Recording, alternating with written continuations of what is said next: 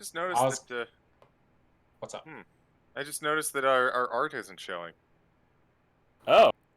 Yes, Shit. I have it off because I did it off for one session because I was like, I don't want to show the scrying orb.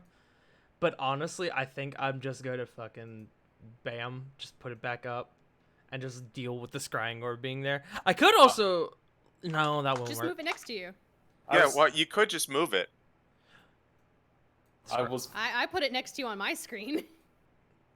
I'm trying to see if I can. There we go. Damn it! No, no. I try to position it in a way to where it shows up as if I'm pondering it. You can. Yeah, it's just moving everyone else's tokens as well.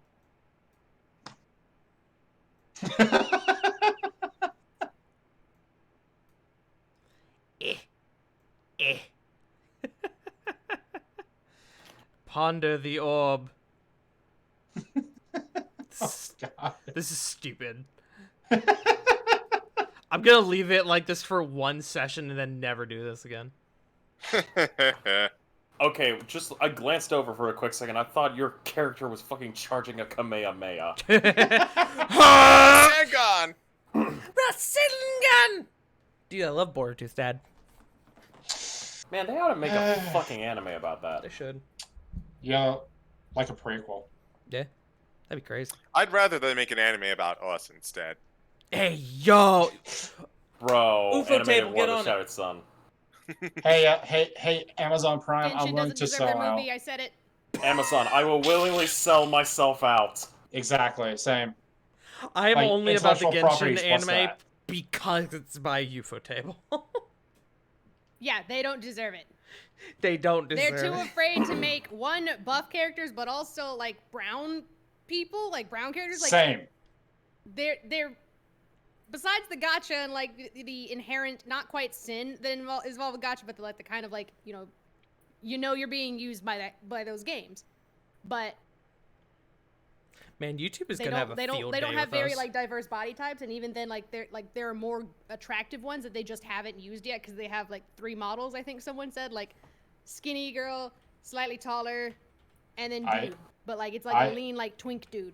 Exactly. What we need is chubbier bodies and darker skin tones. I get it. You shorted us on the muscle Oni boy. I will always be mad.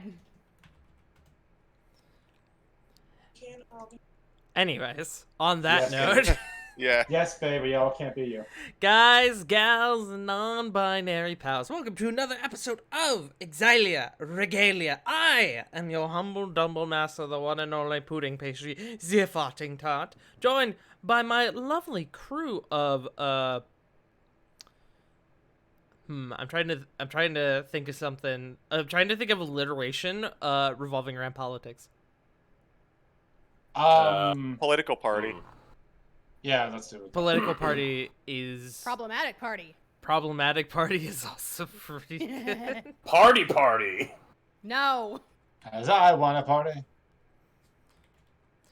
That being said, we have the Punkyard Dogs. Hi. We have the CGs. Hello. We have the Joe Mojos. But We have the Wicked River 97s. And back from his vacation, we have the J Frost 747s. I got to pet a cow! He did. That's Whoa. true. I saw it with my eyes. Now I just need to Joke's find on a you. way to I got steal to chase that cow. chickens. Yeah? What? But did you Chicken pick them up? chaser! chicken chaser. Did I pick them up? Yes. Chicken Shit, confirm. chaser. Punk is a chick pick. Yeah? You want us to try that again? I have words, English. Take them all again. Come on. Hold on, I channeled You can burn Ravon an early inspiration, for try today. The lack of favoritism in this fucking search engine is just No, disappointing. fuck it. No, just go. Just go. Speaking of inspiration, I don't think J Frost is aware of a new rule that I added. I also don't think I've mentioned it on stream, so I think I'm going to just talk about it now. We are adding a rule to this game to where you can burn your inspiration for above game hints. Whether that be a yes or no question to me, or me giving you a hint on something you're talking about, etc., etc. You can use your inspiration for those. Think of it as a currency system. Yes. Except there's no benefit to me. The benefit is probably you making me laugh, which is why you have inspiration. Okay, I see we're rolling test rolls. I didn't ask for it yet. You didn't? You don't have control here. No, go on ahead. It's fine. I don't have... What do you mean? I'm the DM. You don't have control here. We do. 18 with the attitude. Because though we make jokes about tops and bottoms, let's be clear here. You put you like kabedon someone and they smile at you, you're not the one in control there. Note to self: kill Corey first. With freaking, it's gonna be like one of those reveals to where it's Diana as, Anon as Diana again. Please no. What do you I'm not think ever- this is? Fucking, I can't think of a really bad anime with that does that trope. But what do you think this is? The Canopy? There we go. Somebody will get that joke. I get that joke. I think I'm the only one in this entire chat and channel that gets that joke. I don't do the same debate twice. You kidding me? I'm better than that. I'm above that. As he's writing it down. Don't worry about it. That being said, let's go ahead and get started.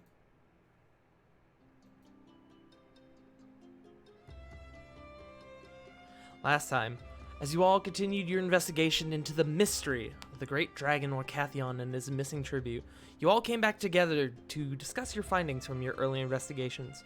You all were able to acquire some important information, as well as mark a few names off of your list.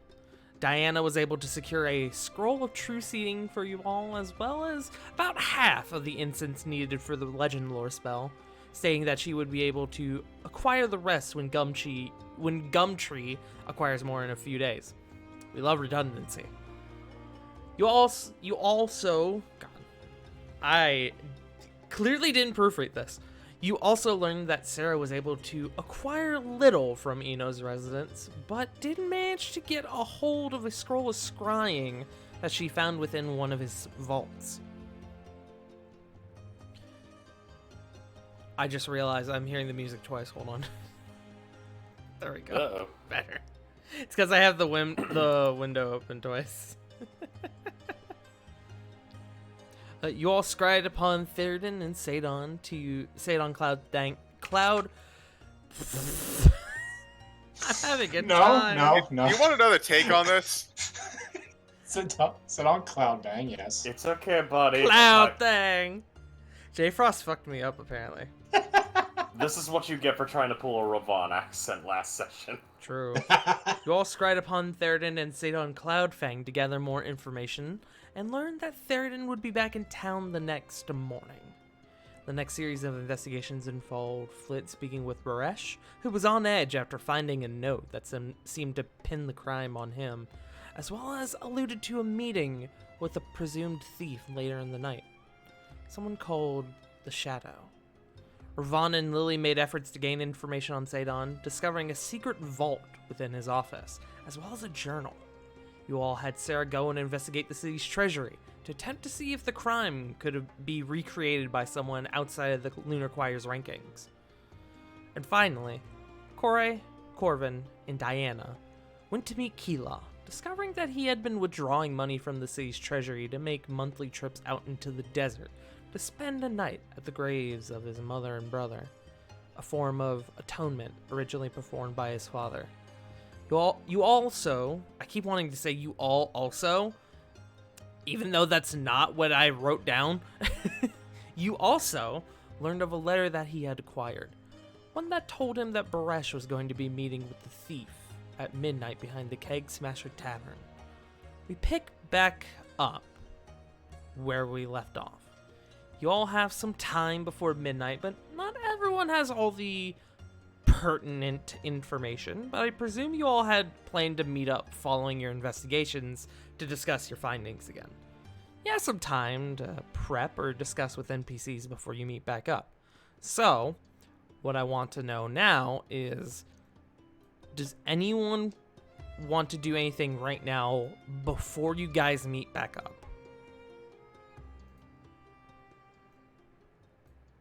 Not especially. Flit, with the information she just received, would definitely want to meet back up post haste. Mm-hmm. To clarify, you don't have to do anything. I'm just asking for people who may want to.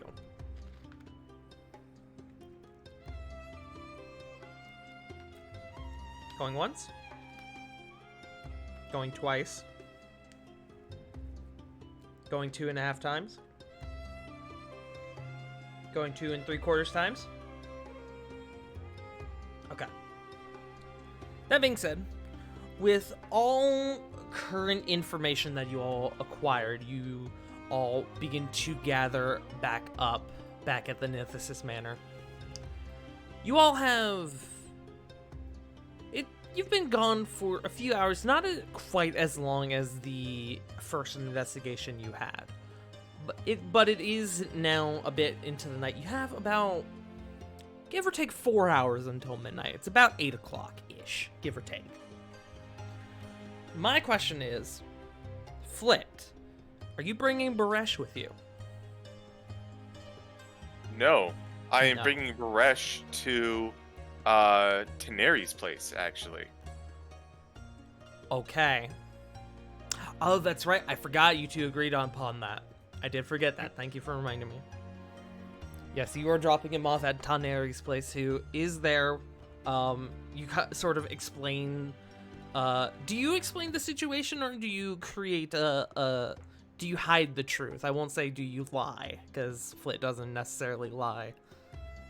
No, I think Flit would be very upfront with this situation, as long as Baresh is comfortable with it. Okay. Baresh would allow it, because he trusts you and he trusts her. So, Go ahead. Flit will show off the letter to Teneri, kind of explain the situation. Okay.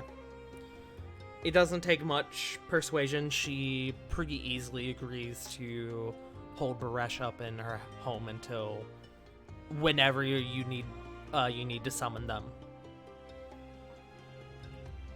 Keeping him a secret from the rest of the town.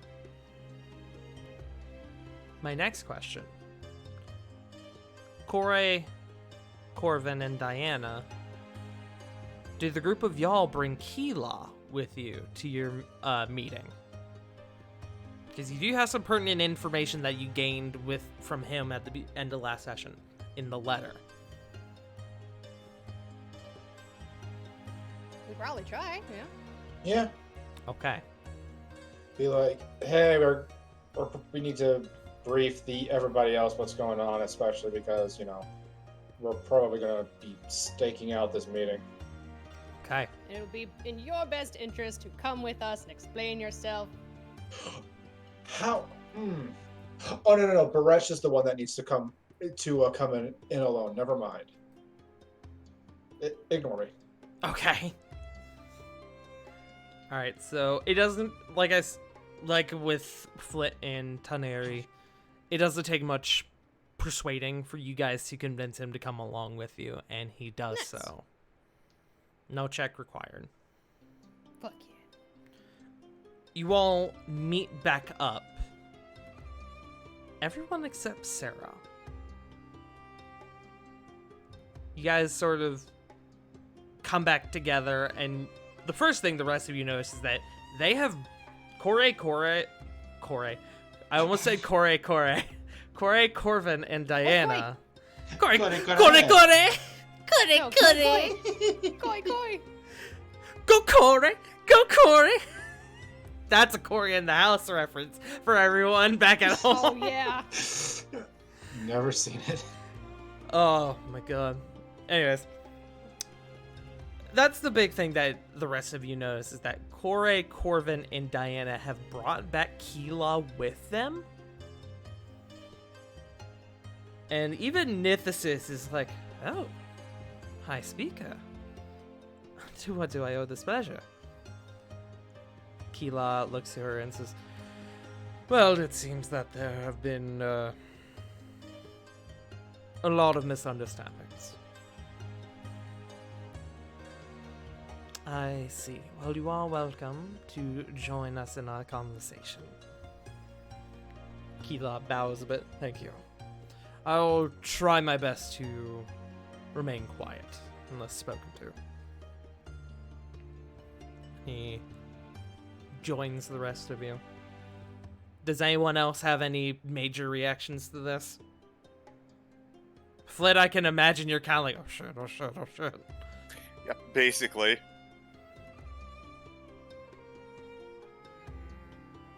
No, not at all.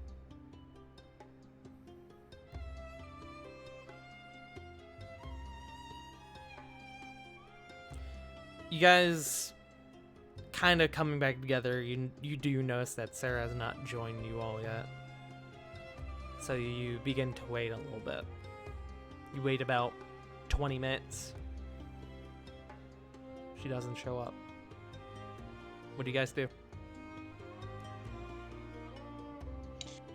How many of these do I have left?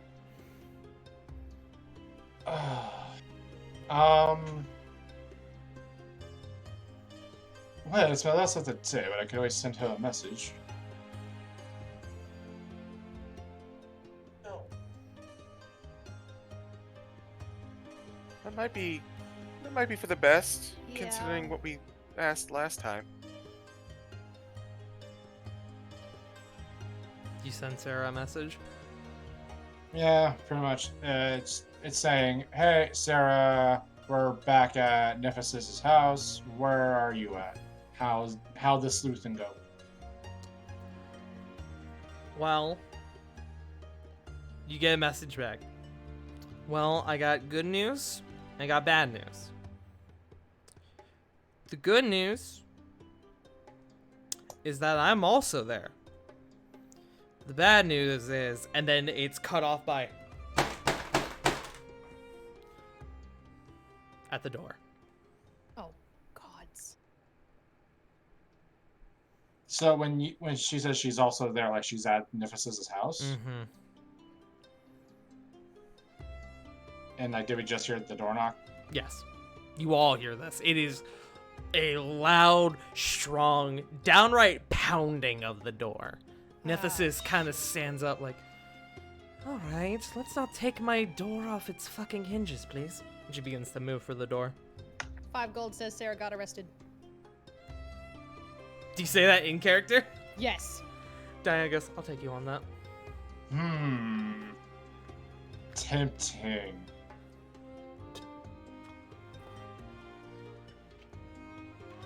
Nephthys gets up and moves to the door. As she opens the door, she is not shoved aside, but you see a figure immediately barge in. You recognize this figure as the tall, Air Genasi individual known as Eno.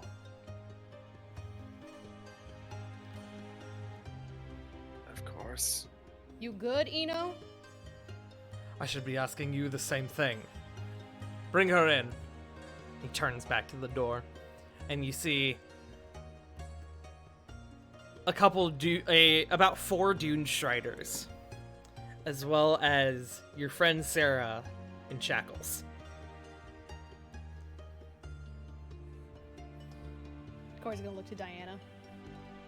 With a small smile before turning back to Eno with a glare on her face. You feel 5 gold slip into your lap.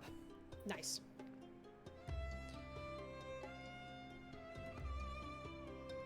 Sarah slowly kind of walks in. You know she hasn't been... Her bow has been taken from her back, but most of her equipment is still there. And she goes, hey, guys. Hi, speaker. We found this one. kind of looking at Sarah, trying to break into the treasury. Keela kind of looks to the rest of you. I presume this was your idea? Her assignment, actually. This was her task. So, how far did you get, Sarah? Any news? I got to the front door. Oh, good gods. Above game, I rolled this last session. She rolled a nat 1. Oh. On her stealth to try and get into the treasury. Well, we tried. We tried. It was a great way to research. the You could go place. back into the VOD. There's a moment where I think I gotta roll something real quick, and you hear the dice, and I go, I see. Okay. I see. And that's when it was. But yes, that was her assignment. For while what we were purpose? Checking out. Huh? I don't. Trying to give you notes on how to secure your votes, further? I don't know, some We security were for a trying to see change? if someone could break in easily, So because that's a valid route. Keela thinks for a moment. No, that's smart. Try to see if you can recreate the crime. See if it is possible from somebody outside of our jurisdiction. Kind of nods. Kind of like a, I don't like it, but you're right kind of nod. If it makes you feel better, we were also pursuing another route with magic. She says, gesturing to Diana. But Diana this was kind what we could of do in the meantime while nods. preparing for it. Keela kind of sighs a little bit, and he turns to Eno. I'll vouch for her. Let her go. But I speak it. It's all right. Just let her go. Eno kind of looks at the rest of you with a bit of a scour, and then he turns and he gestures to the Dune Striders by her side. One of them. Go ahead. The moment scours at the party, Corbin is just sitting there with like the smuggest cheeky grin, just beaming.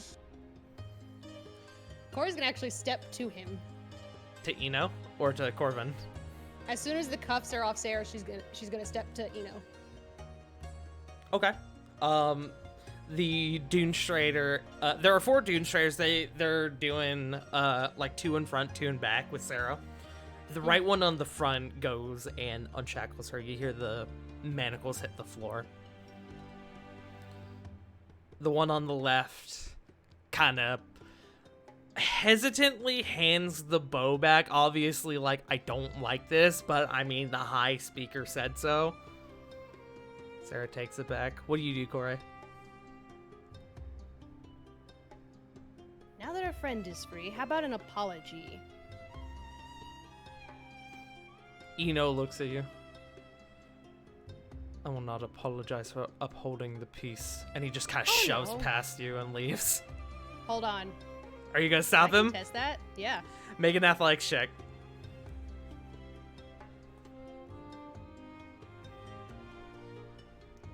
Not a bad roll on his part. Fuck me. I was actually gonna go for you said strength before I could say it, or athletics before I could say it. I was gonna try and pull like a primal savagery Okay. type intimidation. I will allow this. I will roll his charisma to try and counter. Go ahead and roll me an intimidation check. Throw up primal savagery for me.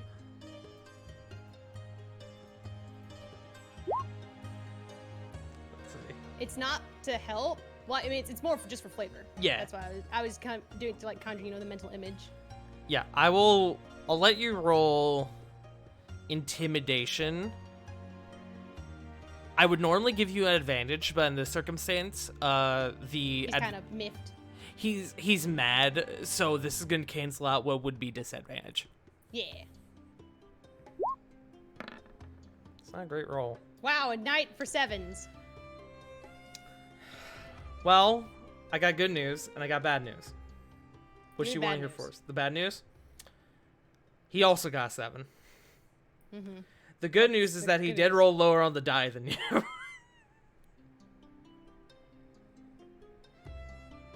So does he just? Is it just like a? Does it like cancel out? It's just like a pause. It's like hold. You both kind of like you don't intimidate him, but he doesn't quite go past you either, so you're kind of in the middle of like a standoff. I meant to Nithis. As this is her house, and you shoved her when you came in.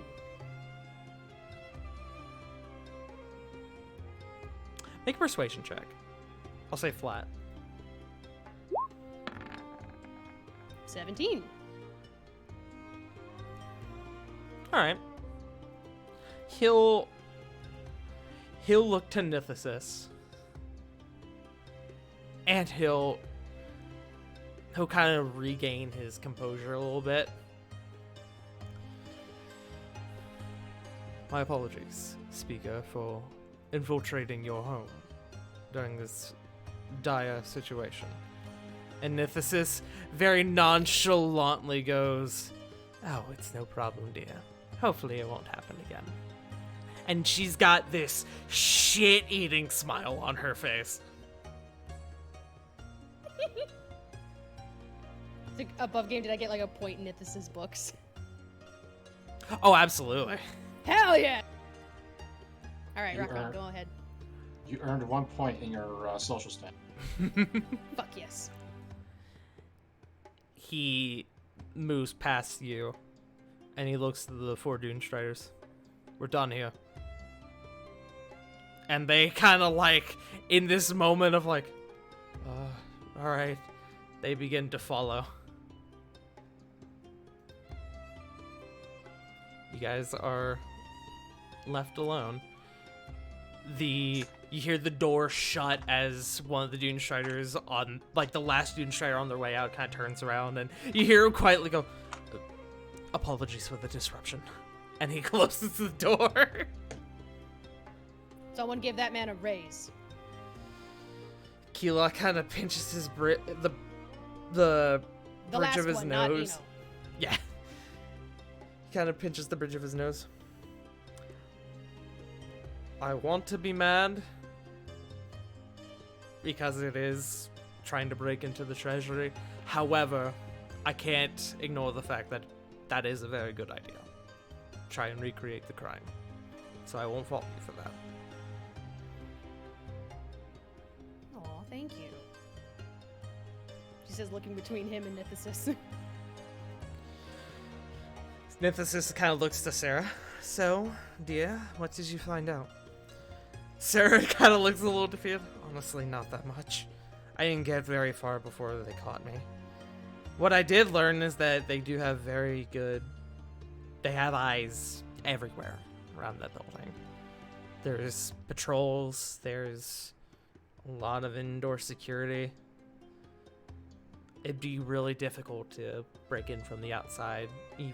I can make that assumption purely with the little I was able to get. If this sort of speaks again. Yes, that does match up with our presumptions. But it's good to have confirmation. I apologize. And you see she kind of looks out the window where you see a bit off, like down the road a little bit, you see Eno and the 4 Dune Striders going. Eno's a bit ahead of them, and the rest of them are like, fuck, like trying to catch up to him. Ah, he's doing the storming off, and they're like, wait, boss! Oh yeah. He's mad. Good. Die mad. Die mad. Above game, die mad. I apologize that you were given such rough treatment. Oh no, they didn't hurt me. I didn't fight back either, which is probably why they didn't hurt me. Don't appreciate them taking my bow though, but I guess it makes sense. Yeah, no, unfortunately I wasn't able to get all that much. Sorry guys. Oh well, I mean, it's honestly good that even if you didn't get anything, nothing really bad happened out of it, right? And we did learn that they're pretty well covered. Yeah. As far as I can tell, They have eyes, as you said. yeah, there are not many ways into that building from the outside. It's good for the building.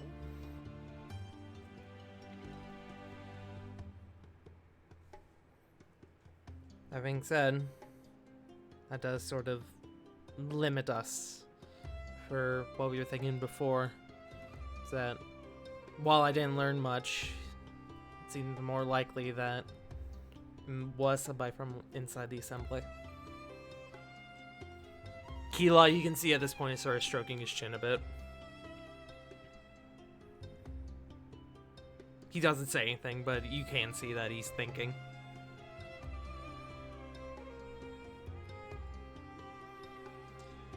Nithis sort of speaks up again. Well, I guess in that case, it's time to narrow down our search list a little bit. What about the rest of you? What did you learn? I can't help but notice we have a new guest with us, kind of looking to Kila. He's clear. He's if nothing, a outstanding family man.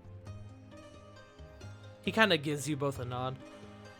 I appreciate your gesture of good faith.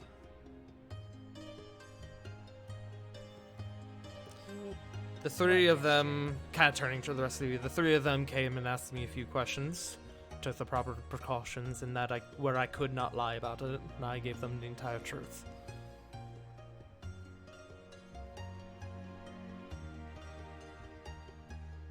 Also, I don't know if you heard it. Chorus, what gesture? One more time? Sorry? What gesture?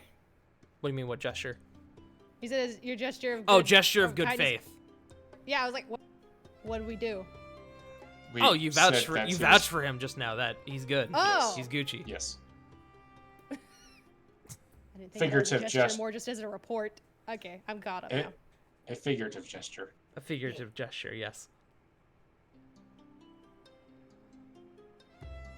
He appreciates you not going, well, we checked him out, but he's still pretty sketchy. Oh, Right in we front of brought his him here to face, kill so- him. Surprise! I mean, if you were going to kill him, now would be the time to do it. I mean, what? Why? What do you mean, why? Because you were No, all why together. would now be the time to kill him? Because you're all together. Oh. We're gonna kill someone. We're not gonna jump him. Not all of us are melee built, alright? Like a JoJo stomp him. It will always be my favorite gif and mental image of just the girls from the boys. Just like, eat my shit, Nazi bitch. That was such a good stomping scene. I loved it. Good shit. Good shit.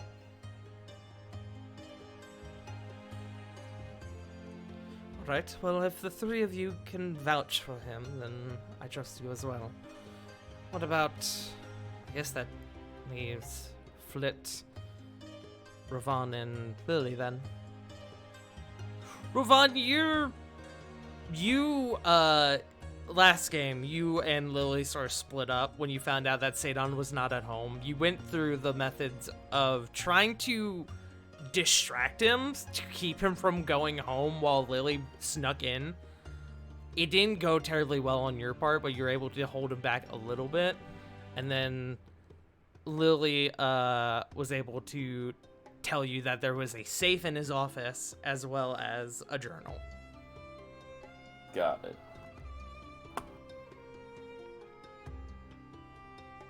Which, Lily, if I remember correctly, you did not take the journal, right? No, I didn't take the journal because I did not want to risk him finding out that someone was in his office. Yeah, you didn't want him getting suspicious.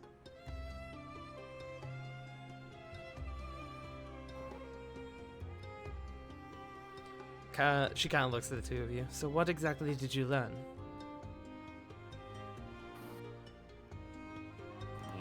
Electric fences hurt.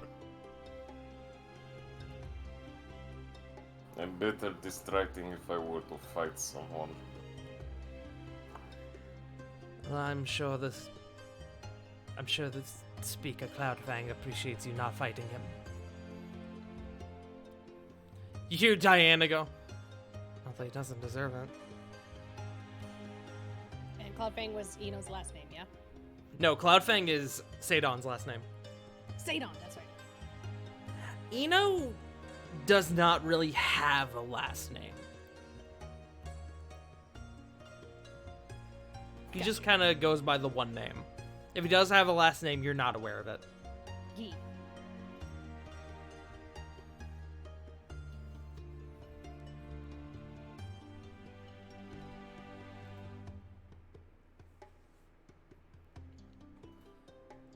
Lily pulled out, well, not pulled out, but found a very specific page in the journal that she found interesting. If you want to go over that, Lily. Yes, I know you sent it, and I am trying to find it. Here, I'll ping it. I'll pin it real quick. It's an in-game. It is in-game. Mistake.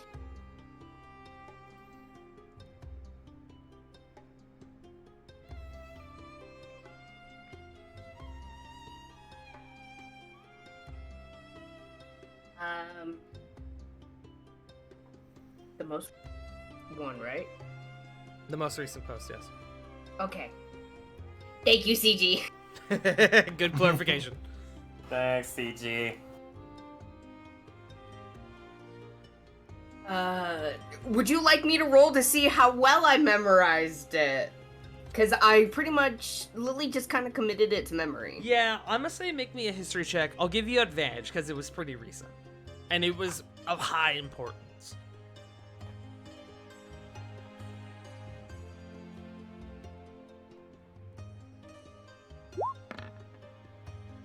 15?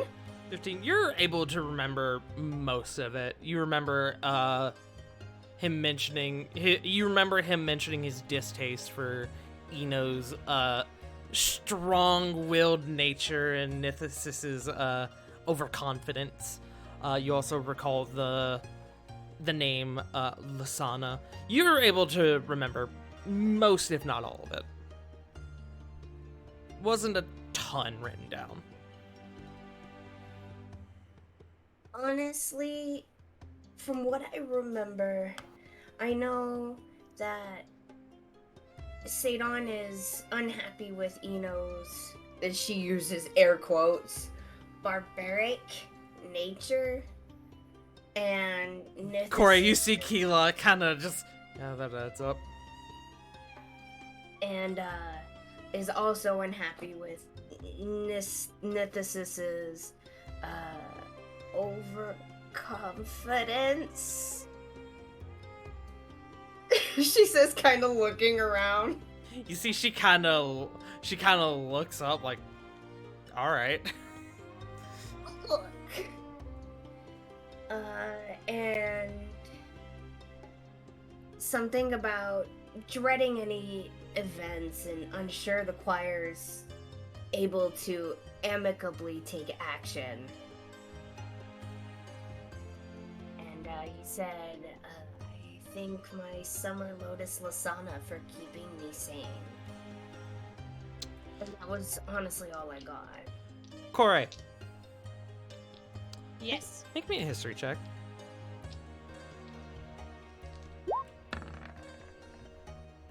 $18. You recognize the name Lasana. Not old history, though. This was a name you came across the last time you were here when you stayed a few days. And I'll give this to you as well. You do notice a look of recognition on Nithysis's face as well. Lasana is a highly regarded consort within the city.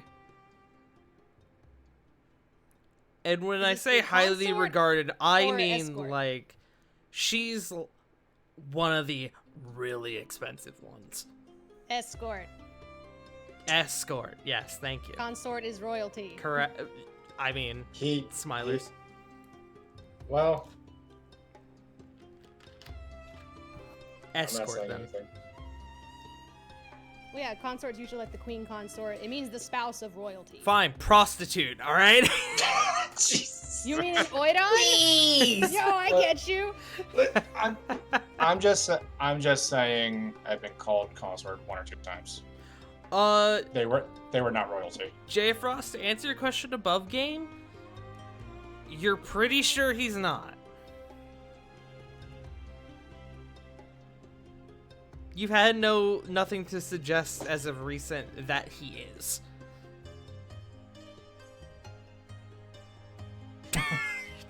Oh, let's see. Okie doke. I got it in my notes. I'll say with your 18 as well, you know that, as I said before, she's very expensive. She's like stacks of gold expensive. Fucking stacks. High end. Koi lets out a low whistle. Shoot.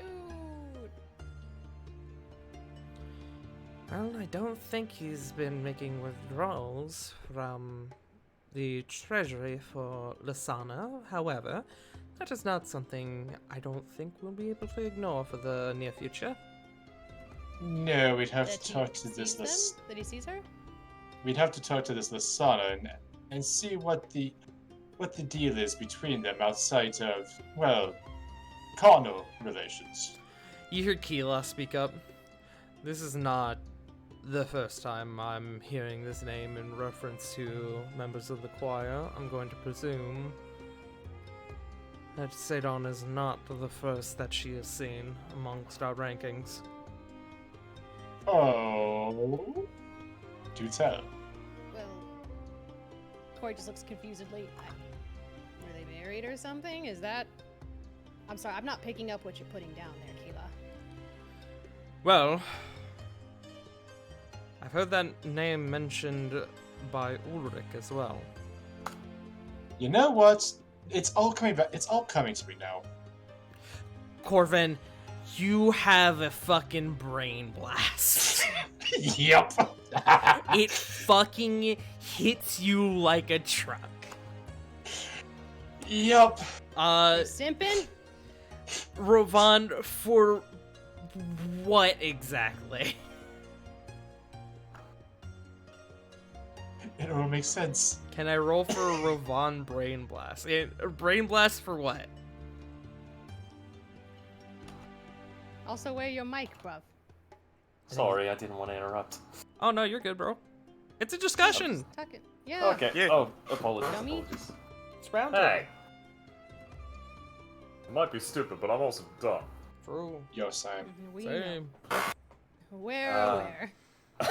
Above game, I was wanting to see if it's possible for Ravon to kind of put some things together and see if maybe, like, above game, maybe see if it's someone that actually isn't part of the choir, but instead using the choir? What do you mean, like going there, like under their name? Like, I'm Ulrich of blah blah blah blah blah. I'm here to see Lasana, but it's not Ulrich. I mean, kinda. I mean, the only reason Ravon would even potentially think of this is because how many times have we dealt with someone who could change their form repeatedly? You have Too many someone in your times. party who can do that.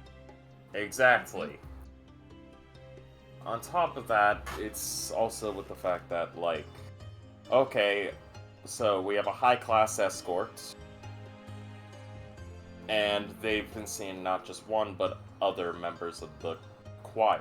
Yes? I will say, he specifically said, Keela specifically said that he's heard Ulrich mention the name. He never said anything about Ulrich seeing Lasana. Well, even But that knowledge like that would kind of She's not- insinuate. Well, But people it know also, of her. She's it also- one of the well-known ones. I also will mention it backs up the 200 gold every other week that Yep. Ulrich is taking out for personal expenses. And Mhm. she's making stacked upon stacks. Yeah. that adds up. Are you mentioning that in-game Corvin? Yes. Like the moment that Ulrich's name is mentioned, the evil grin comes back, and he's just looking at everyone, going, "All right, so I know where that 200 gold every other week is going. Dear Lasana, what secrets you might have?" As he's kind of rubbing his grubby little hands together. The things that woman probably knows. Exactly. Like, you don't get to, and she looks around at everyone in the party, like, you don't get to be that high without knowing, like, just not like a lot, like just learning secrets of the trade and other things. You have to learn a lot to be smart, because to be high end, you have to be knowledgeable. Well, it's also People a with thing. money pay for smarter as well, so they can It's talk all- about things. It's also a thing of one of the tools of their particular trade is the what comes out of loose lips. Also, this is the first time I'm ever going to say this since I came here. I cannot wait to go to where she works. Corvin and Corvette. I said Corn and Corvette. And I Corvette. tried my fucking hardest not to. Oh my It's God. fucking corn! Corn and Corvette. You both see this look come across Keela's face. You kind of like an, oh no. Copper for your thoughts there, Keela. Oh, good gods. She says, Corey looks over at Keela. No. No. Leans No, no, in no, no, closer no. towards his No. face. No, before this goes any further, no. This is above game, no. Okay. She's looking at him, because, like, the way he said it sounded like he was having a brain blast, and that just made me, so I was just rolling with it in character. You just Like, hear him quietly go, his wife is What not if it's going to be her?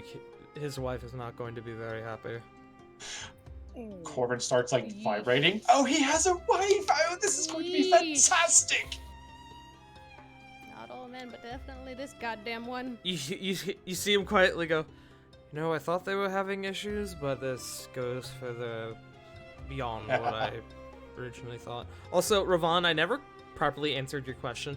I'm going to say for you, if you can make that assumption above game, I'm going to say you can make it in game as well. Hey, quick question, Tart. Yes. What Okey-dokey. race is Listana? Would Corey have picked that up living in the city and knowing of her?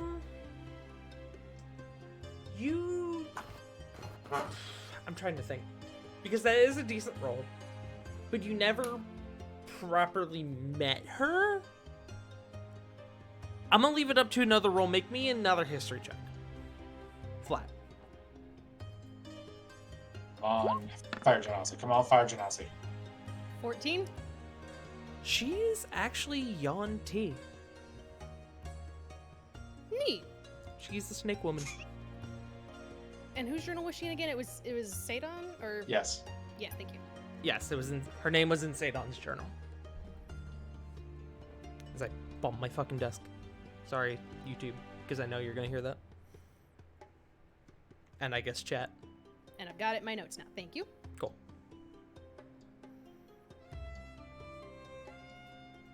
Well, she's out. I thought for a minute it might.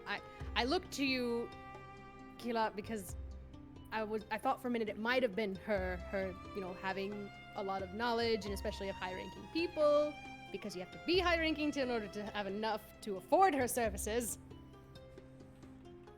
But she's Yuan T, so. She is a wealth Not of elvish. knowledge, I will admit. Does she However, have access to a disguise kit? Or someone who could. Or is able Do to they cast it. Or is able to cast like a form of magic in order to disguise herself.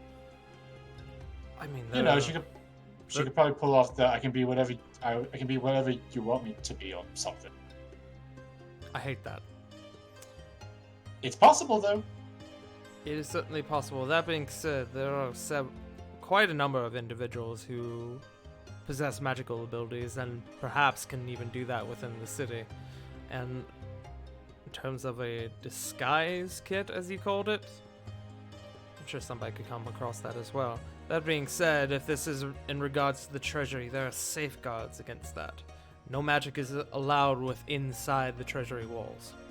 No, I meant as in contacting Arcathian and then maybe using like some of her patrons to like pull off some of the events, but I see. It's not impossible, I suppose. just an idea. A decent way of thinking.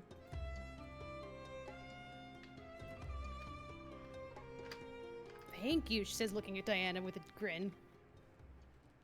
Like sticking her tongue out. Wait, why are you thanking me? Not you. She was thanking Keela. You said Diana. Well, yeah, but she's looking over at Diana with like a like sticking your tongue. Oh, I see. Ah, someone complimented me. Thank you. I thought the No. thank you was to Diana on top of that. No. Never mind. She kind of nudges you.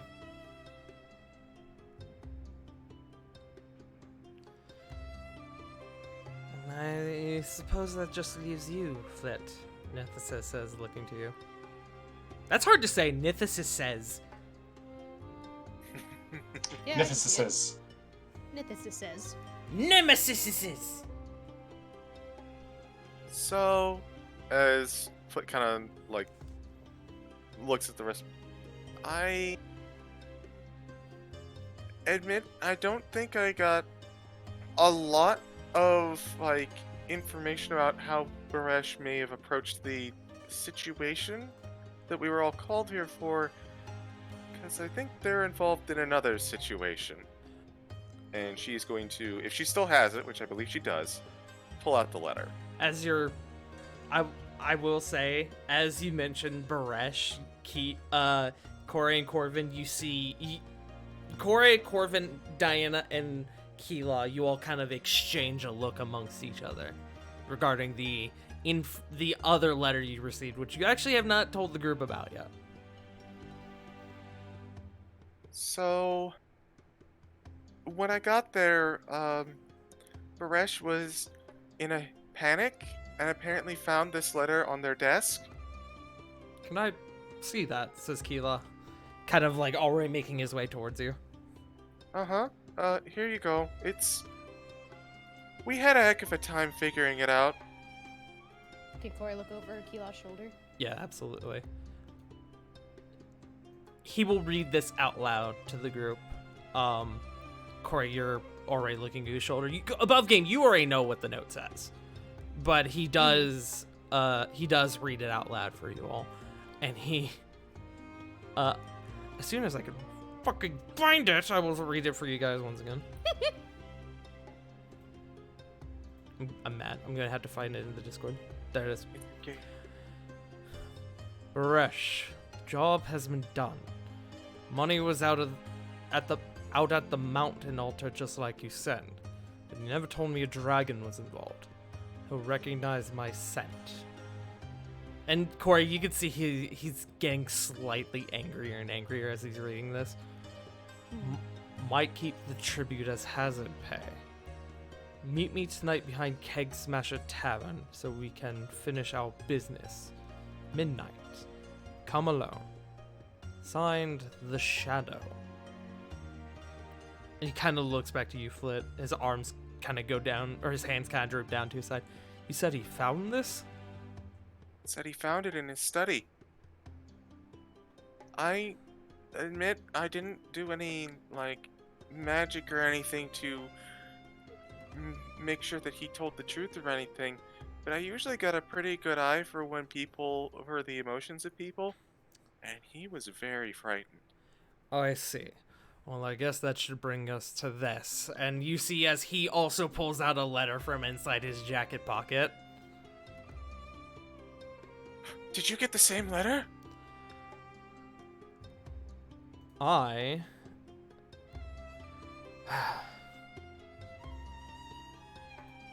Yes, this letter was, well, yes and no. This letter told me that he was to tell me that Baresh was going to meet with the thief behind the Keg Smasher Tavern tonight. Oh. It's not hard to put together that somebody is trying to set him up. It's kind of what we figured as well. I was going to go to Eno and do a formal arrest, but now the whole thing seems sketchy. It could be a stunt to try and get the townspeople against the choir.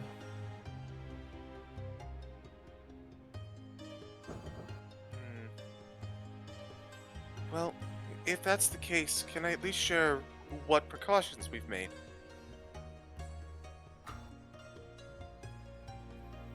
Nithis will speak up. Please, go ahead. So, I asked Baresh to spend the rest of the night talking with another member of the choir. We thought it'd be the most safe if there was someone else who was aware of his position all throughout the night, no matter where they were. Keela almost immediately asks you, who? Teneri Waterskip? He kind of nods. Yes, that's a good one. And before we knew what was going on, we thought, with this other letter, we thought about sending a double in his place. Double? And at this point, everyone sees Toshi kind of crawl up onto Flit's shoulder.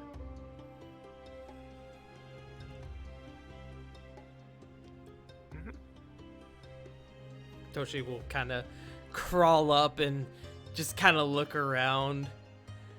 You all are able to sort of figure out what Flit's planning, but Keela looks a bit lost. He goes, I don't understand. Nithis speaks up. Yes, admittedly, I'm a bit lost as well. Lizard change form. Wait for it. And then you all see Toshi begin to morph into a perfectly mirror version of Baresh. Keela kind of was like, I see. He kind of gets a bit closer and kind of like a bit too close to the face, and then you hear Toshi as Baresh go, whoa, please, hey, back up. And Keela, taken back by that, goes, I see, and like takes a step back, like completely taken aback by it. You know, we can use this, actually. If whoever this is has the plan of having Baresh arrested, perhaps an arrest should be made. Let them think Baresh has been arrested, and in the meantime, Baresh can remain in hiding until such a time as he is safe to come out. Well, I think that's a good idea, but Baresh was pretty concerned with how that might look and how the people might treat his people if that were to happen. You're right. There would be an immediate vote to banish the Barish Tech. No, I can't do that. You can see he sort of begins to start thinking.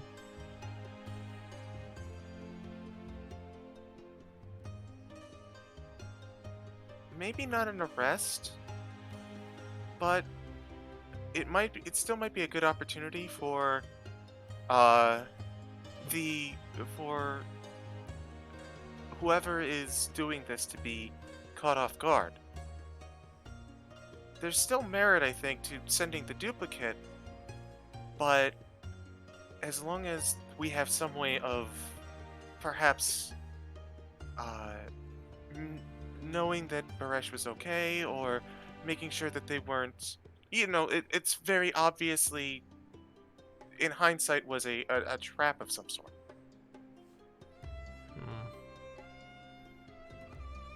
Yes, I think I agree. At least see if this meeting, as this clue, has any merit to it.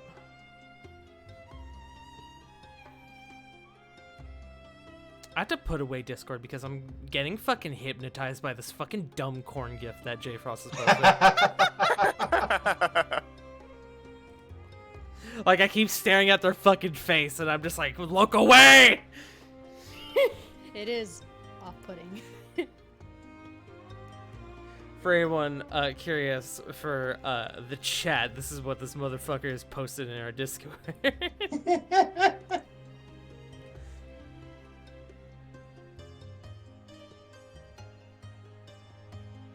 Fuck you, J Frost. Really shucking out the ponds there, huh, Frost? Dude, God. no, just real quick. J Frost, Wanda, and I were in a server for like 2 hours. We have revved up our pun game substantially, and unfortunately, poor Jake was the recipient. You mean the witness? Not unfortunate. Oh no, most of them were chin-based. I see. I love that Anyways. Punk is now utilizing all these different One Piece gifs. She's become obsessed. I am not. I'm just enjoying my ride through it. I'm burying it. I'm burying the corn with Chopper. All right. Does anyone else have anything to add to this conversation regarding the plan for tonight? Or I should say the meeting tonight.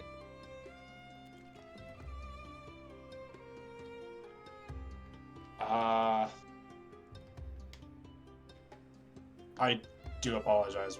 What's the overall plan? Because I heard like 2 ideas being thrown around. The play seems to be send a duplicate of Baresh to potentially meet the Shadow, if the Shadow even shows up.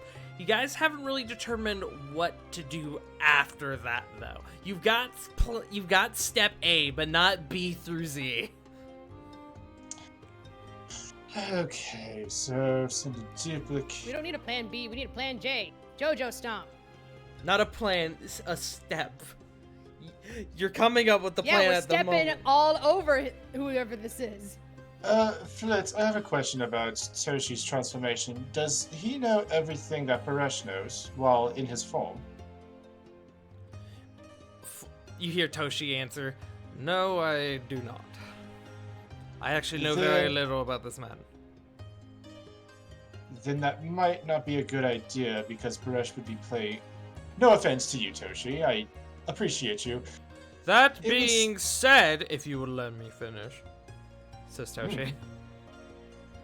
I do. This is the first conversation I've ever had with you, so. Hey, and he throws you like finger guns. Continue, sorry. I do have Baresh's recent memories. I remember the conversation with Flit earlier today. I remember the big room that you all had a meeting in earlier, looking at Kila and Nithis. And I remember him actually being here earlier to talk about the investigation. Above game, Toshi has... When Toshi takes somebody's form, I'll just give this to you straight up, as this is technically a new ability. Toshi has the ability to, when he copies someone, he gets their memories from that point to the beginning of the day, when that person woke up. Oh, I didn't know that. Here's the thing. He didn't know that either. Oh. Nice. Wow, that's new. Yeah, What's this? it's a little weird, I'm going to be honest.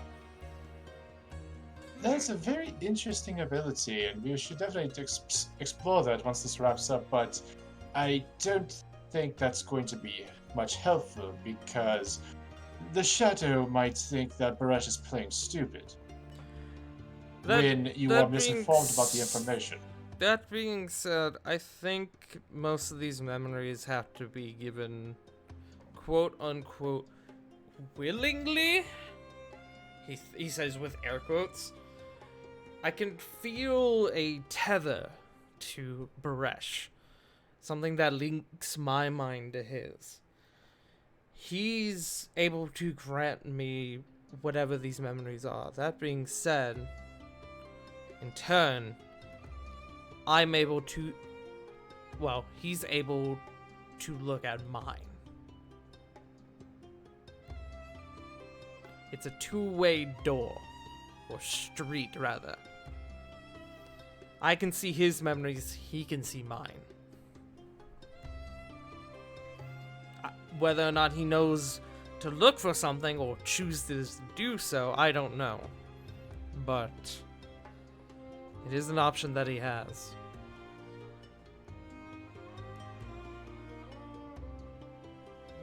Presumably he can only do this while I'm him.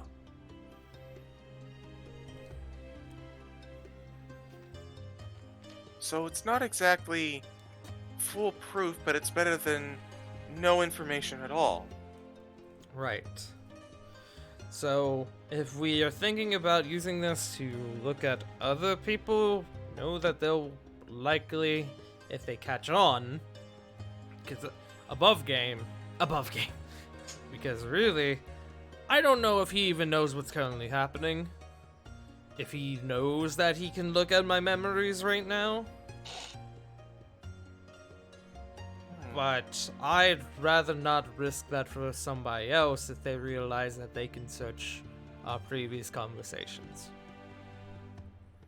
That's a good idea. If we have to use you like this in the future, we just don't talk to you for a day. How's that? Above game, it doesn't have to be a day. It just has to be morning to whenever the conversation happens. Yes. Or we just not There's just a have buffer period. Or we just not have Or we just not have Toshi take the form of our enemies. Yes. That's probably a good call. I'd rather not do that anyway, because I feel like if I did, Rovan would bonk me on the head again.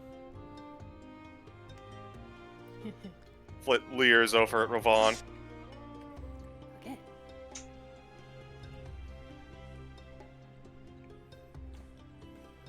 Ron is face deep in a thing of cheese. Sounds about right. Frost is typing. Whistles and cheese. Whistles and cheese. Ah, you're having Swiss. Mhm.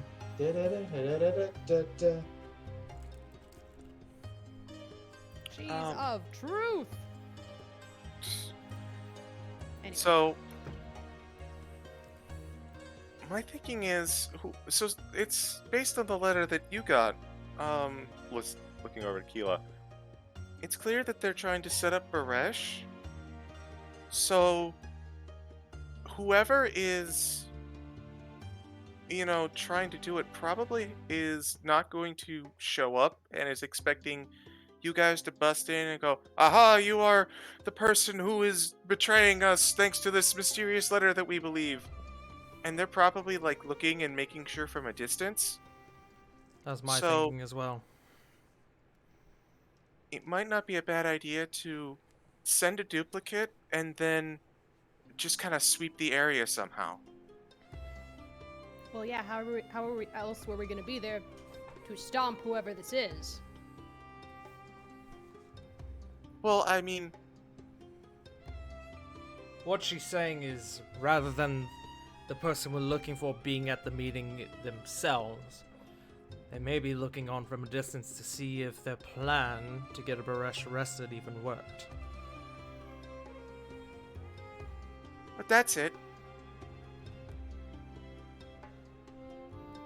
Which, if I were the Shadow, which I'm not, don't look at me like that. Looking at Toshi, who you can see Toshi has got wide eyes, like almost like the Patrick Star eyes. Focusing. Focusing. I would want to confirm that my plan worked.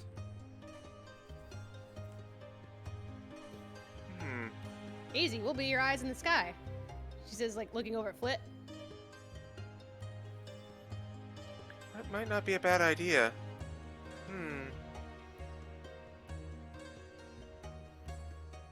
couple birds no one really pays attention to. What kind of birds are around here? A ton. Literally just go outside, look at one. A lot of Just pick it. seagulls. That too. Seagulls, okay. Corey, you do know that you guys get an uncomfortable amount of seagulls. Yep. As well as Sea like rats. hawks and eagles, which you could presume that they make like their nests up in the mountains, and sometimes they just kind of wander out here, and then they're like, "Fuck, it's hot out here. Bye." Then they leave. Yep. Vultures as well. Vultures is a big one because the desert, picking apart dead creatures and stuff.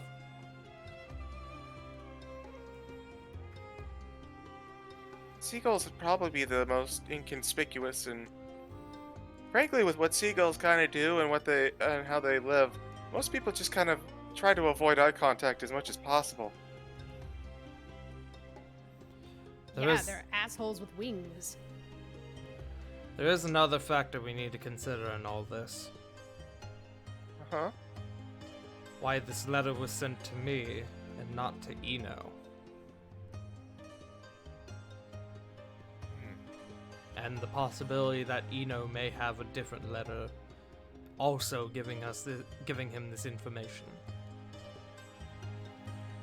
Maybe someone's trying to set up multiple choir members?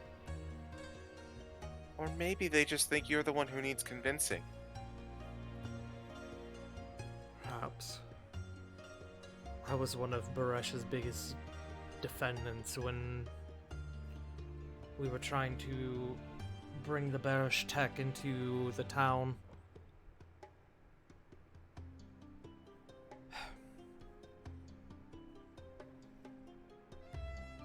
God, I wish we had more time to discuss this.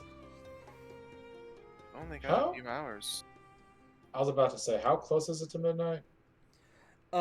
Throughout the course of this conversation, and you guys having to wait for Sarah to come back, it's been about an hour.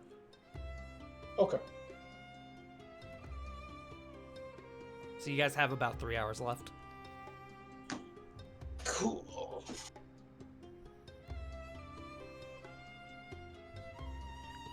There's one other thing we should probably do, and she looks on over to Corvin and Lily. Do you guys still have that one spell that lets you look and see things as they really are? Yes. As he's kind of just like dangling a small, I guess you could say, eye drop bottle within his hands. Well, you know how we can scout on people. It's the way that it actually works is like it makes a thingy that no one can see, and it actually you look through it. The person on the other end might be using something like that, or they might be in disguise.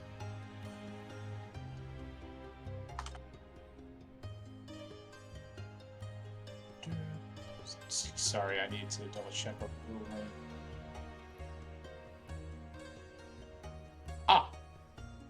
Yes, lovely.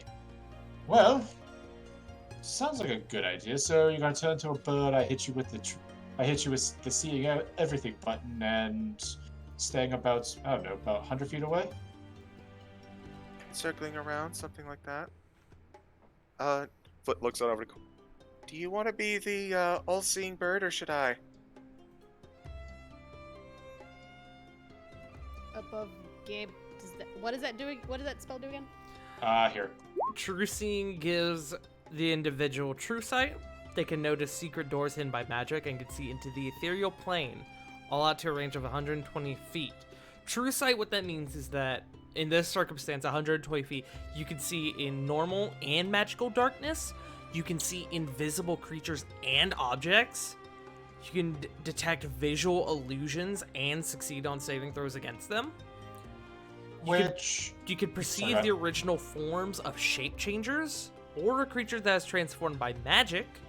And furthermore, you can, as I mentioned already, you can see into the ethereal plane. Ghost vision. Neat. Um, Flip a coin. She's just looking at Flit. Um, I think that would be neat, but I'm not gonna like hog it from you. I mean, if I'm being fair, Cora, you are the most perceptive out of all of us. I think that's true. You got a bit of a better eye than me. Love that observant feat. Right? Love to see it. Love to see it, bro. Hell yeah. I mean, if you're okay with it, yeah, it sounds good to me. Mm-hmm. Alright, as we get closer, I might need... He's about to say something. He stops himself. I'm just going to need you to put this into your eyes.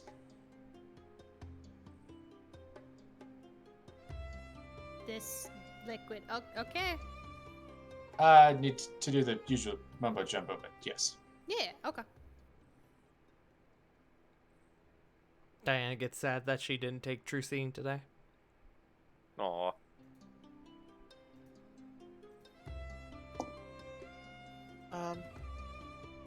What about the rest of... So, Cora and myself are going to be birds. Toshi's going to be the duplicate. What's everyone else going to be doing? I can still be in position in case we need to, by chance, stage an arrest to keep our cover. Cover, as he just said. But I can also I can also influence the Dune Strider patrol routes more to have them look out for whoever we're looking for, whoever the shadow is. Well, good news. True Seeing isn't anything I need to concentrate on, so I can throw invisibility on... looks towards Lily, looks towards Sarah. I mean, either one of these two.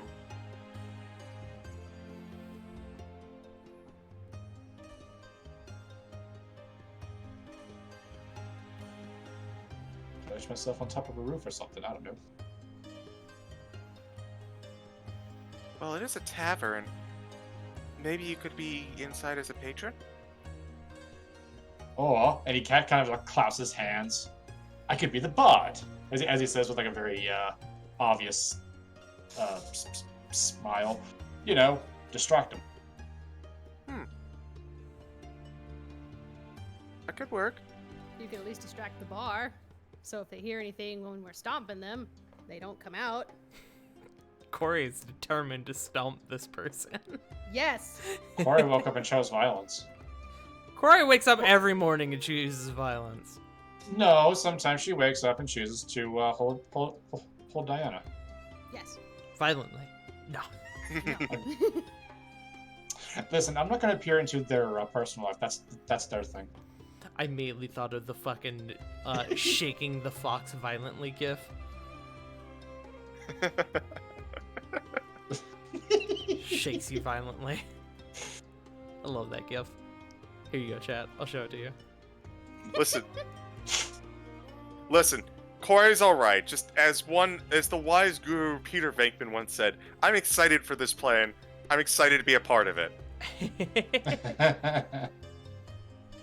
That being said, what about the rest Someone of you? is fucking with her home and her people, and she is pissed. And Sarah also will people that she worked really hard to get into the city being fucked with. Sarah speaks up. I can also perch up on a rooftop or something. If this person's a quote-unquote shadow, we probably have a similar mindset in terms of hiding. I could probably find a good place where they may or may not be.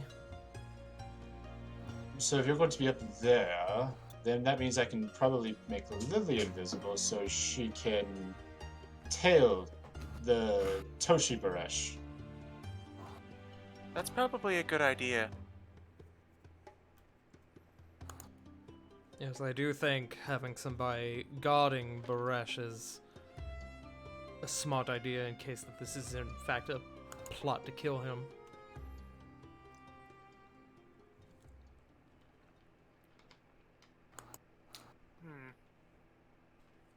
So, Lily will be with Toshi.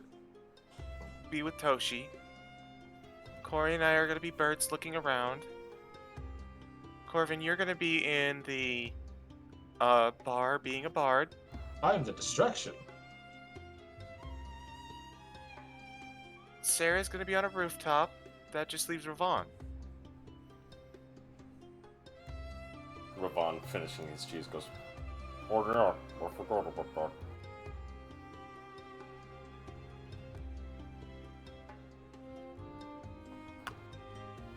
So, what do we do with him?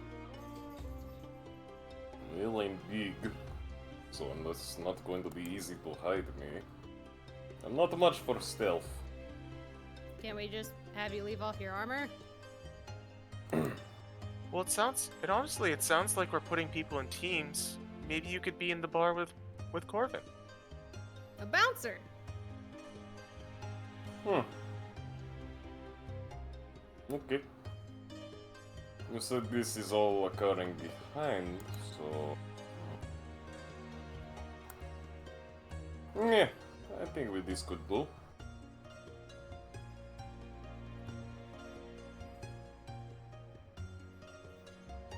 Okay. Then I think we're all good.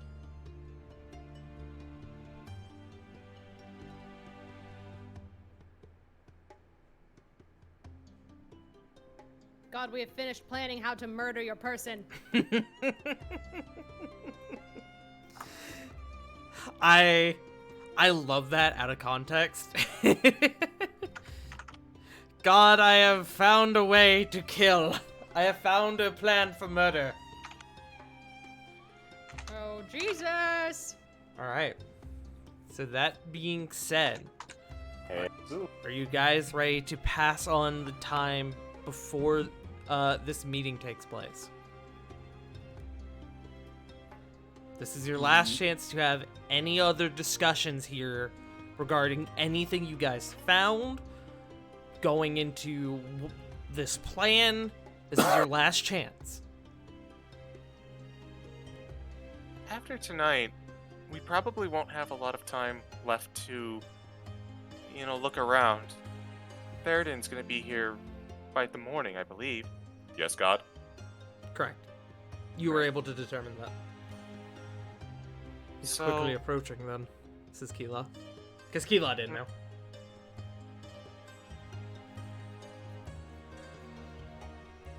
Yeah, we looked out and made sure he was where he was supposed to be earlier today.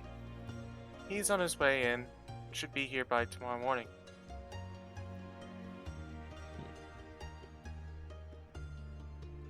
If we want to investigate Lasana or anyone, we may have to do it in the middle of the night, but that may cost us precious sleep if Theridon has less than helpful news tomorrow.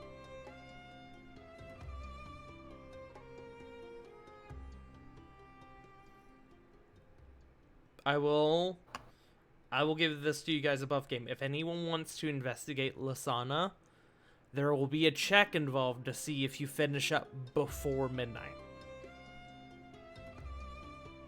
As much as I personally would love to do that, at this current moment, I don't think I would have time for that. Because I do have to dip real quick. Okay. Yeah, go ahead. Go on, Joe. So, before I leave, before the operation goes, about, I don't know, an hour before it goes, Corbin is gonna have Corey kind of cock her head back and just drip the saffron mushroom infused solution into her eye holes. You're gonna cast True Seeing on Corey. Yeah. Alright, cool. Alright. Go get your child, Joe. I'll be right back. Can't believe he's about to become the Mandalorian. Corey can run pretty fast. She might be able to. Well, you can also fly, Corey. Yes, can. So even if I'm late, True. Your call. Corey will look to Flit. If I'm not back in time, you're the all-seeing bird. Okay.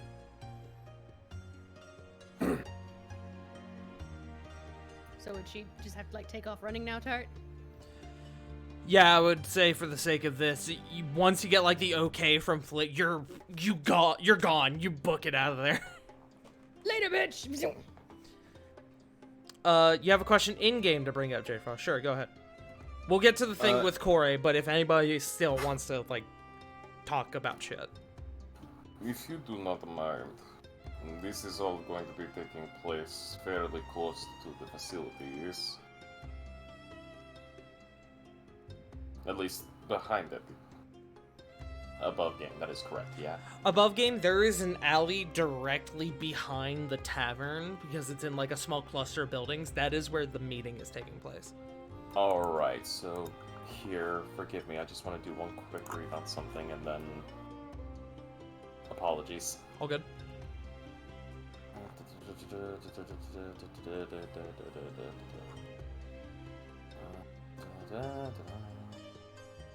we go.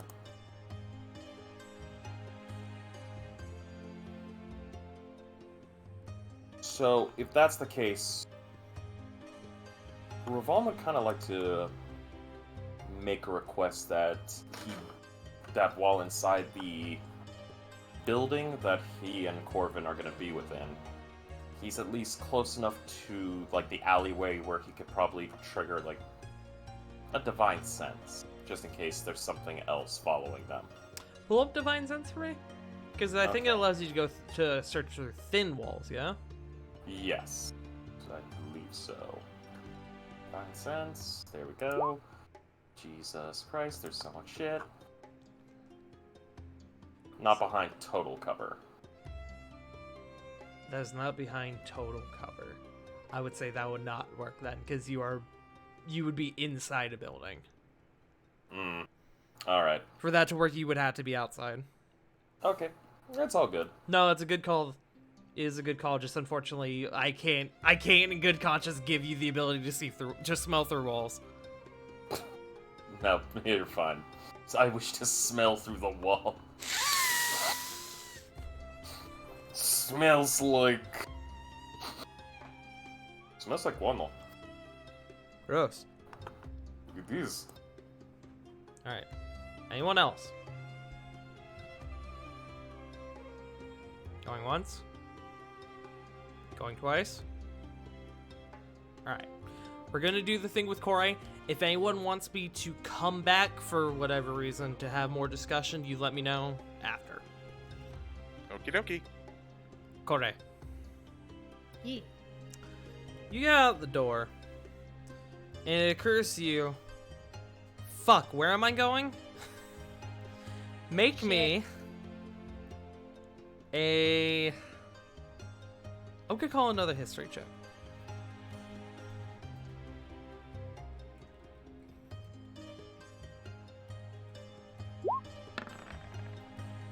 Fuck me, he was almost 19. That one. Yeah, no, that's just kind of your thought process. You get out there and you go, fuck, where am I going?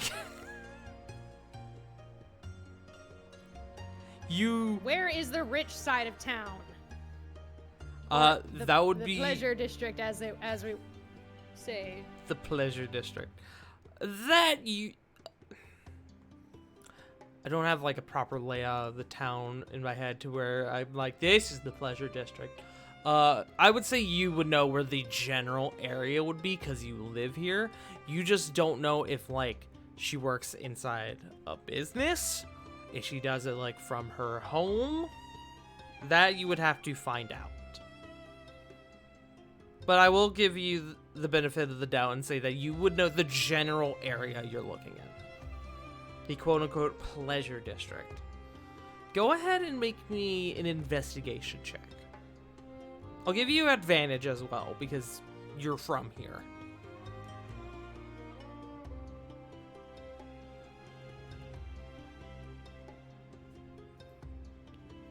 During that, I can change the music.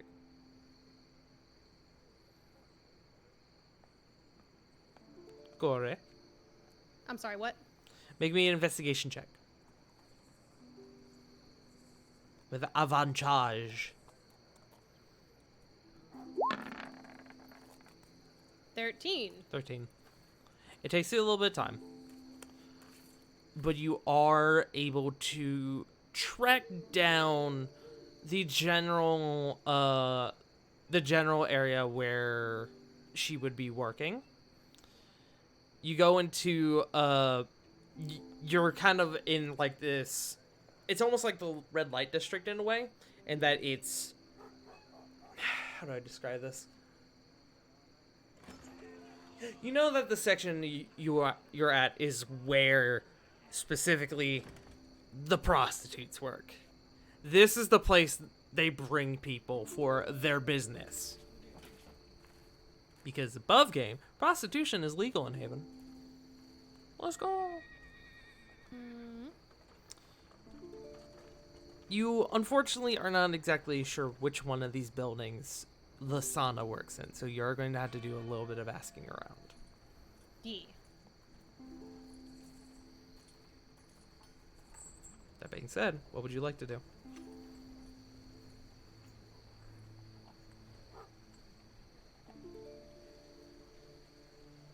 Do any of these look familiar? Like, oh, I talked to someone outside of there, or someone I like met in the market like once. Like, I remember them like working. There's like, hey, do I have a name like an inn, like to know somebody who might be able to give me more information? Make, Do I like? make me another history check. 17? 17. You. It's been a while since you've been home, but you do actually think you remember somebody who used to work here. You remember their name was Gale? Bit hard to remember as it's been a while, but you're pretty sure their name was Gale Damour. You remember that they are another Fire Genasi individual. I'll put this in game, the spelling. Gale Damour. Thank you.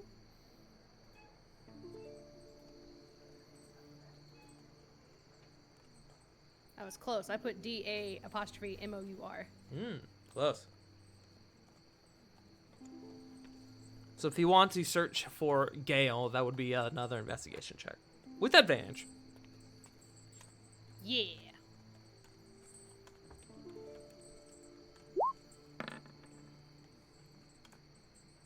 Seven. Again, it takes you some time. But you do start asking around, and you get a couple people who are like, yeah, I know Gale. I know Gale real well. She works Gross. in the... I mean, look where you're at.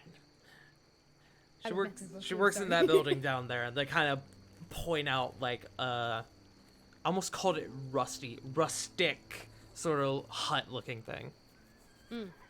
Thank you. Yep. Tell her I'll be around real soon. As they go back to smoking their like pipe weed. Unnecessary.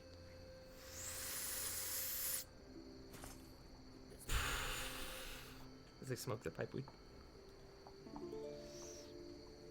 I assume you approach this hut. Yes. All right. You go up, and it looks like the inside the lights are on. It's almost like one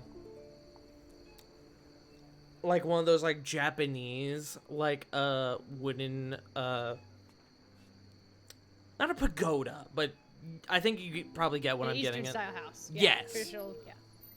I don't know why pagoda was the word I fucking thought of. But it does look like there is some semblance of light on inside, and you go up and you kind of. One moment, dear. Allow me to freshen up. As you hear a admittedly fairly tired voice coming from inside. I'm not a customer, if that helps. She's gonna roll to see if she recognizes your voice. Okay. I'm gonna give her advantage as well. Because you've been here recently. Okay. Worse than the first roll, but the first roll was not bad. The door sort of slides open, and you see in front of you the only thing I can describe as a Fire Genasi geisha. Which you would know goes very much against the style of the rest of town, but it's probably why she gets a lot of business. She's Or- unique. Or was- Was that? Exotic, as it were. Exotic, yes. Exotic's a good word for it. But she opens the door and you see Gale, and she goes, "Well, to what do I owe this pleasure of such beauty and grace? It is Ray Wakore, the savior of the Bearish Tech. Please come, dear. Come right on in." She kind of takes you by the hand.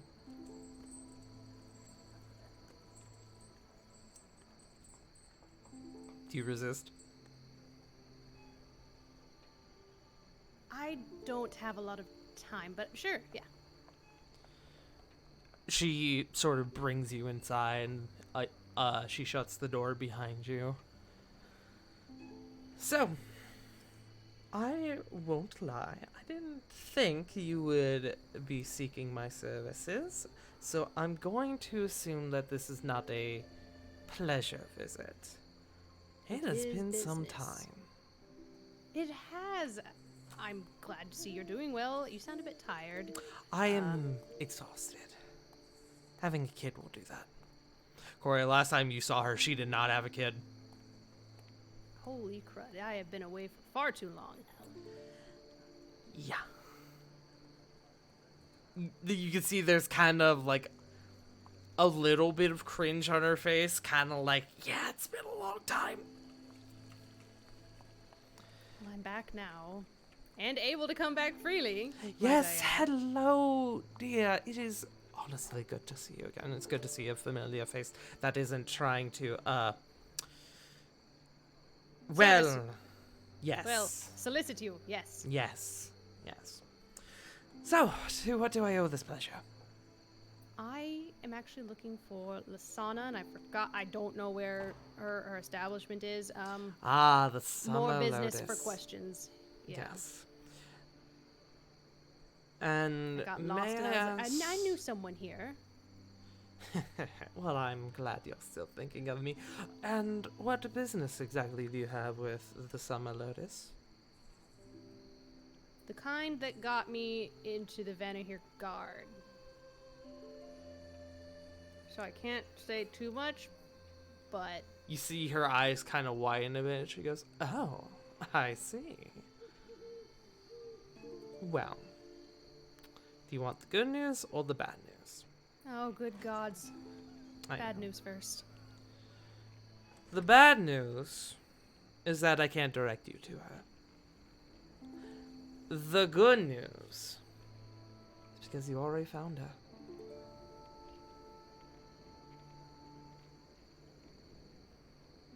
Did you get a rebranding? You could say that. And you see as she casts what you can, at this stage you've seen it cast several times before. A spell that you recognize as the Disguise Self spell, and she turns into this very voluptuous red tiefling, like crimson red tiefling with long, like flowing white hair. And her voice completely changes. It's now deeper and more robust. The Summer Lotus. I picked up a thing or two while you were away, and now, well. Well, you're making it work for you. Oh, Nice. am I? Yes, there's. Truth be told, this wasn't always me.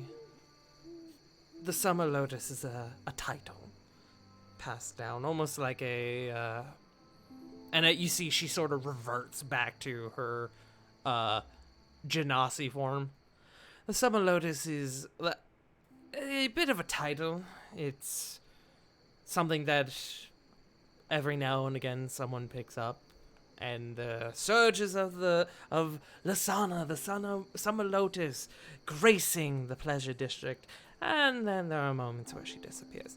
But thankfully, our customers are too stupid to realize that. Here's the thing.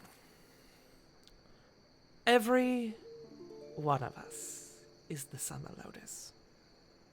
You can ask anybody here, and they will tell you the same fucking thing. Everyone can do this.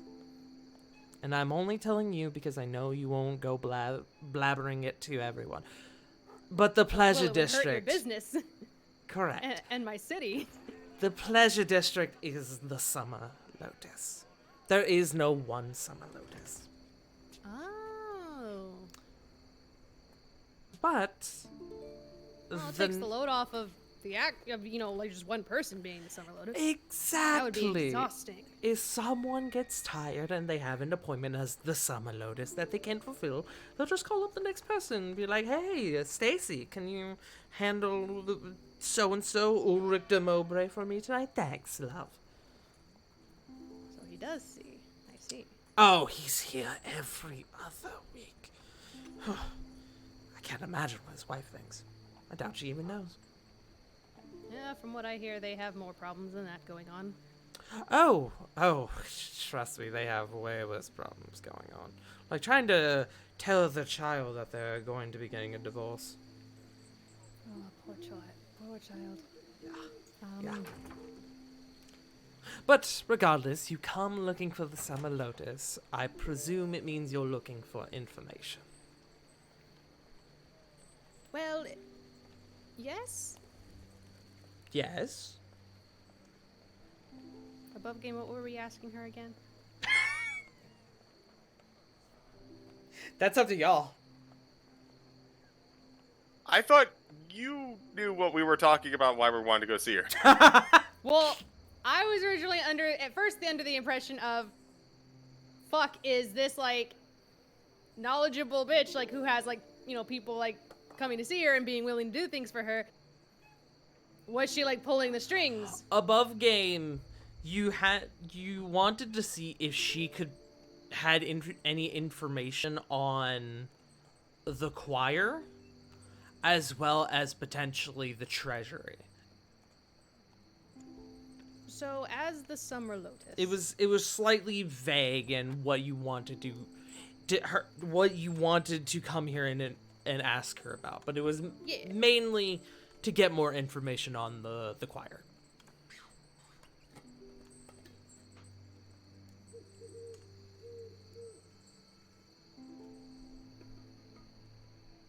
So, does anyone else from the choir come seeking the Lotus? Oh, I wish. I would love to see that. That Baresh Starburn individual in here. or Kiva. Oh, those are two very fine specimens. But, no. They are two lookers, yes. Right? Oh, for the longest time, despite the drama with his father, I thought you two were gonna end up together for the longest time as we were growing up. You two would have had beautiful children, but that's neither here nor there. Now, unfortunately, the only two members of the choir we have coming around here are Sadon Cloudfang and Ulrich de Mowbray. One, Ulrich, is coming because he's seeking companionship, and dating is not exactly looked well upon when you're in the middle of a divorce. And the other one, well, Sadon is tragically lonely. What's that? That usually requires you to be in the process of a divorce first.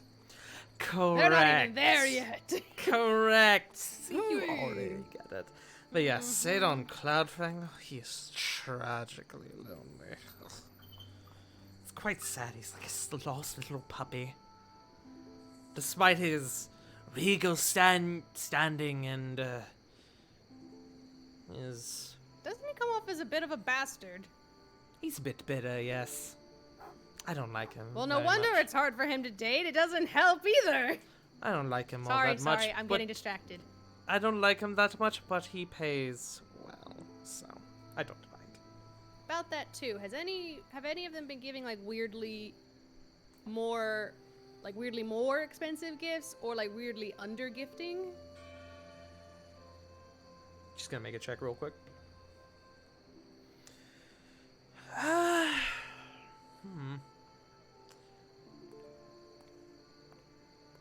No, not that I can think of. Sadon pays the same amount every time he comes by. Ulrich, though, admittedly has been coming a bit more frequently. But That's just because he's a horny bastard. Well, honestly, that's about it. Once my business is concluded, though, we absolutely should hang out whenever you are available. Oh dear, Give you yes, some it has been rest. You can so come over long. for some of Kana's dumplings or cakes. Is it- Dear, you wormed your way directly into my heart. Yes, we'll get the girls out again. We'll have a night on the town. Cause a little chaos. She says, kind of like poking Yeah, Pike one can of your watch, very how strong old's your kid? abs. What's that? How old's your kid again? My kid, he's about 5 now. How old is Maui? Also about 5. Neat. He's the same age as Maui. I'm gonna actually roll to see if she knew you had a brother. Because you two were friends. So she would have potentially kept in touch with your family. Unfortunately, that is a 4, and she goes, "You have a brother as well?" Yeah, I'm just now getting to learn to be part of his life because I also didn't know about him. Thanks, Oh. Rao Senior. Oh, dear. Oh, that is lovely. We'll have to set up a little play date. Yes, that can be. We can arrange that the night that we go out too. They can stay Yes, with Pike. Queen. Yes. Yes, Queen. Well, she's just standing up, patting her legs. I have to head out now, but Yes, I will absolutely. absolutely be seeing you again. I will let Keanu know exactly what we have in store, how he's going to have a new friend soon. Oh, I'm so excited. Aw. I You hope can they get along. Maui's a little shy, but very I'm sweet. sure he'll be fine. My kid's a little shy as well, but I think it's he's shy because he doesn't like people rather than being afraid of them. Hmm. So, if your little brother is anything like him, they'll get along swimmingly. Still Two little learning about him. introverts. What's that? I'm still learning about him, but I'm interested to see how he grows up too. Hopefully he Well, won't I'm get sure. banished like I did. She gives you like a better genuinely than me. like sweet, like caring smile, and she's like, "Well, I'm sure he'll be happy to have his sister in his life." I'm very fortunate that I can come home fairly easily. Things were very different without you here. I've heard. And hopefully I once this is all done, my presence won't be seen as like an omen. Like, oh god, things happen whenever Corey comes back. Oh fuck. Well, you say that, but it's now more with what you've recently been up to. It's now, oh fuck. Things are happening when Corey comes back. It's almost like a sign of pride. Neat. Dear, here's the thing. You need to remember, people like you. And a lot of people are sad to see you go. Me included. That is very assuring to hear. I mean, of course, when it all happened, I was just nervous. And I guess I clammed up, not wanting to talk to anyone because, well, Yeah. And she kind of like takes your hands. You can't change the past. But True. you're here to make it up now. Right? yes. And that's all anyone can ask for. And she kind of pulls you into like a gentle hug. It is good to see you again. But as you said, you do need to go, and I won't keep you anymore. I Yep. could gossip all night, but I'm going to refrain. I'll bring my girlfriend here next time. Oh, you better. Oh, I hope she's just as You'll ravishing love as you her. are. She's gorgeous and smart. She's amazing. Oh, yes, But yes, you'll I have gotta to go. She introduce says, me. like, getting up, like, patting herself off. Yes, go, go. I have customers to deal with. By the way, did you see that strange Yonti fellow outside? Corey, that was the guy who directed you to this building. Oh, yeah, he said he'd be seeing you later. He was very unnecessary with, the pizzazz he put on there. Ugh. Inflection. That's the word. I mean, he's a sweet guy, but he's too much tongue. for my taste. That sounded out of game to me. Out of character to me. Yeah. Dude, I it would, kind of if picture someone Corey doing if it a too, because prostitute, like she was so off put by his like the way he said it. I'm willing to roll with that in character. bro, if a prostitute tells you that Snake Man is too much tongue, you fucking believe that. Yeah. Ugh, I guess I gotta prepare for that. Wonderful. Oh, fuck, I gotta get incense. I wonder if Gumtree is still open.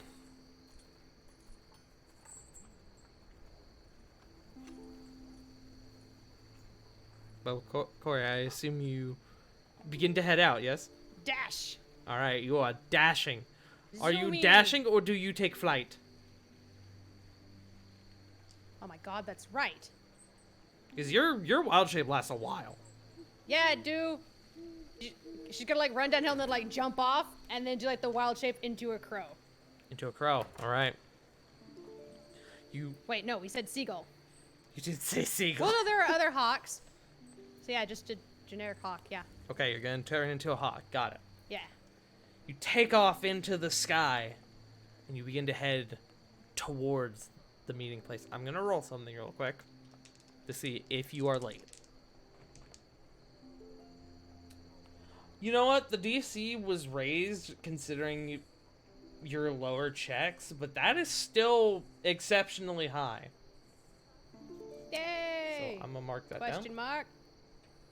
I'm gonna mark that down.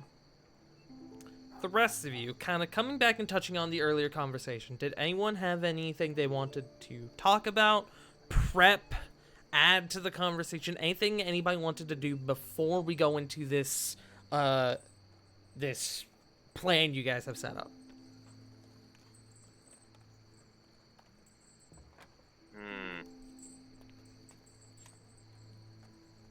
I don't think so. Going once? Oh, actually, there is one thing I wanted to bring up. I'm listening. I'm leaning forward. So, I'm Flit kind leaning of, right now.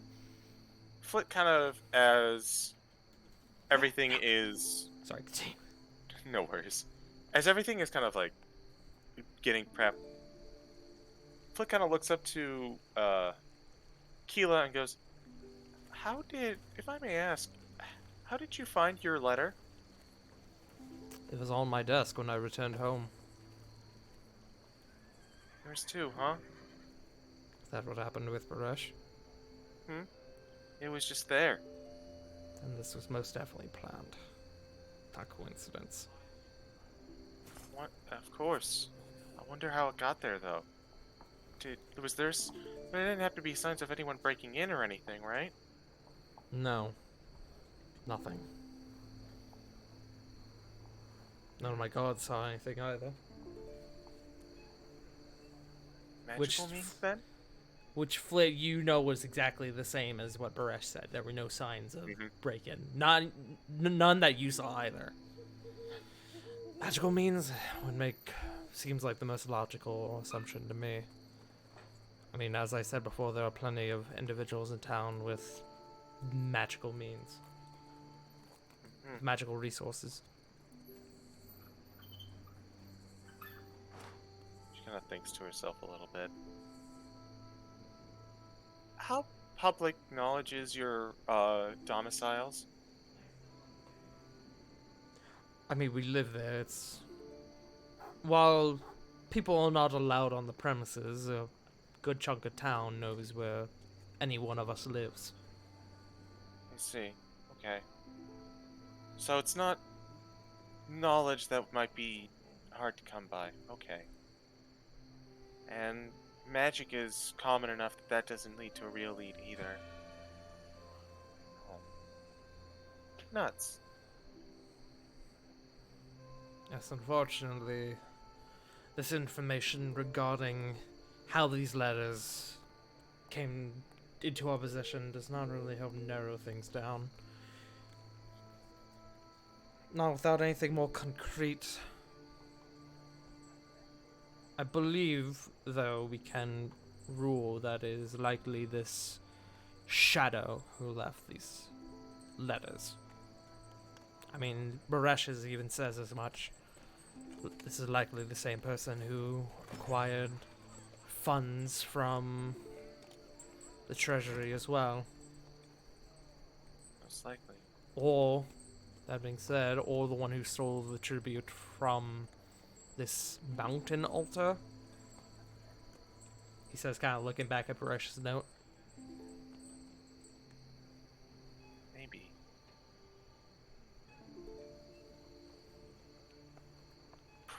If I were to take a guess, it would probably be someone who it'd probably be the thief if I were to guess. The reason that this could have easily happened before everything went down with Orcathian, but the reason it didn't kind of speaks for itself. I don't know. Maybe I'm just thinking too much.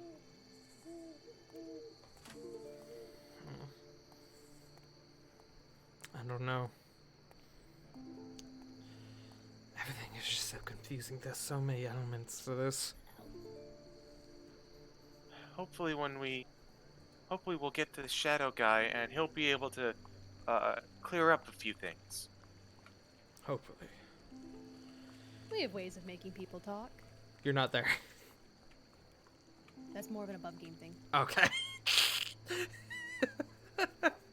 You hear the We ghost voice of Corey in the back of your head. There's just like this cartoon version of Corey in Flood's head. We have ways of making them talk with a giant boot.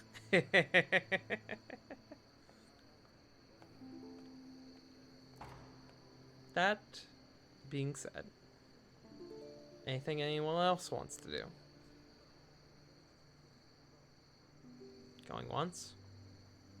Going twice? Alright. Time passes, and eventually, you all become aware of, man, I just had a fucking stroke. I apologize. Time passes, and eventually you all finish your preparations and begin to enact this plan to try and catch the shadow. That being said, before we get into this, I think now is a good time for a bio break. Yes. Destroy the bio. Also, I hope you guys liked Gale. Yeah. I want you to know I also made like her. that they use it like as a rotating title, and they're just like, yeah, no, it's all of us, and they all benefit from it. I will say straight up, the thing with Lasana about it being like a rotating like position that I had planned originally, Gale completely made up on the spot. Nice. The entire character. Because I was like, ah, fuck, Corey knows somebody here. Yeah, Gale. You rolled with it, and you did great. Mm-hmm. Thanks, bro. Also, I love that her name has the word gay in it. I like Yes. I like that the last name was D'Amor. D'amor. It was very appropriate. Yeah. Alright, that I being just like said, that the son's name is Keanu. that was also made up on the spot. Whoa. Keanu. Actually, no, I'm lying. Well, sort of. Sort of lying. Don't worry about it. That's the thing for later. Small. Punk, your brother's your brother's name is now Theodore. God, no. Alright, that being said, I am going to go to the bathroom. I will be right back. Same. Yep, I'll be right back.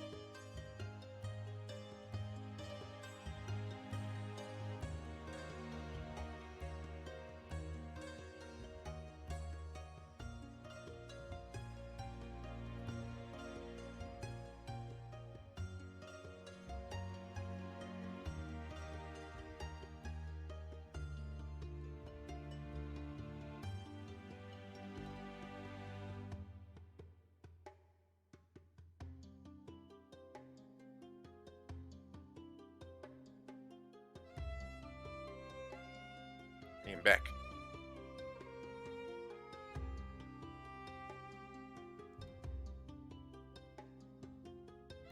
Hello, chat. Hope you're enjoying the intrigue.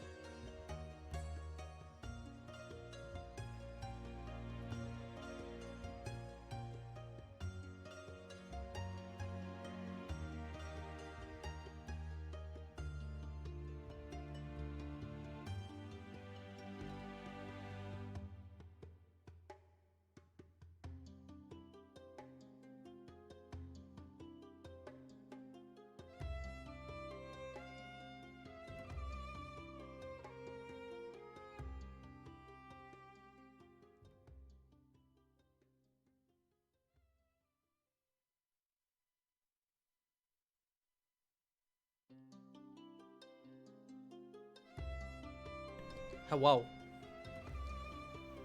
Hello, welcome back. Hello. Hope you guys are enjoying the session thus far. Yeah. Hope everyone else is doing okay.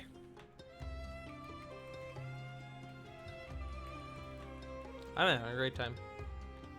I'm back. Oh, I'm sure you just love watching all the mice running around and all the cheese that you're dropping for them. That's not disparagingly. I definitely would agree with this, Mr. DM. Smilers.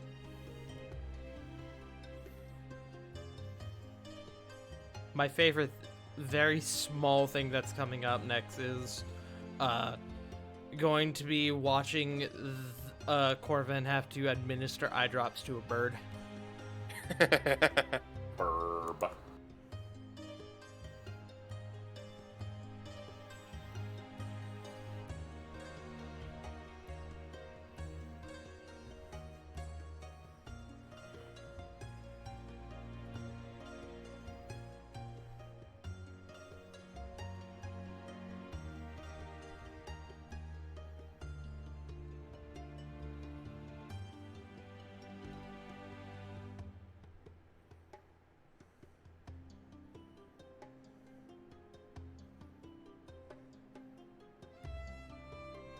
He's going to do it to Corey before Wild Shape. That's going to be real difficult considering Corey has already Wild Shape to meet back up with you guys. It will still have the same effect.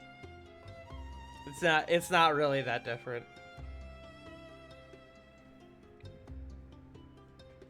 It would be the same thing of casting any spell on somebody who's Wild Shaped.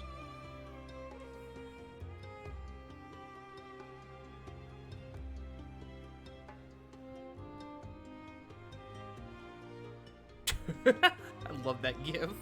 You're right. It will be difficult putting it in bird eyes. They have small eyes. It won't be that difficult. They have small eyes, but I have a feeling that the bird is going to be much more cooperative than usual. True. True. The tongues. I love that gif.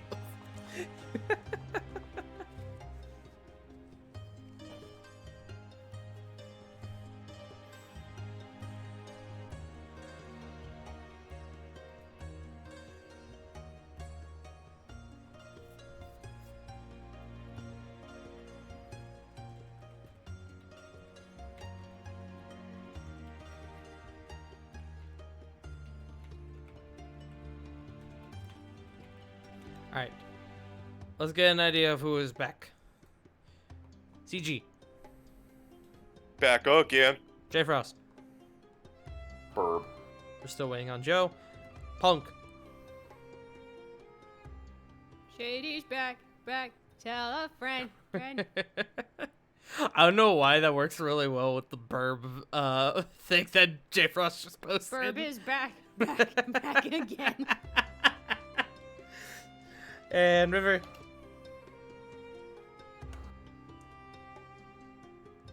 River who realizes that they're muted. No River yet. Alright, we will wait.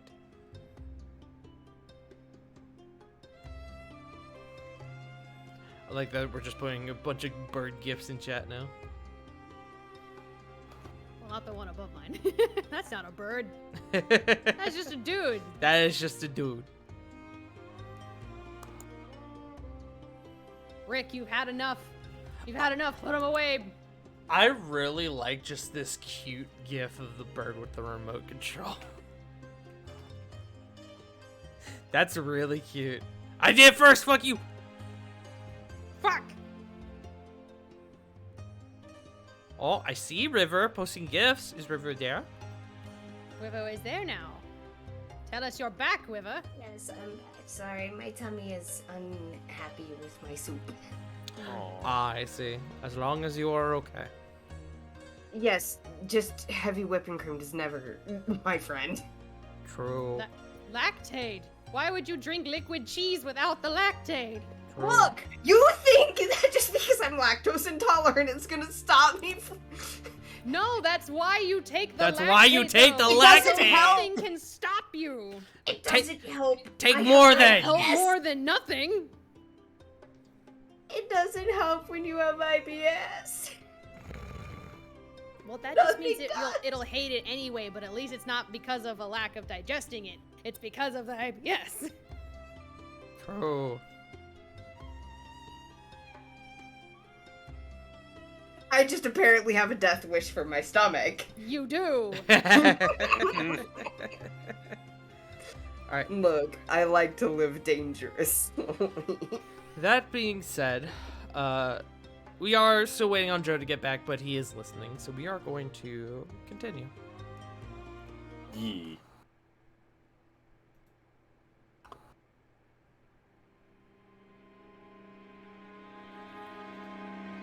Time comes. Midnight. You all have your plans set in motion. We're going to circumvent you all kind of meeting back up and Corvin giving the true seeing to Kore. And we're just going to say that just happens. Kore, you now have the true seeing spell Nice. upon your person. You have supervision, super eyes, which was already enhanced considering you're a bird, a hawk specifically. Yeah. That being said, let's begin to sort of go around the stages of this plan. Corvin and Rovan enter the Keg Smasher Tavern, where there just so happens to be an open mic night.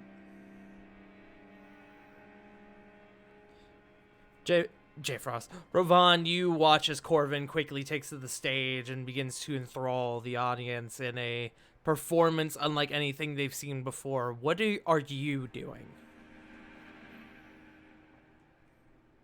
You know that whatever this meeting is, it's happening behind the tavern. Ravon would like to kinda... He's gonna keep watch, and when a moment comes for him to kind of go and, you know, take a bio break. At least for a small bit. Kinda wants to get Raikiri out. And have Raikiri go at least towards the back area, at least quietly. You're having Raikiri go back to the back area. Yeah, and if anything were to happen, disappear ASAP. Okay. Basically, he'll remain where he's gonna be at, but he's gonna have Raikiri go for him. Okay. Cover, 2 grounds. Go ahead and make me a stealth check with Raikiri, which I will say for this just uses a normal Fox's stealth check. Oh, but I will let it be your proficiency bonus, because I believe foxes are proficient. Yes. So this is going to be a confusing roll. Bro, it's fine. Let me Fox see if I... 5e. So this will be... So it has a stealth of 5, because it has a proficiency of 2, and then a dex of 3. So we're going... You roll me a dex check, and we're going to add 3 to it. Wait, no, you're not proficient. God damn it. What is your proficiency bonus 4? Yeah. So you roll me a stealth check and we'll add 7 to it. So, just a base d20 plus... Yeah, I guess at that point just roll a d20. Alright, so 1d20 plus 7? Yes. What? 15! Okay. Valkyrie slowly begins to make their way to the back of the bar to try and see if they can get outside into the alleyway. Meanwhile, you're going to sit there and I assume just cover Corvin? Yeah. Okay. The only other thing I would do is maybe proc a Divine Sense, just in case something in the bar ain't right. Okay.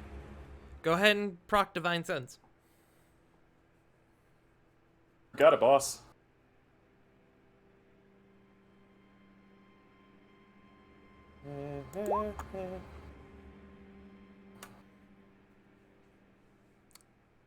Aside from the minor fiendish and celestial energy you get from the tieflings and the Asimars in the bar, you don't get anything. Nothing major, nothing worrying.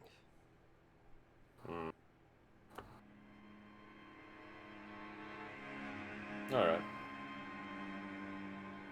Continue to be big guard. Okay. Up in the sky, 2 birds begin to circle the Keg Smasher Tavern as we cut to Corey and Flit. Corey, I know, is a hawk. Flit, what bird are you taking for this?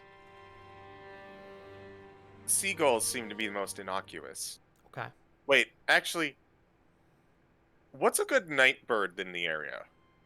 Would seagulls qualify? I don't know. Not for super stealth, but yeah, they go out in the night. They're not as active though at night. I'm trying to think. There are some owls that would be out here because it is a desert. There are some desert owls. There's like a burrowing owl. Yeah. I think is what it's called. They're also like literal called desert owls as well. Are there? So, yeah. I think there's, great like, horned different owls as well, yeah. Tawny owls. Oh, I His love me a good owl. tawny owl. Owls, you say? Yeah, the horned owl I think is known for burrowing and cacti and stuff. Horny owl. Horned! Shut up! So you're going to be an owl. Yes, Flip? Yes, I shall be an owl. Okay. Oh, that's the ferruginous pygmy owl, just for chatting everyone above game. I just googled cactus owl. Cactus owl? Yeah, those are the ones that definitely like to live in cacti. Oh, I love that the first one is fucking chunky. I just love as I looked at that, it made me think of fucking Brennan. Like, I can name 100 birds. I can name 5 birds. I can name 10 birds. I can name 100. Nobody wants your birds, Bren. Please! That's a pull. Holy shit. That being said, the two of you are beginning to circle. Corey, you have enhanced vision. You can see everything going on. It is like looking down on fucking New York City. It is wild from up here, looking down with this spell on. You also see, as you both begin to look down, entering the alleyway, Baresh Starburn, which, Corey, you would actually see a translucent Baresh, where on the ground is just a tiny lizard crawling across the ground, across the sand. And behind him, you would see Lily, who you know is invisible, to follow behind Toshi. Flit, you would just see Baresh entering the alleyway. You know it's Toshi, and you know Lily's invisible, but you do not see either of them. You see Baresh. Wait, so you're saying Corey just sees a tiny lizard with Lily walking behind it? Correct. Because you can see through both of those spells. Is he... Yeah, I know. But is he walking on all four legs? Or is he bipedal in his true form? He is not the Geico lizard. Are you sure? We don't know! As much as I love that, no, he is not the Geico lizard. I'm about to retcon that just because it's funny. You know what? Yeah, fuck it. He's walking like the fucking Geico lizard. I love it. I'm gonna fucking keep it. Yeah! He's about to sell Lily car insurance.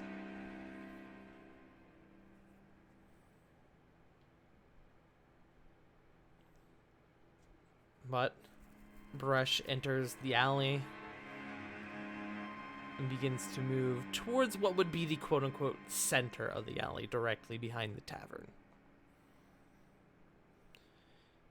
You both begin to notice, as a little bit of ways away, you notice a sort of,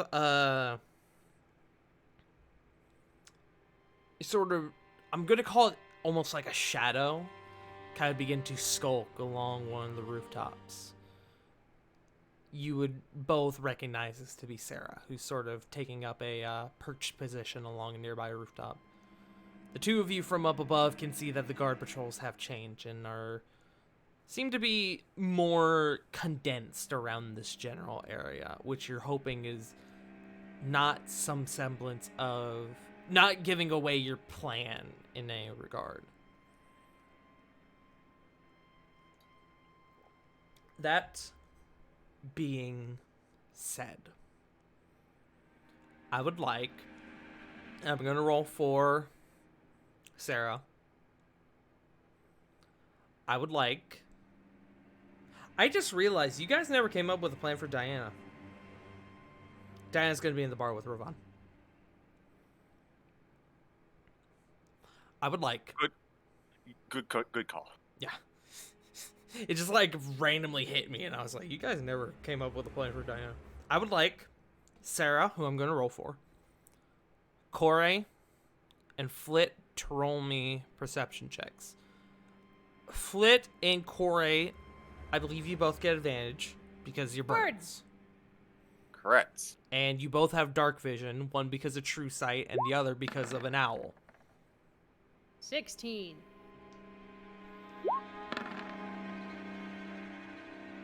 25.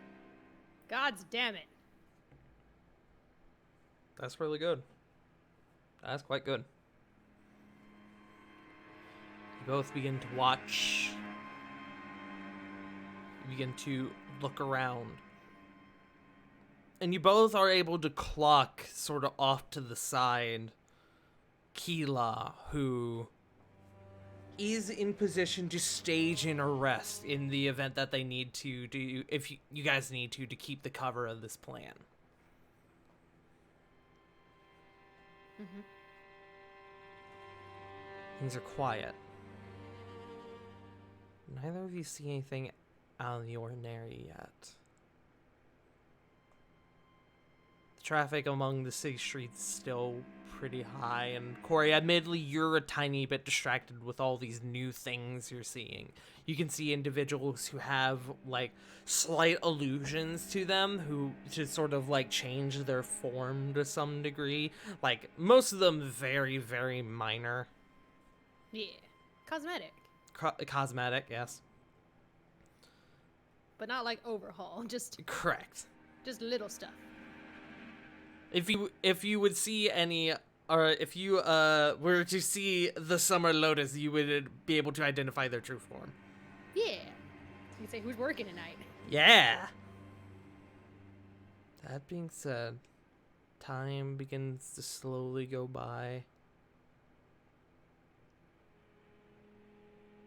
Baresh makes their way to the center of the alley.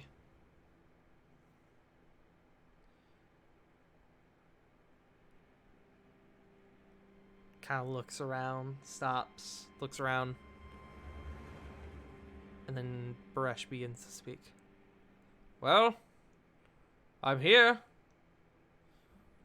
You wanted to speak with me about business, so let's talk.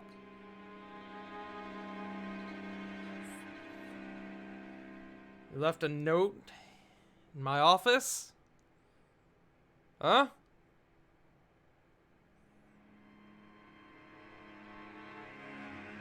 Kind of looks around a bit more. Both of you go ahead and make me another perception check.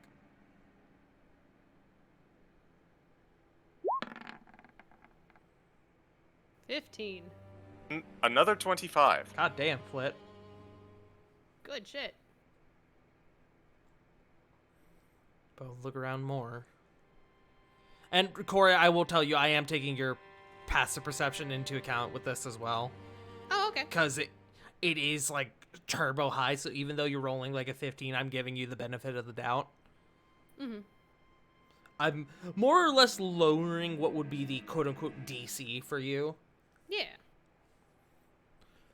I appreciate you taking everything in. Yeah, because you're As I am taking everything in. your passive perception is fucking like 28. It's fucking stupid. It says 20, but yeah. Not that high. Yet. Yet. Give me another feat, baby. We'll see what we can do. So you start looking around more. Flit, you eventually kind of realizing that you're not getting much, you kind of like perch down on the edge of a rooftop and sort of start looking down into the alley. Corey, you still continue to sweep the night sky. You can see in the distance there is an odd magical aura sort of beginning to appear from the fields off in the distance on the edge of town by the oasis itself. You sort of are able to attribute this aura to the thunder lotuses coming into near bloom.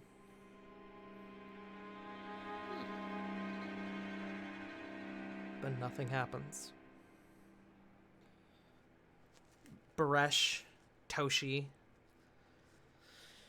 kind of looks around, kind of looks to where the general area of where Lily would be, and kind of like shrugs a little bit. Lily, you see this, obviously, but they don't see you. Are you gonna come out? Huh? Talking a bit louder.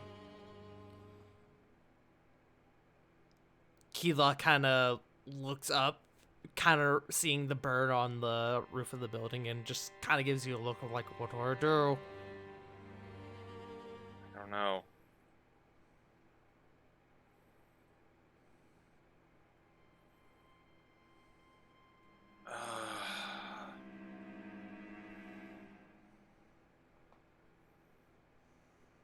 Hold on. J Frost is typing.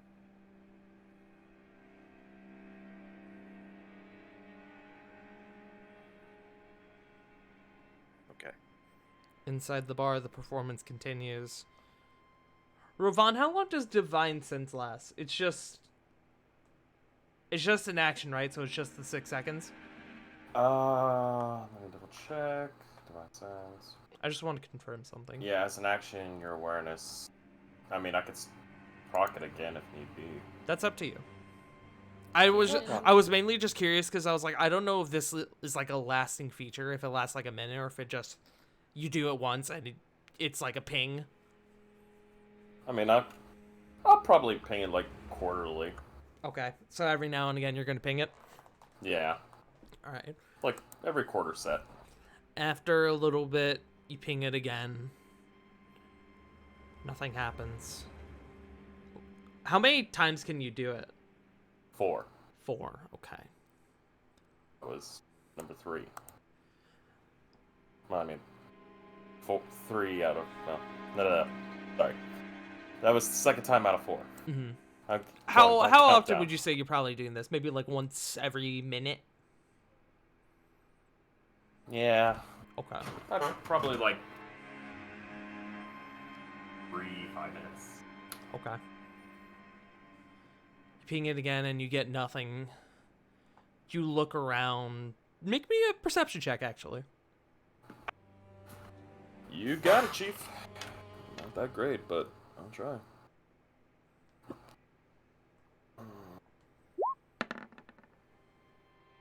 Six.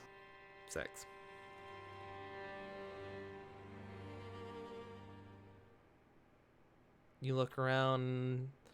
The crowd is pretty full.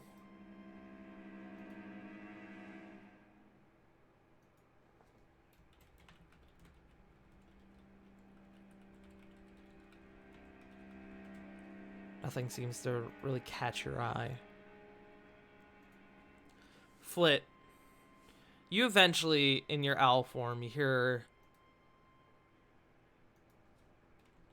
what sounds like Keela's voice in your mind. And as you look down, you can see that he's speaking into his ring. Looking up at you, you hear in the back of your mind, nothing's happening. Do I go? Do I try to trigger something? Bait him out? You can reply to this.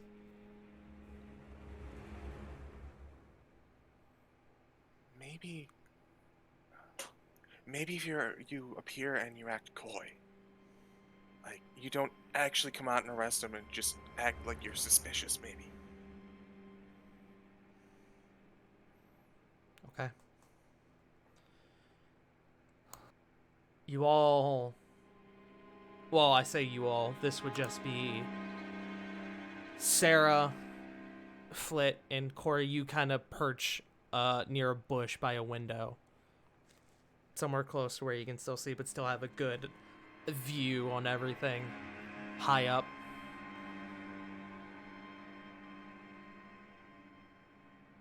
You all, the three of you, watch as Keela takes a few steps out, and Baresh Toshi, kind of realizing like what's this means, begins to play it up like, oh, Keela, hi speaker, what are you doing here? Keela begins to speak up. I could ask you the same thing, Baresh. There's an odd whisper in the wind. Apparently those investigators, Rhea Quarry and her flock. And there's a bit of an exaggerated, like, disgust in his voice. I've apparently come across some pretty vital information. And what that means, I don't know. Rumor is the evidence should be back in the morrow, and excuse me.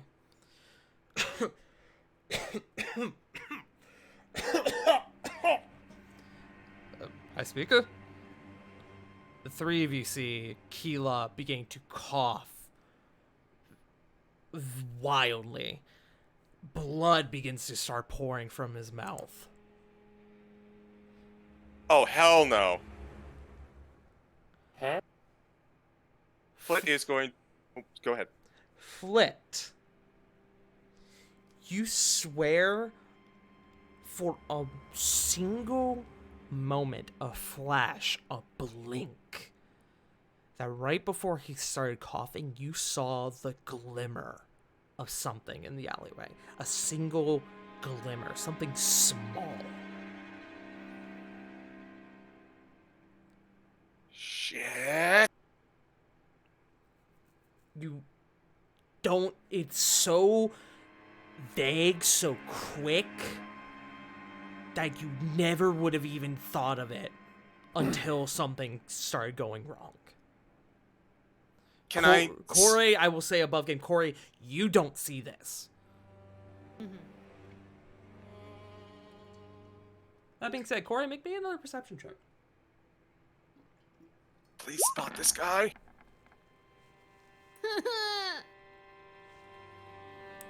You kind of beginning to see what's happening. You start looking around almost rapidly, trying to figure out what the fuck where this person is. You don't see anything. Flit, what are you doing? Okay. My instincts really want to follow that guy, but I know I know that something else needs to be done. Do I know the alley where this came from? The glimmer you saw was about maybe 10 feet behind him, and you look down directly from the building where you are, and it's a dead end. Oh no. Fuck it. I don't have a lead for the alternative. So Flit is going to drop down and fucking break Wild Shape. Okay. You swoop down and break Wild Shape as Sarah and Corey, you both see this. You watch as Flit hits the ground. Keela drops to his knees. And I'm gonna change the music real quick, as this has gotten a bit more intense. I need something more appropriate.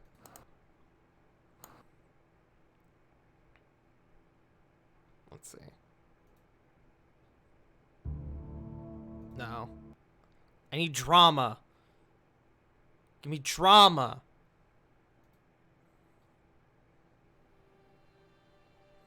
No, I need drama!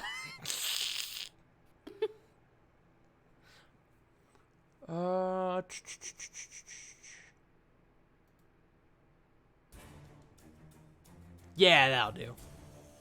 That's good enough. Flit, you touch down on the ground. Sand disperses from where you exit your wild shape.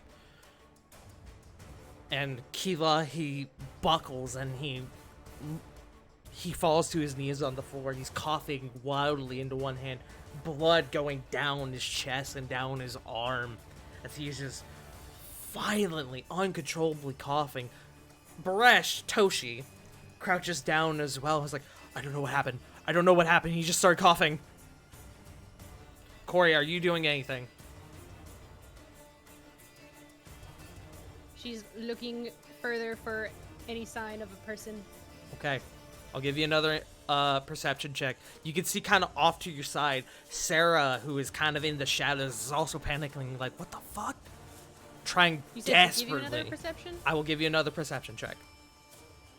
You mean Meanwhile, for me to give you one? Yes, I want you to give me one. There it is. Yes! Nat 20. Okay. Meanwhile, in the bar, Corbin's just like, hey! Ha ha! This crowd's just Let me eating sing him a up. little ditty about the Lord and his tiny ditty. I was gonna say no. He's doing a pre-production of the voyage, but okay.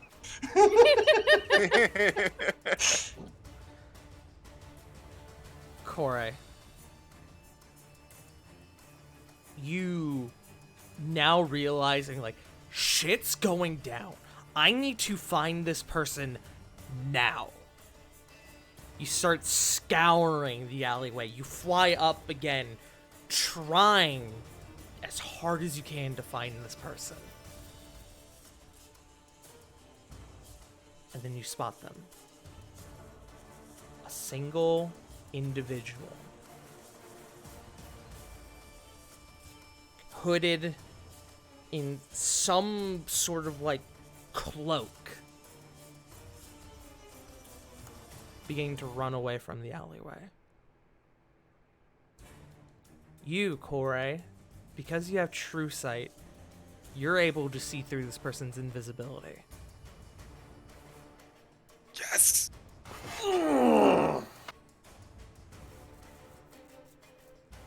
Am I able to dive bomb them? You want to dive bomb them? I wish to soar across the sky and then drop down and a little bit away from hitting them, dropping wild shape to physically land on them. Okay, you're going to try to basically fucking drop on them from the sky. I love it. Yeah. Make me... I'm gonna call this... See, this is gonna be a bit odd. Here, let's right now, before anything else happens, let's do some initiative rolls. Let's have... Yeah, Kore, roll me an initiative. I'll roll initiative for Sarah. 21. Well, technically a 19, but... Yeah. 21 and then some change. Flit, thank you. I was about to ask for that. 18. Y'all rolling well on this. The druids want blood Correct. tonight. Mm-hmm. Let me start marking this down real quick. Just I because want I want to blood. do this in a manner that makes sense. I want blood, specifically Kilo's blood, and for it to remain in his body. Correct. Alright, Sarah. Sarah also rolled really well. And then I'm gonna roll for this individual. Ooh. Okay.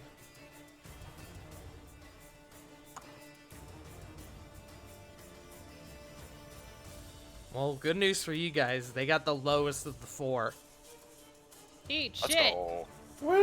Because a 2 on the die is only going to get you so far. True.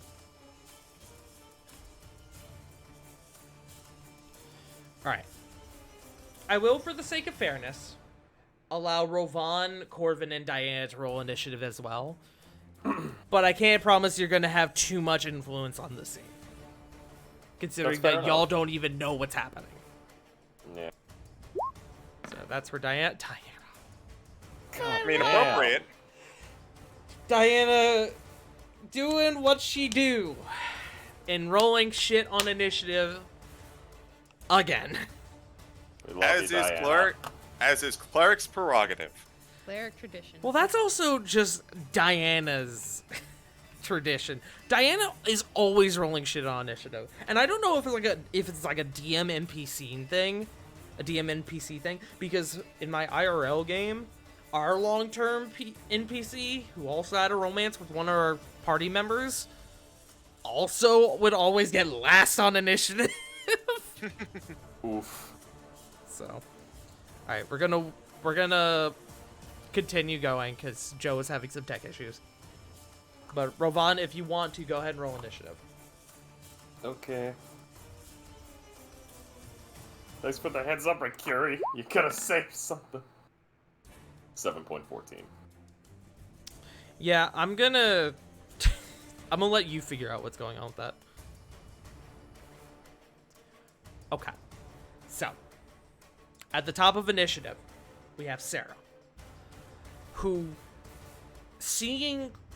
I want to see if she spots Corey gunning for someone. She does. Corey, with Sarah seeing you gunning for somebody, something, she begins to follow in a full sprint after you. That's gonna be her thing. Corey, you are attempting to dive bomb this person. Go ahead, and I'm gonna say... This is gonna be a bit odd. Go ahead and first make me an unarmed strike.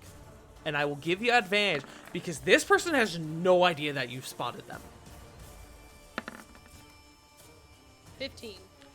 A 15 does not hit. So you come diving out of the sky. You revert from your wild shape and you attempt to grapple this person, just drag them to the ground. And they, at the last moment, sidestep into another alley. And you hit the floor. I'm gonna roll just a little bit of damage because you did come in admittedly at fairly high speeds. Yes. Is that But her you're a entire monk! turn, since that one was You have surprise? slow fall! Yeah. Never mind, I I'm don't not know if rolling. I've got that at this level yet. Do you not have that yet? Hold on, let me see. It's 4th level. Oh, it's fourth yeah, it is level. 4th level. Okay, then you're gonna take a little bit of damage. Okay.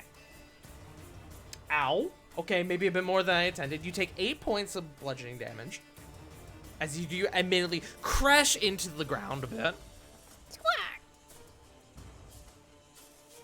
No. You squawk considering that you're no longer in wild no, shape. that was the joke. It was like, wait, I'm human. That being said, you quickly rise up to your feet, and you still being able to see this individual begin to give chase. Sarah kind of catches up to you as you're on the ground, kind of helps you up. Let's go, let's go! Flit, what are you doing?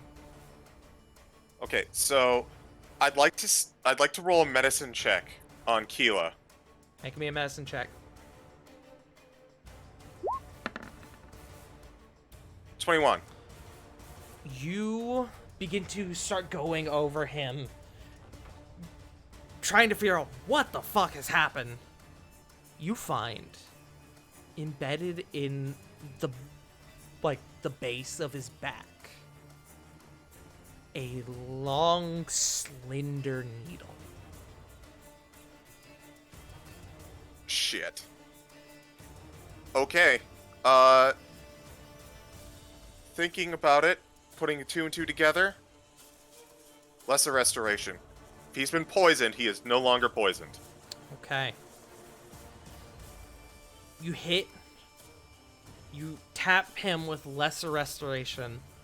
Yeah, I assume you pull out the needle, yeah? Yeah. Okay. You pull out the needle, you tap him with lesser restoration.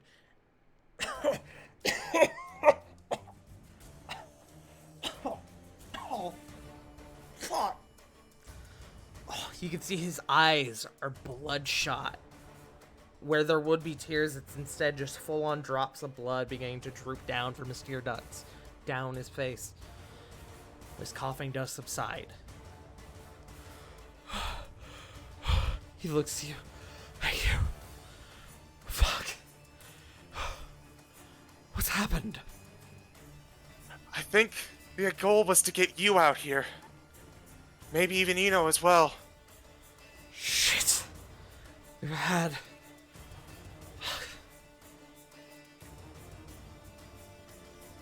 Help me up. Help me up. And he begins to slowly stand. A little shaken, but that lesser restoration did seem to heal him, and he seems to be okay. Ooh. You go help Corey.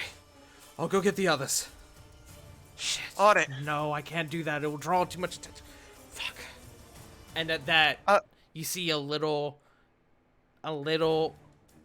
fox appear at y'all's feet. Right, Gary. Go, get the others. We're gonna hunt down the person who attacked.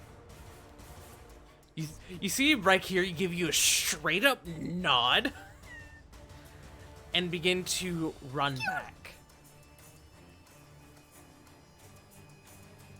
Ravan, you're sitting there waiting for any sort of report from Raikiri. Eventually, you feel a pull on your pant leg. And as... Hold on. Just trying to move Joe. There we go. As you see a distressed looking Raikiri at your feet. Corvin, are you able to access your sheet again? I just pulled it up. Okay. Go ahead and roll me an initiative. Can do. Also, apologies for the troubles. Yeah, how dare your computer have issues? How fucking appropriate. You know what? This fits way too fucking much. This Thank you, works Roll20. so well. Thank you. The Thank you, three Roll20, for fucking actually- people in the bar having zero idea what's happening, rolling shit on initiative. Roll20, thank you for actually doing something appropriate for a change. He's not the only nat one in initiative. Mm-hmm. Good shit. It's alright, buddy. Rovan, how'd you do? Oh, that's right, you got a 7. Yeah. Meanwhile, Diana and Corbin are just unaware. Yeah, He's no. in the fucking zone, man. Yeah. Rovan, you feel this tug on a very distressed right here on your leg. What do you do? Immediately, I would assume this. Considering I've been with Raikiri long enough, I can recognize that this is a hey, shit's going down kind of thing. Yes, absolutely. Yeah. All right. Getting Raikiri up on him, running out, but he is going to minor illusion a message up just bright enough for Corbin to at least see that says "Go time." Honestly, you don't even need to above game. Because Corvin, the moment that Rovan shoots up and guns it somewhere, you're immediately like, oh shit's going down. Diana realizes this as well. Yeah. But I am going to haul ass and dash as hard as I can. Yeah, so for the sake of this, I'm assuming all three of you are heading towards the back alley. Yeah, I mean, Corbin is just gonna run off the stage. Tip your waiters and your waitresses. I am gone. Hello, my name's like Cook. And he's just gone at that point. Okay. Try the veal. Bye. The three of you emerge into the back of the alley where you see Keela, Flit, and Bresh all in the center of this location.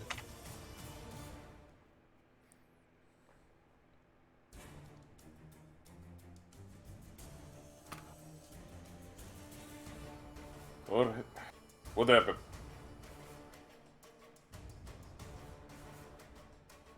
There was someone hidden, shot a dart into Keela and poisoned him, but poison seems to be clearing. Corey is in pursuit, so is Sarah. Moving. Now. Which way?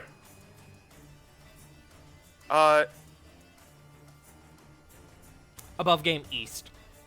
Okay. You Head would have east. seen as much as Actually, that's a good question. You were concerned on Keela. I'm gonna say make me another perception check.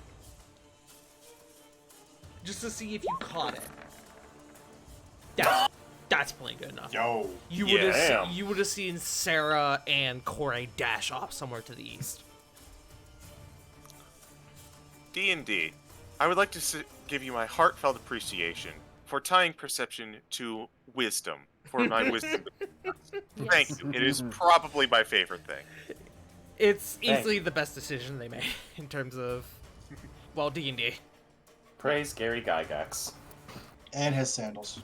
Mm-hmm. Can't praise him All for right. much, but we can praise him for that. Alright, so as everyone kind of comes out, Flit just kind of points in the direction that everyone wants. Hopefully, we'll find Corey and whoever this was soon enough. Alright. Out of curiosity, Keela looks fucked up, but do they look like they are in need of immediate extra attention? Extra attention? I will let you make another medicine check when it comes back to your turn if you want. Okay. Is that alright? Yeah. Okay. Then with that, Diana will say, Well, you know what? Actually, this works. Diana will approach Keela and go, "I'll look him over. I'll make sure he's okay. The rest of you go." Got it. And that will bring us back to the top of initiative. Sarah, we'll turn to you, Corey. I can't see them. You're faster than me. You go. Maybe you'll try to cut them off. Works for me. All right, go. And you see as Sarah sprints around one edge of the building and tries to get some idea of how to cut them off.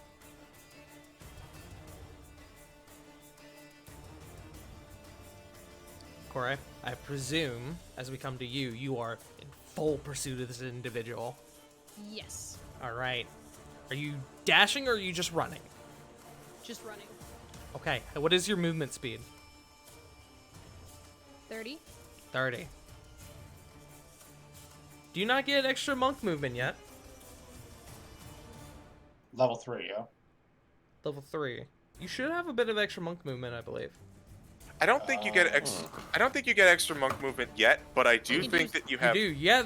Punk, yours is 40 feet. Oh, we never put it there. Okay. Go ahead and just change your movement speed to 40 because you get unarmored movement starting at level 2. Oh, okay. You get a whole extra 10 feet. No, Hey! so 40 feet. Yes. So you are Bastard. zooming. You Can I spend a key point to take to do Step of the Wind and use my dash as a bonus action? Actually. You can do that if you want. Yes, please. You can also, if you wish, you can do that and then use your main action to dash as well. Monks No, are just amazing. one dash is enough. Just for now. one? Alright. So just a casual 80 feet. Yes. Just a casual. So you, as Sarah breaks off from you, you go into a full-on sprint. Your legs are fucking schmoving as you are trying to narrow the gap on this individual. You see as you go into the alleyway that they ducked into, they have knocked over like barrels and other shit to try to impede your progress. Go ahead and just make me just a flat dex check. I'll allow acrobatics if you want. I mean, Dex, acrobatics, it's not really anything different for me. So. I wasn't sure if you had proficiency in acrobatics. Can I burn my inspiration? Yes, absolutely.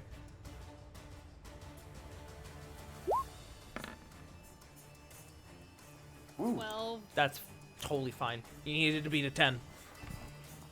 Yay.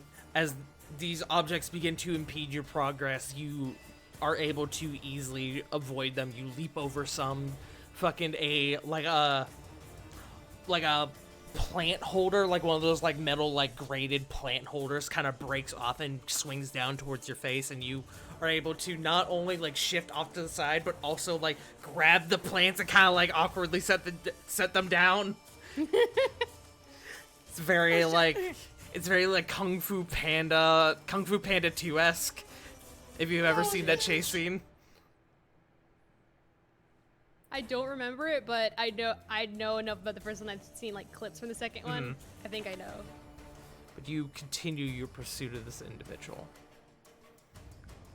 You see them How move. far ahead are they of me? I need to do a bit of math. So you moved 80 feet? Yes.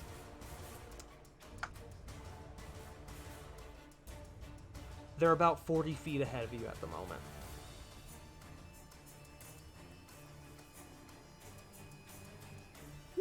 I would like to use Erupting Earth Oh, to try and cut them off. I will say, if you do this, you are in an alleyway in between people's houses.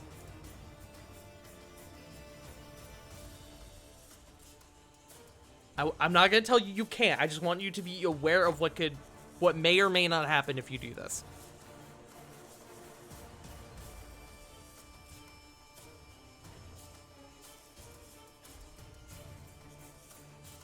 Alright, fuck it. No. No? Okay. Can I instead use Polymorph? Okay, That's good. you're gonna attempt That's to good, too. polymorph this individual. Yes. So that is a wisdom save. What is the DC? 17? Yes. What are you attempting to polymorph them into? It has to be a beast, or can it be like... It has to be a beast. Which a beast constitutes as pretty much Not a any bird, they'll be animal. able to fly away! No, You hear worm. from you heard. Yeah, I was about to say you hear Flit from like 40 episodes. Earthworm. They have a barrel speed of 1. 1 foot. Pick it up. No, I want to turn into a caterpillar. This is along the same veins, but no burrow speed. No burr. Okay, so you're They attempting to can't turn burrow, them into I don't think. You're attempting to turn them into a caterpillar. Yes. All right, let me make that wisdom save. That is. Hold on, I gotta look at the modifier. That's a 19. Fuck. You see their form begin to slightly distort and shift, and you see them begin to shrink, but they shake it off and continue to move forward. We come back to Flit. Flit, what are you doing? Okay, so I gotta get there. Do I have an implication of like this thing might have been invisible or something like that, or do I have no idea? You make me. I'll just call it a wisdom check. I'll give you advantage as well, because you have a lot of context clues. Oh, that's a save, but That's okay. I rolled Constitution for some reason. You got this, I believe. Okay, a third time. I know how to click a button. No! Natural 20. Let's go! Nice! Dice rewarded you. You know, Corey saw something that you did not. With this in mind, Flit, the gears in her head are turning, and she is going to wild shape once more into a bat. Into a bat, okay. Let's get that 60 feet of blind sight going, baby. Let's go! Alright, you take off in quick pursuit. What's your movement speed as a bat? Well, it's only 30, but because I bonus action to shift, I'm going to use my main action to dash. Okay, so 60 feet. Zoom, bat, zoom! You take off in pursuit of your friends.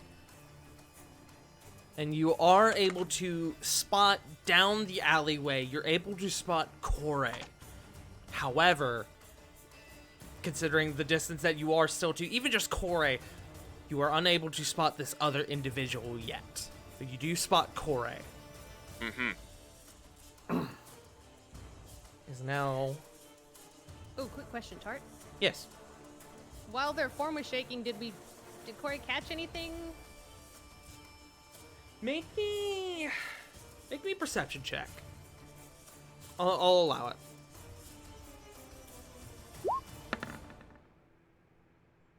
16? Okay. The reason why it was flat is because it would normally be disadvantage, but I'm letting the true sight kind of carry for this. Yeah. It would have been disadvantage because you're in the middle of a fucking chase.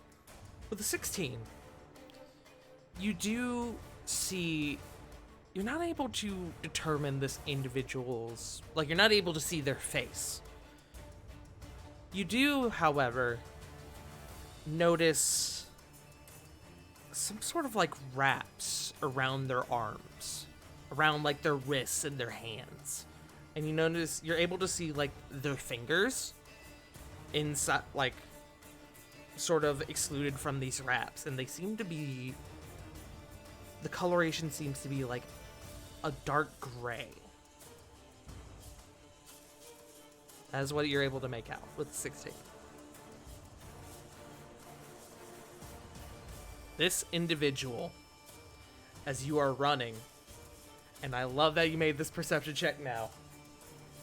This individual, as you are running, as you are beginning to try and catch up with them, you watch as they leap off of a box and do a full 180, and you see them throw out a set of darts at you, a set of needles that begin to fly your way. Kore, I need to send you something. Give me one moment.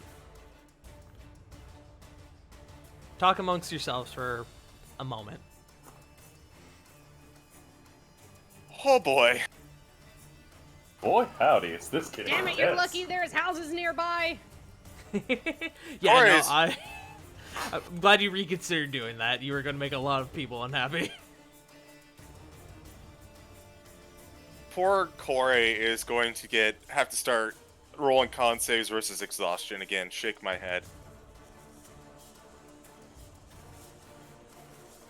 What? I mean, I fucking hope not, but still. Please no. Alright, hold on. I have to rename the file real quick before I send it to you.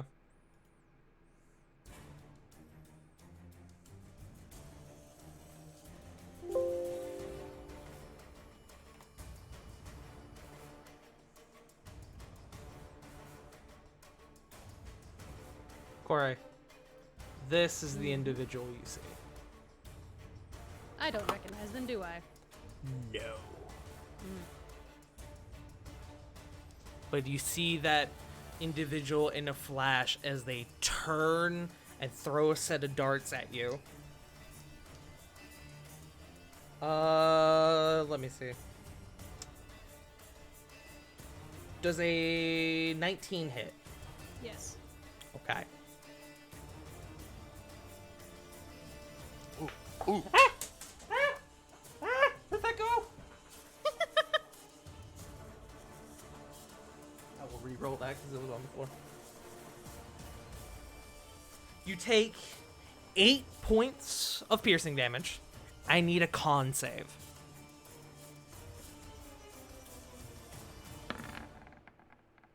Damn it, it was almost 8. Okay. You are hit in the shoulder with the first dart. And you kind of shrug it off like, whatever, I'll get over, I'll live. And then you feel your lungs starting to tighten. You feel yourself starting to slow. You begin to cough wildly, much like you saw what Keela did. Kore, I am so sorry. You don't take any poison damage yet, but you are incapacitated. God damn it! As you two collapse in your momentum and just crash into the floor. Flit, you see this. And this You individual... said you two. Was that? You said you two. Yeah, like Keela did. Oh, okay. You two. T-O-O-2. Good. Okay, you're good. Wait, hold up. Hmm. I have a thought. Hmm. Now, I played a monk. Corey, do you have deflect missiles? No. No. Actually, wait, is Wait. that a that's a level 3 ability though. Is it? Oh, I it don't is. see it on my monk stuff. So. Yeah.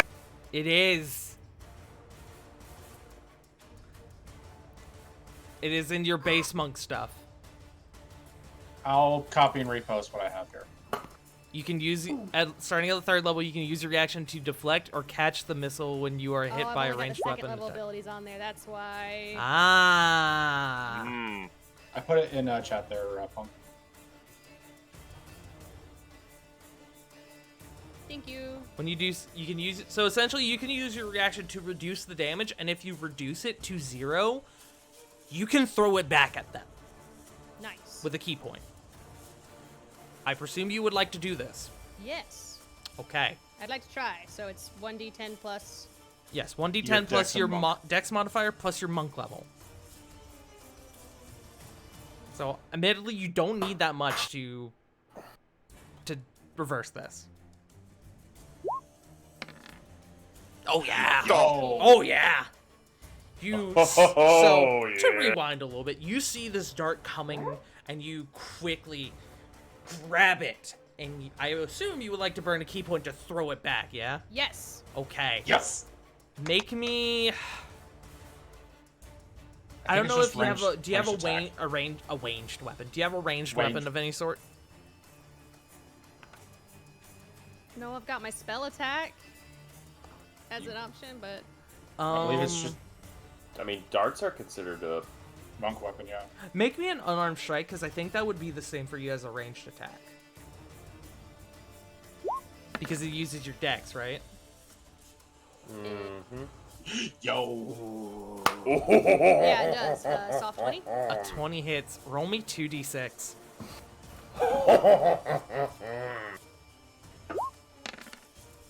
5. Okay.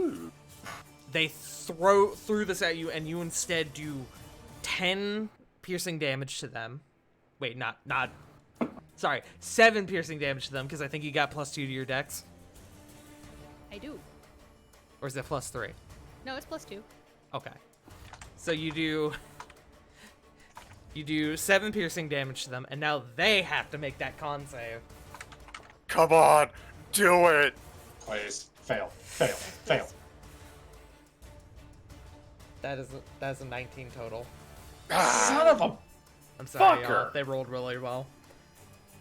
And I have Not worse news. incapacitated, but are they Oh poisoned? no.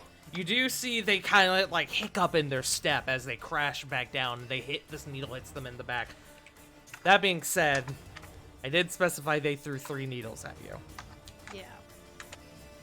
So let's see, does that one hit? Oh yeah, that's a 17 on the die. Yeah. Okay. They rolled 2 1s. So that is 7 damage to you, Corey. And I need another con save. Man.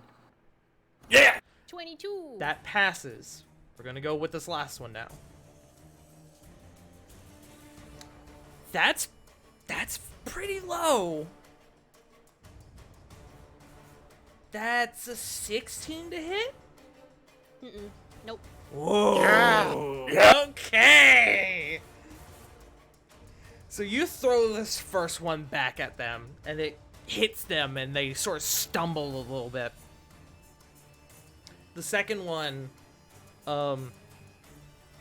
hits you in the shoulder, but you shrug it off. You feel this poison beginning to sink into your system, but you're able to ignore it, at least for now. And then the third one, you now being like, this bitch has got a lot of fucking darts. Can I take that one with me if it didn't hit? No, because it's going to go right past you. Fuck. However, you do have one embedded in your shoulder if you want it. I'm pretty sure it's poison used up, but meh. Alright, that being said, they are going to continue to move forward. Cora, you watch as they, in a very similar manner to what you did, they begin to move fast. And they begin to widen that gap between you two. How wide of a gap? They are now 100 feet from you.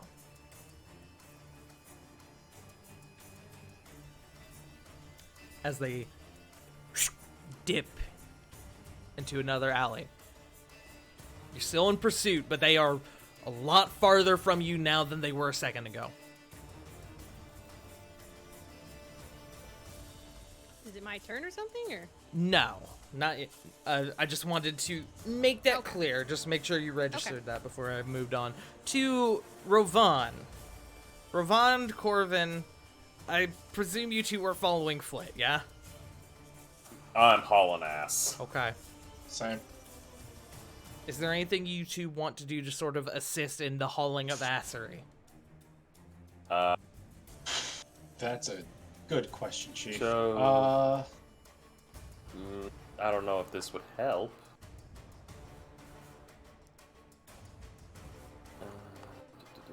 Where is it?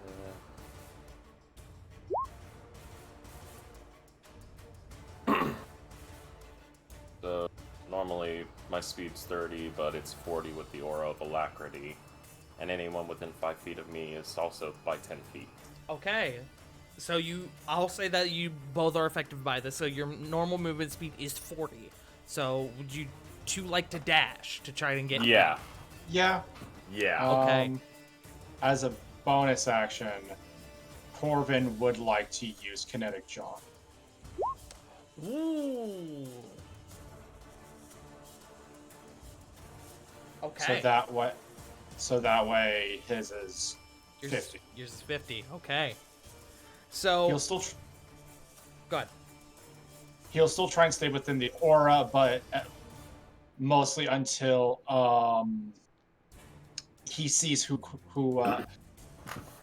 is the until he sees the quote unquote assailant, and then at that point, dash dash dash. I'm gonna fucking dash on his ass.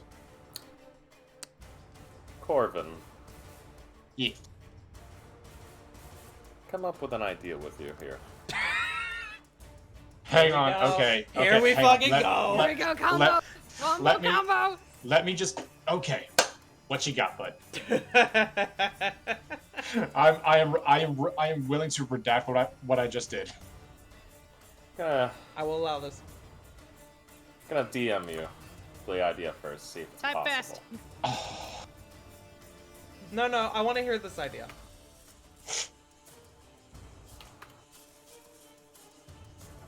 I hear the slap in the keyboard. I'm gonna need some semblance of what this idea is. Because we are in initiative order. I'll say, for brevity.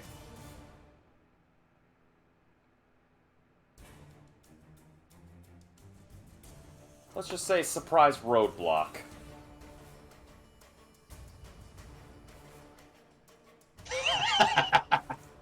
Yes. I'm gonna send it to you as well, Tart. Okay? Just so you...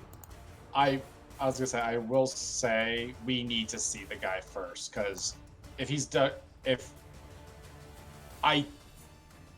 it's obvious that this guy's ducking and diving between alleyways, yeah? You don't know that. Oh. Like- Okay. Yeah, you guys can't see anything yet. Y'all haven't... I figured that as much, because like we're in alleyways and I don't know where the hell we're going. Y'all at this have... point. Yeah. I'll say, at this moment, this is where you catch up to Flit. Okay. Well, if that's the case, and we're still waiting. Alright, so... I'm sorry, go ahead. Oh, I was gonna say, how long have we been running is the real question. Not that long. Okay. So, I have an alternate idea actually instead of the kinetic jaunt.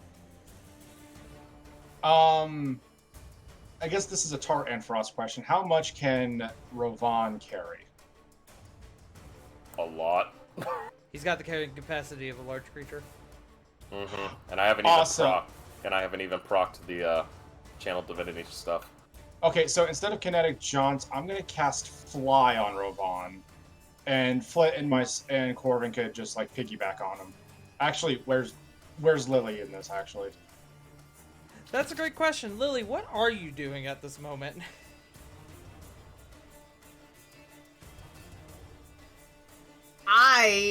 Would I even still be invisible at this point? You would, because I don't think invisibility is concentration, is it? it is. Oh. Who's Yeah. concentrating on invisibility? It's Corbin, right? Hi. Yes, that. So invisibility would... Are you going through with the kinetic jaunt? I was gonna go through with Fly, have myself, Flit, and Lily kind of backpack on Rovan as he's fast as fuck boy, 70 feet of flying. With the 60 feet as well as the extra 10 that he gets from his aura. Mm-hmm. So that would be like 140 on a dash. I want it to be Yeah. known that I did not forget about Lily. Y'all literally could not see Lily. Yeah, that's... So she's I just been kind of following. Does that So- sound like a approximate summation of Lily's actions at this moment, River? I mean, pretty much last I saw, dude was coughing, and Lily probably would have pursued. Mm-hmm. Pursuit. I mean, I wouldn't have just let, them slip away. Yeah, of course. I wouldn't have just stood there either. What is your movement speed, Lily?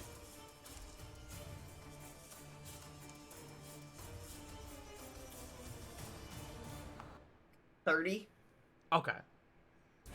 Oh, that's right, because your No. loss in movement cancels out because of your paladin stuff, doesn't it? Mm-hmm. I love So it. paladins can move faster, but they have to wear like heavy armor and therefore usually suck at stealth. Yeah. Not Can in heavy zoom. armor. Not in Okay. like. Zoom. Well, Lily's got Rov- light armor on. Neat. I Yeah, I mean, was good. studded leather. Nice. also Rovon's. That's a subclass specific Oh. ability of his. Yeah, for Paladin of Glory. Ah. Yeah, he's fast as fuck. Mhm. So with So at this moment, Corvin, when you do fly, you watch as Lily appears next to you guys. Because Lily realistically would be at about the same location as you guys, maybe a little bit further ahead. I do apologize for taking over their Frost, but like, Oh, you're fine, buddy. but that's just the main idea. Everyone pile onto the Goliath, watch him fucking zoom. Which, Lily, I will now let you roll initiative if you want. Yes, I'm. Now that everyone is on the same page. So I'm just gonna. I promise I didn't forget about you. Are you sure? I promise I did not forget about you. I was keeping it in mind as we went along. I was actually going to address it here in a moment. I was going to give you like a whole thing, and then I was like, all right, Corvin's put the pieces together. All right, so 16. So I assume everyone's just Mecha Shiva, like doing like the Mecha Shiva on fucking Rovon at this point. Pretty much, yeah. Fortunately, you are basically the only serious weight, Yeah, Nah, fair. Lily's small. and I'm a Lily's- bat. Lily's I 90 was gonna pounds say. wet. Mm-hmm. Huh. I did not. Oh, right. I factored it in because of height. I was gonna say, yeah, Corvin's like buck 90, 200. I weigh 45 pounds.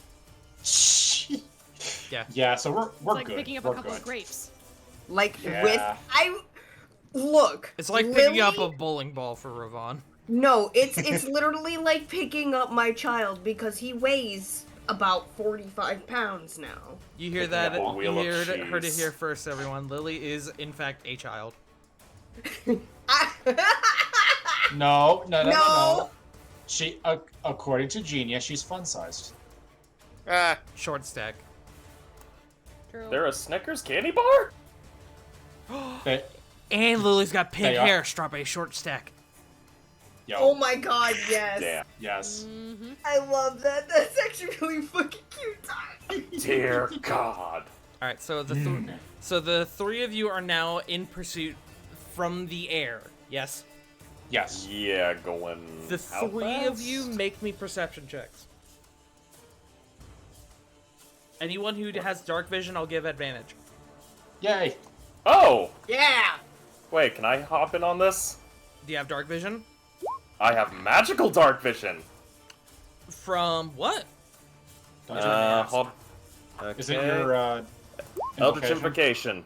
Devil Devil Sight. Sight. Magical and Oh non-magical. my god, I forgot you're a warlock. I gave you the warlock subclass, and I forgot! Yeah, you did! I can By the way- see shit! 19. Okay. Yes, 24.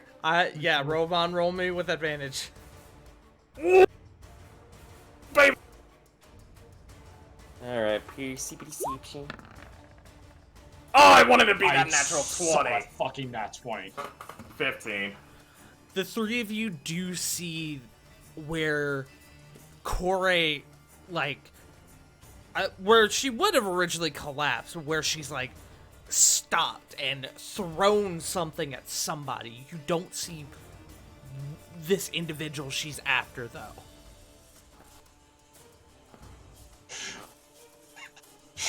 I just point down, start like nudge my heel against Ravon's like chest plate or something like that, and go, "Onward, my noble steed!" Do it, and I'll knock you off. Now, I will say, for the sake of back. this, Rovan, I do want an athletics check. I'm assuming an advantage or normal. I'm gonna say normal. Oh boy, here we go. It's not gonna be a very high DC though, because you are very strong. This is where the nat 1 hampers. Yeah. Oh, never mind. Yeah, 23. no, I was not worried about it at all. Your modifier is literally the DC. Good shit. Literally Jesus. the DC for that check. The only way you could have failed that was if you had nat 1, in which case I would have killed Lily. I mean, what? What? Aw, not Lily. I like Lily. You know what? You're right. I would have killed Corbin. No, fair. He's a dick. Which in turn would have killed Fishy everyone Bard, go because they all would have bye-bye. fallen from the sky. You know what? That's actually kind of evil. Last song. Go with that, Free go with falling. Go with Yes. that. But that being said, y'all don't know what Diana's doing at the moment. So we come back. Fuck, I forgot about Diana. Oh well. Hey, fuck you. Well, Diana wanted to stay back and check on Ooh, Hila. yeah. actually. Diana's performing emergency doctor bullshit. She's doing life cleric things. Mm-hmm. We go back to the top of initiative with Sarah, who is still continuing to dash. Kore, as you're in pursuit of this individual, you see Sarah come around from an alleyway and kind of cut off this person, but the problem is she doesn't see them. Yeah, that makes sense. However, you do. There's as you're moving, before like you take any action, movement, action, bonus action, there's about 100 feet between you and them. Between them and Sarah, there is about 40 feet.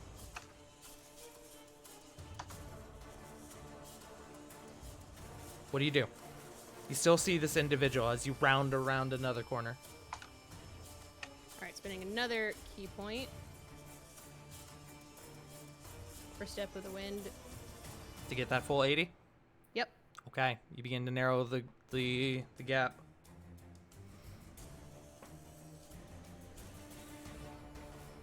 And then guiding bolt.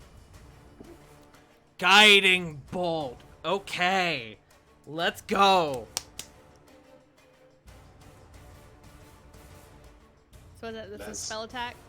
That is a spell attack. Is that? I'm curious. 24.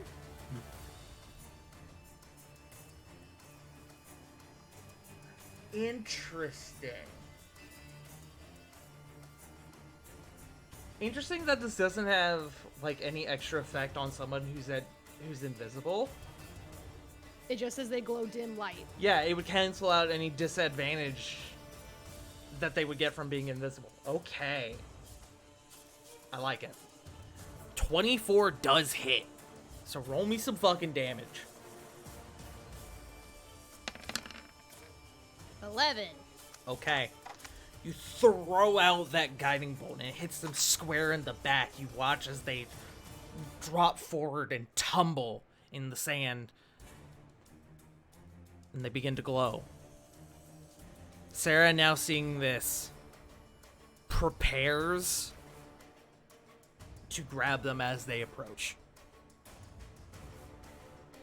Above game, she was holding a grapple check. Nice. Doesn't Sarah also have blind fighting? I need to double check. I actually don't know. Could have swore she mentioned something about that.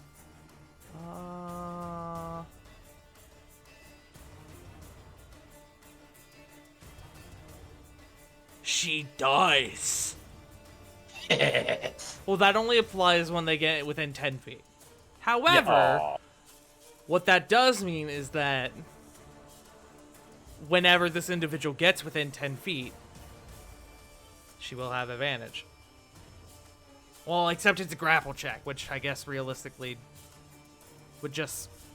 It would cancel out the disadvantage. Because grapple checks don't get advantage from having advantage on attacks. Because that's a check. But we'll get to that. I mean, but it still cancels though. Yes. She'll see this person enough with the blind fighting to where... Which, I would have canceled this out with the guiding bolt. It will be a flat check. That being said, Flit, down to you. I am being carried by Ravon. Okay. I mean, I'd be fine with dashing, but this dude has 70 movement. Yeah. Yeah. Okay. Okay, so realistically, can I even get close? Like, am I close enough to see anything? How high are you guys in the air? Frost. Probably like, maybe safe to say like 90, 100 feet. So that way we can see this. Then no, you Or- would not be within range. You would have to detach from Rovan to be able to try and spot this individual. Because you're 60 feet blind sight, right? I am 60 feet blindside, yes. Okay. So yeah, you would have to detach from Rovan for that to take hold, and Okay. that's kind of a gamble considering that at this moment you only see Corey. I'll tell you that above game. You guys only see Corey. You do now see Sarah, who has... Well, actually, that's a good point. Everyone, go ahead and make me a perception check. I will... She's also Can do. glowing. What's that? She's also glowing. Yes, that's why I'm doing the perception check now. Alright, perception. Just had to double check. base. It's Which I normal. believe everyone would have advantage from this. Oh, even better. Because you guys are able to cancel out your dark vision. 15. Oh, lovely. 19. 18. Okay. You all Yeah. do see the... Yeah. 16. You all see the glimmer of this individual who has been hit with the guiding bolt. Okay. This is gonna suck, Okay. but I will say they are still far from you guys, but you do spot them. question. Sure. They're in an alleyway, yes? Mm-hmm. Can I get to the edge of the building close to where Sarah is? Was your movement as bad? It's 30? Yeah, it's 30.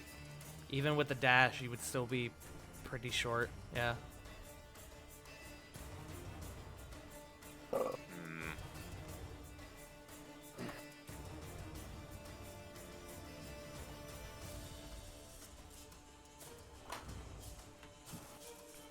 Wait a minute. How about not where Sarah is, but closer to where Corey is? That with the dash you could get to. Oh, with the dash. Okay. Sorry. Yeah. Nah, that's okay. I'm not the one who determined how many feet you guys are up in the air. You know what? Still, I think I have enough distance that I can pull this off. Flit is going to fly 30 feet, Mm-hmm. drop wild shape, and with a 90 feet cast range, we're going in for an old favorite. Oh? Oh. Yes! You, because of how close Corey is to this individual at this moment, you would spot them with your blind sight once you got within range. Excellent. I'm going to drop some vines on them. Do it for the fun. So are you dropping out a wild shape, you said? I have to. So unfortunately, I'm falling now. correct. Okay. I need to do some mental math here.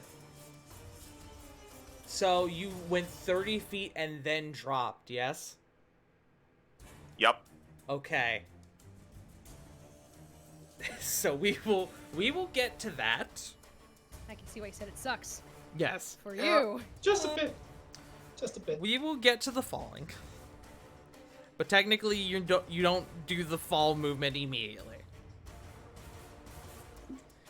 Okay. Ramble scramble. DC 18. DC Strength save. 18. I'm assuming you're doing this to where Corey is outside of it.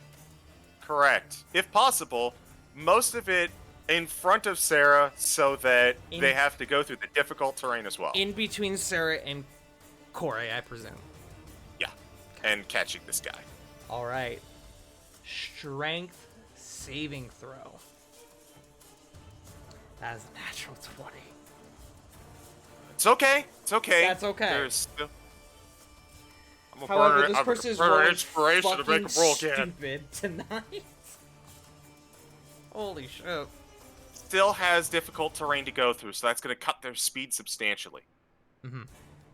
Is that your turn? Yeah. Oh god, what have I just done? Oh, I just closed all my fucking notes. Oops. No, all good. I just one-tabbed it, so I can just open them back up. Shout out to one-tab. Hey, DMs! I can't fucking recommend one-tab enough. Alright? If you're a DM, get one-tab. It will help you so fucking much. Like, I shit you not. Anyway. Adding it to my D&D folder now. Downloading immediately. It is a Google Chrome extension, or if you have Opera, you can move it from Chrome over onto it. Really? Nice. It is good shit. I actually just recommend one-tab in general, because it's a really good fucking extension, but it's especially helpful for DMs. But anyways. I will look into that in the morrow. Yes.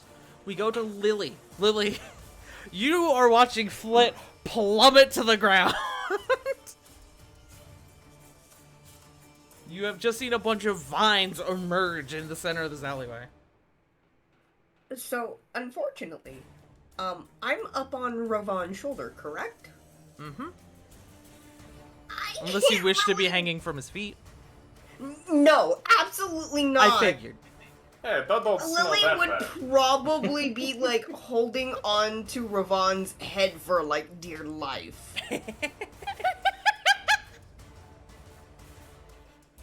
Alright. And, I mean...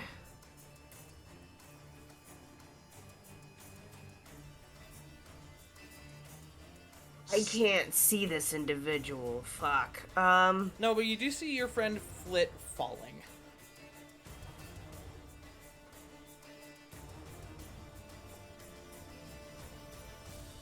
Do you want me to give you a recommendation? Yes! Dive down and catch Flit. And take the brunt of the damage for her. Because you can take him...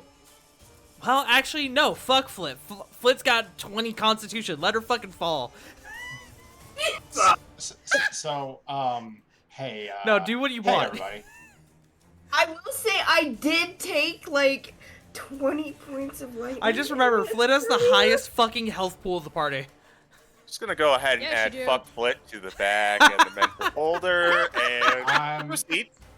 just gonna raise my hand up and say I have a plan. I also have a plan. Yeah, I just double checked. Flit's got 109 health. Fuck you. Yeah, guys, How, let me fall. I'm okay. I was kind of just raising my hand up. How high up are we again? Well, according to Ravon, you guys are 100 feet up. Okay. That does not mess with what I was thinking of. And then Flit went down 30 feet. Yeah. So, Lily, whatever you want to do. I'm, just out loud, really loud, be like, shit, Flick! All right, that's free action. And yep, I'm gonna stay up on Ravon's shoulder. I took a lot of damage earlier, actually, from that fucking fence. Didn't take that much. Smilers. I have 86 health. Currently? Yeah. Like, Bruh. Boy. you say that! You have 2 D10 base martial classes. You're meant to take damage.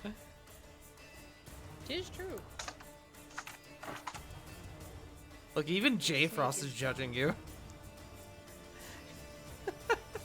No, above game, you're fine. I'm just fucking with you. Are you choosing not to do anything though? Yes, I'm choosing to... Would you like to hold hold an on. action?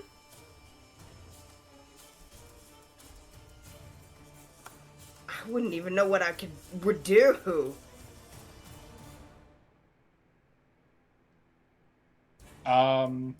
If I could suggest, you could ready a dodge action just in case you get hit by something. I don't know.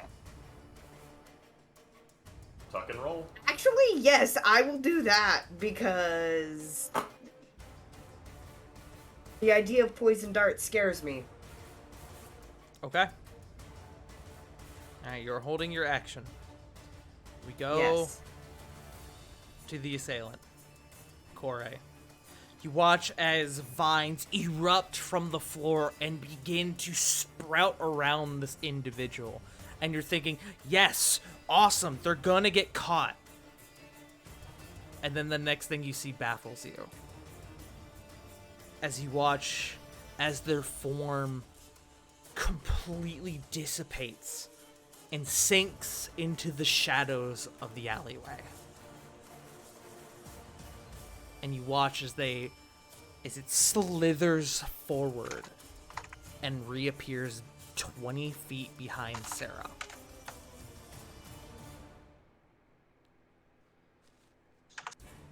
So how many feet are in between us now? 60? 80, because you were 20 feet behind them, I believe. Right? Hold on, I'm trying to do math. Because I believe once you dashed and once you did all your stuff, you ended up 20 feet behind them, I believe. Is this spot still between a bunch of houses? It is.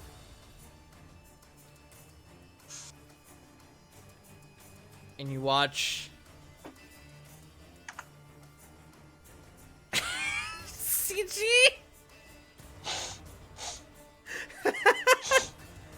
And you watch as it seems that the party has put it together,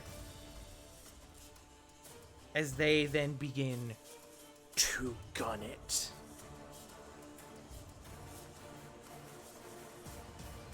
Can't They believe round around another corner, and they are out of sight from everyone. You guys have, above game, you guys have 1 round to reacquire this person, or they are gone. That being said, we come back to Rovan. Or we So continue question. on to Rovan. Question. Yes. Do they still have that glow?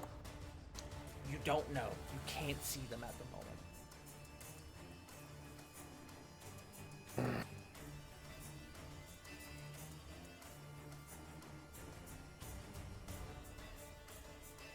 Fuck.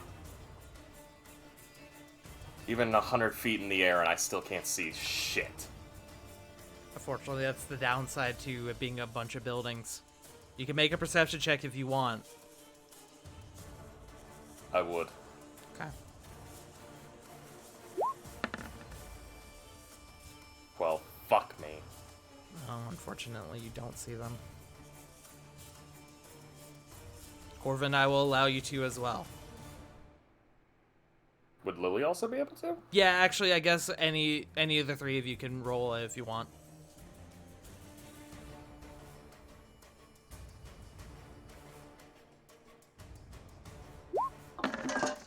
Yeah. 22.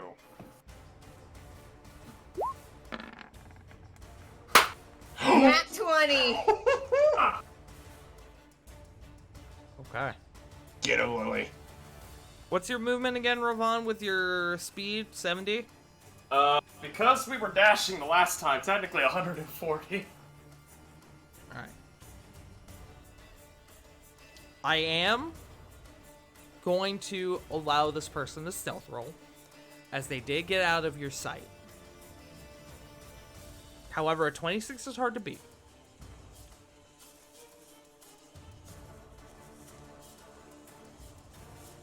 Let me do some math.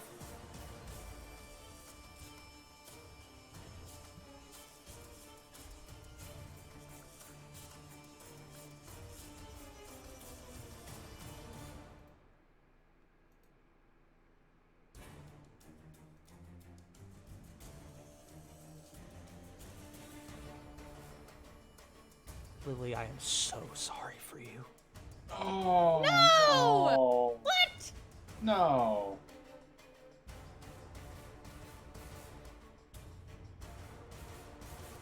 No, I'm gonna allow it because it is a nat 20. I'm gonna allow it.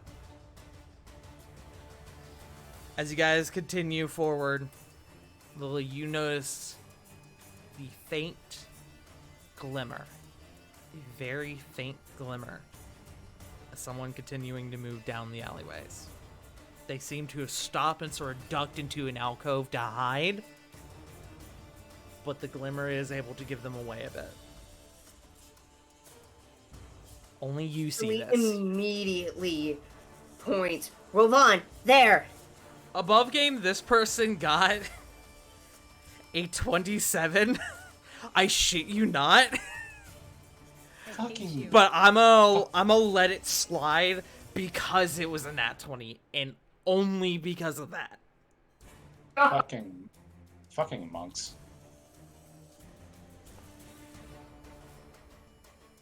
Monks sure Dude, do you have high so rolls, much. don't they, Punk? Yep. I don't have that many high. Fuck you. Alright, so Lily pointed it out, yeah? Yes. Yes. What's that, the What's the distance between us and that spot? 100 feet at least. As you guys, I assume, use all your 70 feet to move forward.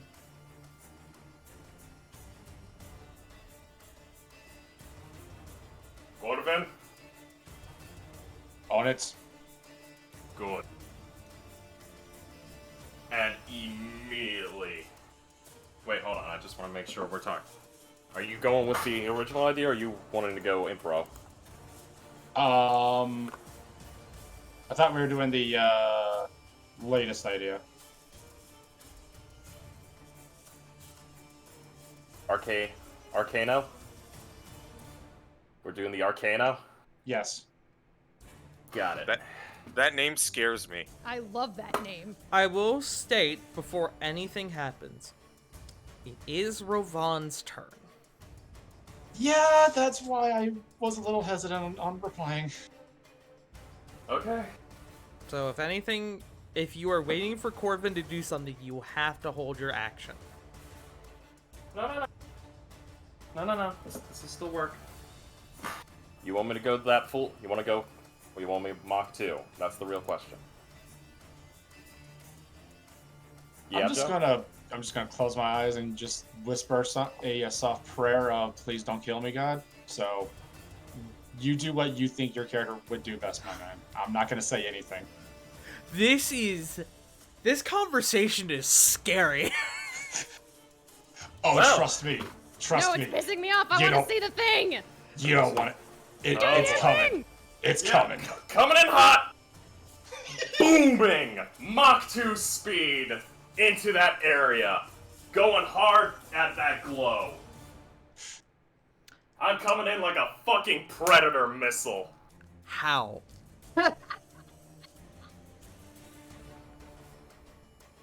Dive bomb? How am I doing it? Yes. Considering you've already used all of your movement. Wait, has he? Yes, you guys used the entire 70 feet to get back towards this individual because they were fucking gone. This person Wait. This person has monk speed, y'all. Tar. Yes. Oh. I didn't say I was just moving normal. I'm going. But No, But I'm if I saying had- you have to use all that flight speed to even get into a spot where you could see them again. That is me as the DM saying that 70 feet has to be used to reacquire this individual. Okay, so if that's the case, I can burn an action for movement, yes? Yes, if you want to use an action, you can dash.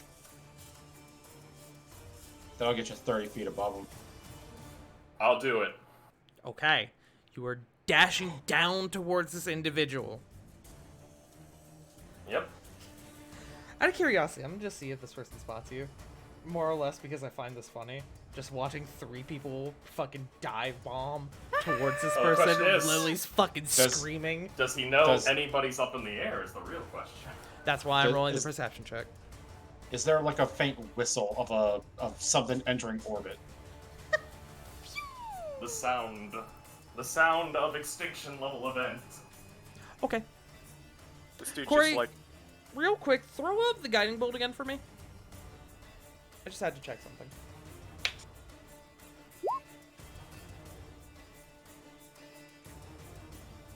Before the end of your next turn. Okay, got it. Alright. So you are dashing down towards this individual, Rovan. Yes. Okay. Is that your turn? That's all I can do. You Alright. know what to do, Corbin. Corvin. Oh, this is where my expertise comes in. Okay. Bonus action. Still using the centrifugal, the velocity of which this fucking giant rock individual is careening in on this guy. Bonus action, phase step on Rovan since Corbin is a spring, teleporting him pretty much since he's within 30 feet. Teleporting him 20 feet in front of him, so he would be careening into the he could like pin him against the wall. And then as Rovan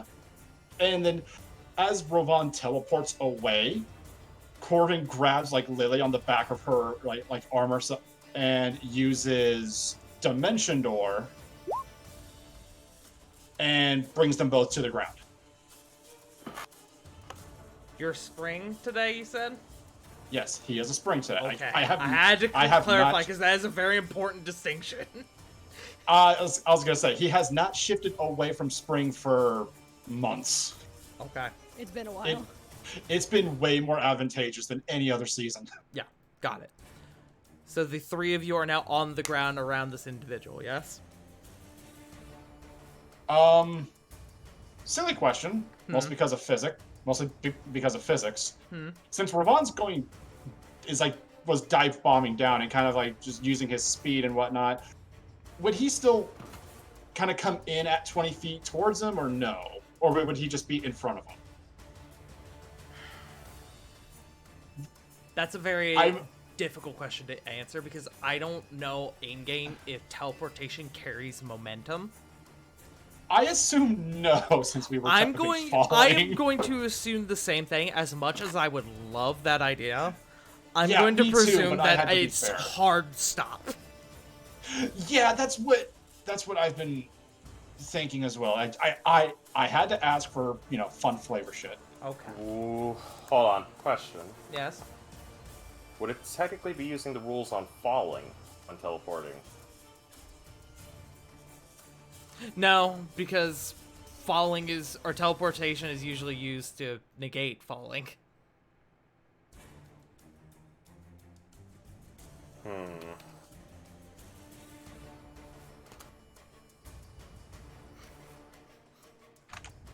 Is that your turn, Corvin? That was That was your bonus action and your action. Bonus action and my action. I only have movement left. I can't really do anything with that since we're in front of the guy, so yeah, that's my turn. Okay. The three of you are now down on the ground. You see this slightly shimmering figure in front of you. You go back up to Sarah, who, even with the dash, is going to see you guys, but not quite make it to you yet. Which brings us back to Corey. Corey, there are a lot of vines in your way. Sorry.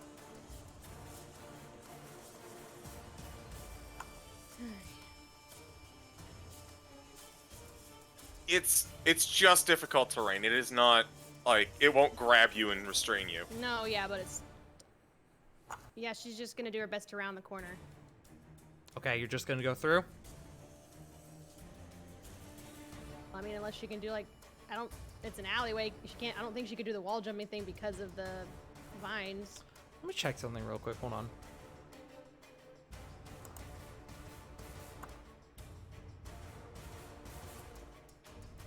Are the vines on the walls? No, they shouldn't be. Because I think there's a... that's 9th level. Fuck. Okay. I was trying to remember because there's...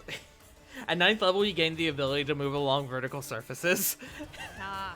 And I was like, I don't know if she has that yet. And I wanted to confirm. Because if you did, you could realistically just fucking go over them easily. Like with... just as Maybe part as one your day. movement.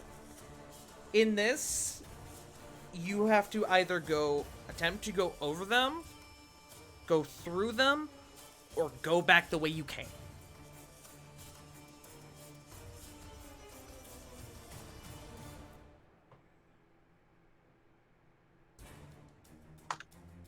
So I'm gonna let you decide what you want to do.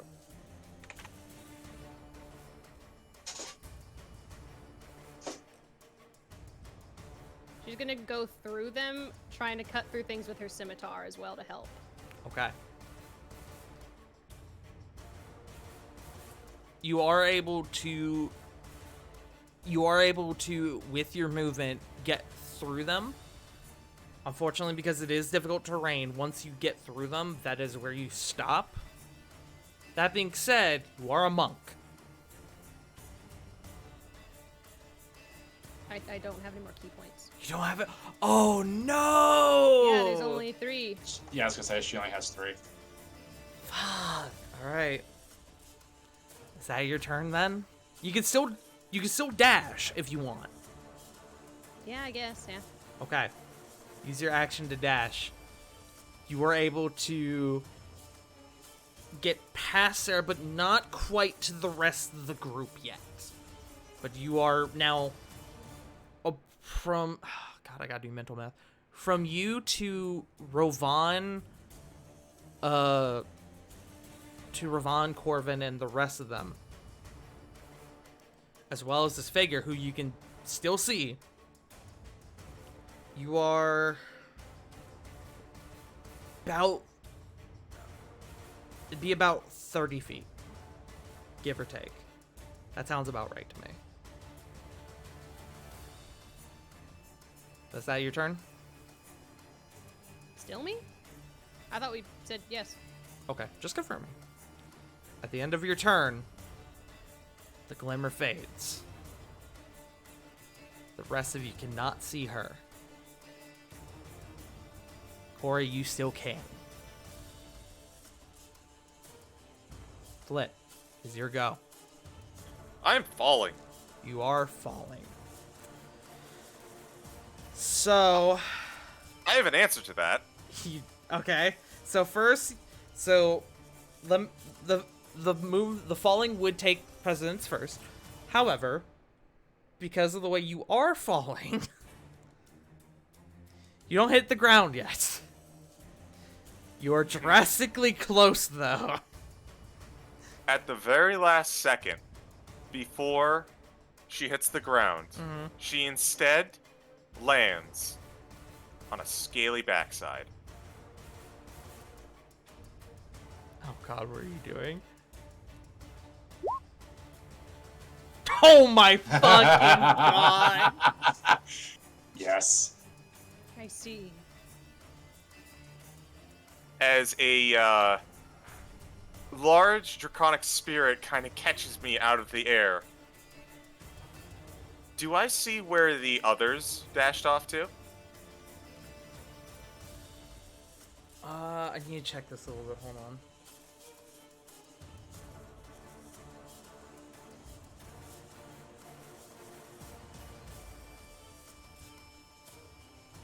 Shares your initiative counted, but takes its turn immediately after yours. I'm going to say, because when you were falling, you stopped 10 feet above the ground. I'm going to say you see Sarah, and that is it. Okay. Which, I'm just gonna. Because you did land, I'm gonna roll a bit of damage. That's fine. So let me do this real quick. Ouch. Ouch! Jesus! You take Scales are. Go ahead. you take 24 I almost said piercing damage, bludgeoning damage. That ass is bruised.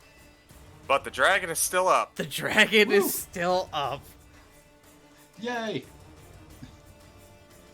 You're a little like fucking shaken from the hard landing, but you're still fine. Okay. I am going to command the dragon to follow after Sarah and the rest of the party. Okay. Also, relevantly, it is a green dragon, so it is resistant to poison. Which one? Chromatic, gem, or metallic? Chromatic. I see. I know nothing about dragons. That's why I ask. Fair enough. So, it is going to dash after Sarah with its fly speed of 60 feet and its 30 feet of blind sight. Okay.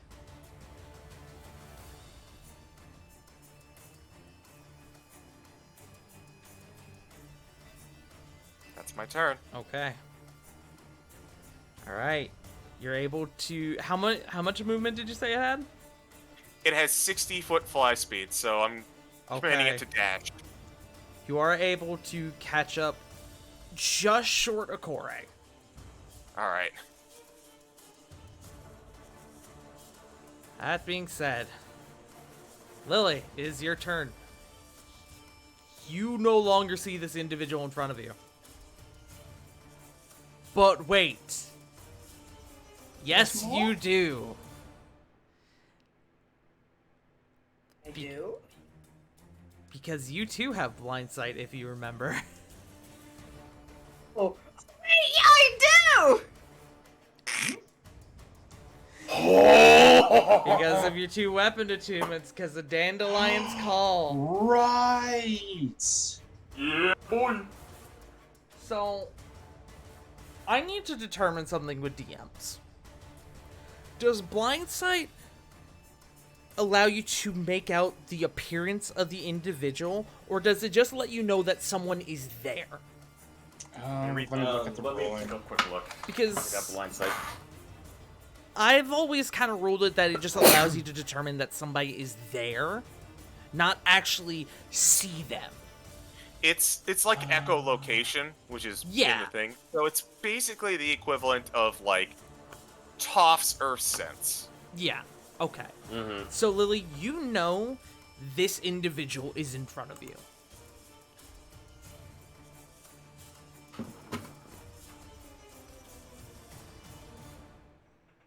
Surrounding this individual.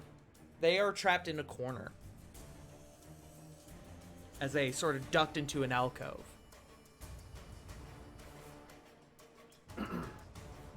Lily is gonna pull out Dandelion. Which Okay. Dandelion does give off light. Unfortunately, the light does not do anything for this individual. Oh, I know. It's more so of a so other people. Oh, I see. It's a can lamp. The lamp. It's a moth. Be moth. Head toward light. Lamp. Like a moth into a Be flame. moth. Become moth. Lily said Okay. it. Mother, I crave the forbidden lamp. What would you like to do, Lily? I'm going to point my the tip of dandelion at this individual. I'm not going to attack them. As threateningly as possible. Presumably, I'm gonna have to make an intimidation. I would like to say, I advise you to reveal yourself.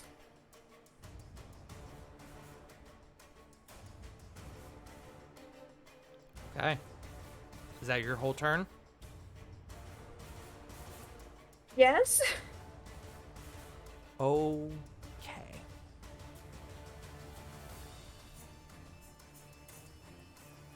Alright. Give me one moment. I need to check something.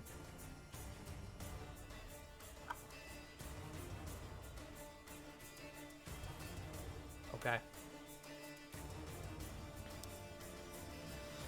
You all see... Well, I guess rather you don't see. Oh, this is weird. Okay. You all hear a voice. Give me one moment. Where the fuck did my... Oh, there it is. You all hear a Ooh. voice.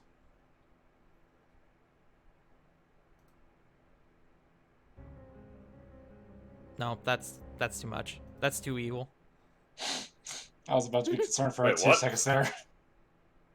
Oh no. You all hear a voice. Well, I will give you all credit.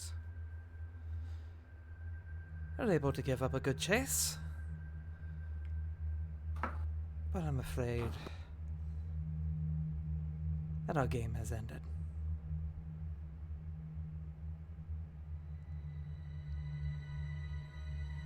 You all see this individual appear before you. I don't think I have a handout for this person yet, because I didn't expect him to get caught here. Hold on. Give me one moment. Surprise! I don't have this individual yet as a handout. Yes. So, We sped run through the game. I need to move that. You should expect the unexpected from us by now, Tart. I am now. That's on Wednesdays. I am now acutely aware why Tart said that this could go either short or really long. Oh, Jesus, okay. Hello. Well, now. Hello. Gorgeous. Time to die. Hang on. What's your number, madam? That was the It's 4. individual that appears before you. I appreciate the game, but unfortunately, all games come to an end. And they throw down some small black gaseous orb as they cast darkness on the group of you all. Is that something I can counterspell? Let me check, actually. Or dispel magic. Well, dispel magic is an action, unfortunately. Ah. There And I- is. I Okay, had- so I they're had to casting double check. Is this an actual spell or is it If an item? If I may, Sorry. if this is part of their monk ability, then when I dealt with a shadow monk recently, I did rule it as counterspellable. So make of that what you will. It is spending key points to cast the spell, so this would be counterspellable. Yeah. Corvus is just going to snap his fingers. Oh, darling, we just got started. Nothing happens. And she looks at you, Corbin, and she goes, huh. Clever. But ultimately futile. And you watch as her head turns and she looks at a crack in the wall.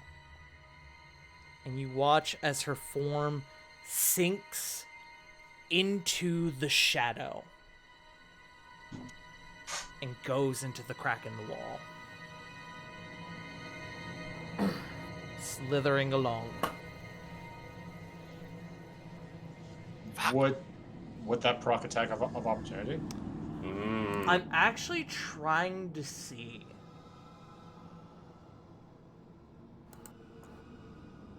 Because I'm unfamiliar with the Shadow Monk. I don't think so, because it's registered as teleportation. And you can't op attack a dimension door or a mystic spell. So I'm going to say no. Damn it. I tried. Good call, though.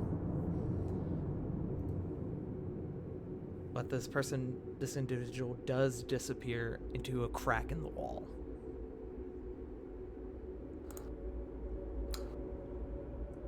At this stage, we exit initiative, but I do want to know, what is everyone doing in reaction to this?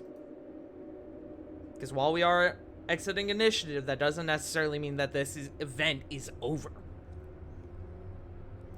Anyone who... Well, no, I'll just ask. What are you guys doing? Okay. Detect magic. You want to detect magic? Are we caught up at this point? I will say that at this point, you all come back together. There's a fucking dragon in this alleyway now. Okay, so hold up. We have a dragon in air. Corbin, you still have fly on me. Yeah, I still have fly on you. Like, I didn't drop concentration.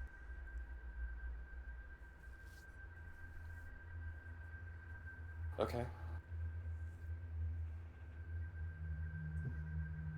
I'll hold off until I hear everybody else. Okay, Corey, you're doing detect magic.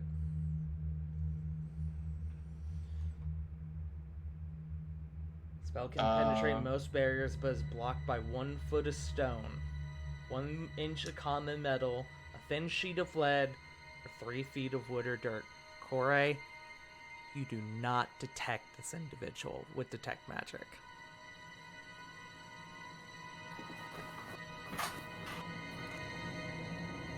Yeah, worth a shot. It was worth a shot. It was a good idea. It was a very good idea. It's not really anything that he really can do right now. He's just kind of going to shout into the night sky in Undercommon because the lady looked to be of drowned nature. Your biggest mistake was showing me your face. I am one of the most stubborn bastards in this entire city. I am going to find you. And I might kill you. You speak Undercommon? Not really sure about that. Yeah, I was gonna say, yeah, she says like very like. She surprised. does now. Purely for this one moment. Primordial? No. Rage is a universal language. True. I speak Primordial. Yes, it is. I was gonna say Corbin actually does speak Primordial too. That being said, Corbin, there's no response. The rest of you, what are you doing? At this point, I'm essentially giving everybody a round of initiative to do whatever you want in no particular order.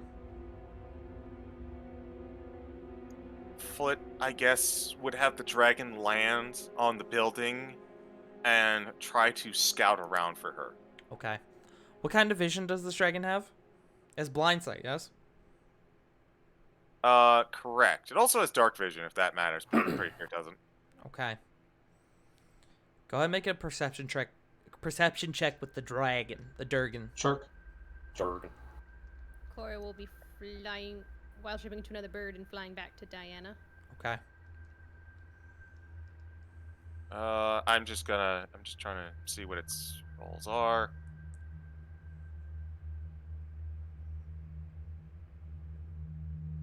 Oh, this ought to be good.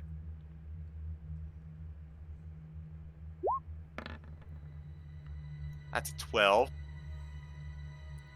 Unfortunately, the dragon is unable to pick up this individual again.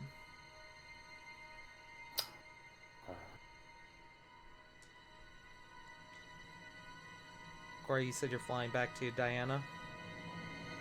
Yeah. Alright, we will get to that. Ravon? Alright. So, Ruban's gonna quickly look to Lily and go, "Can I borrow you?"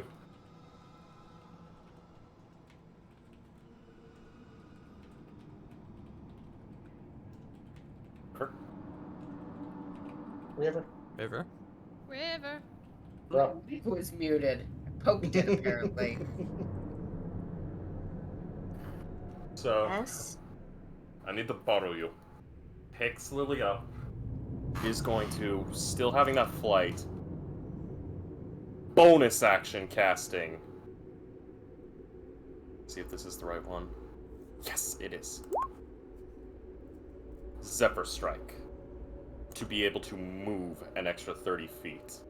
Okay. How high up are you going?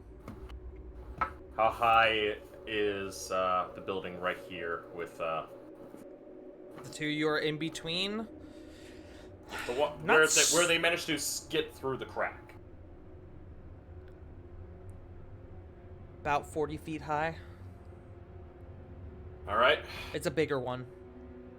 Alright, so I still have about 70 feet of movement in flight.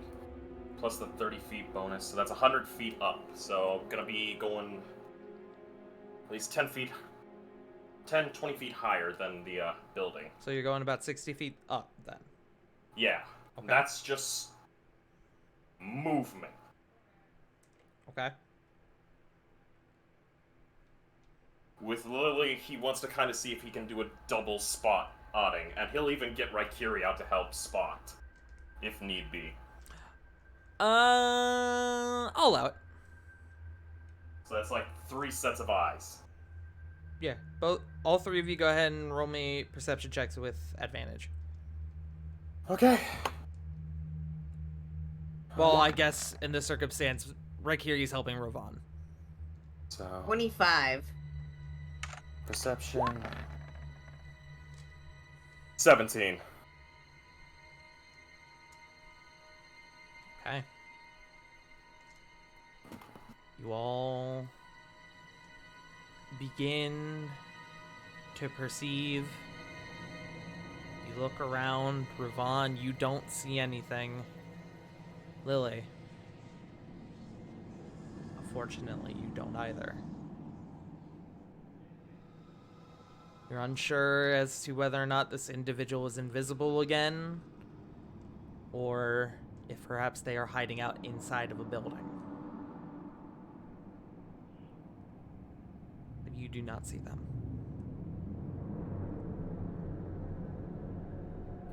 It's done.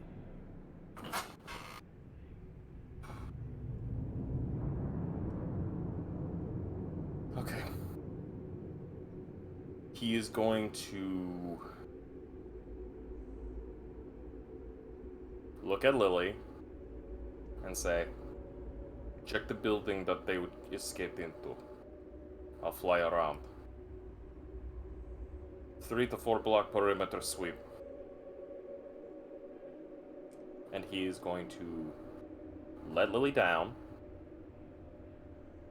And he is going to use his action to bolt around to do an aerial reconnaissance. Okay.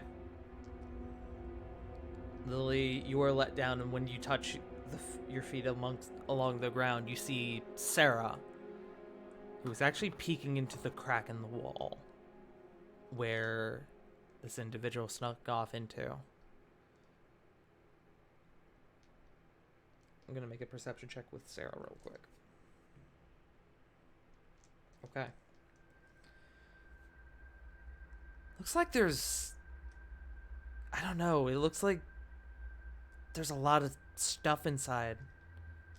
And a door. I don't know where it goes to, though. I gotta try to find a way to get in there. She says, sort of taking a couple steps back.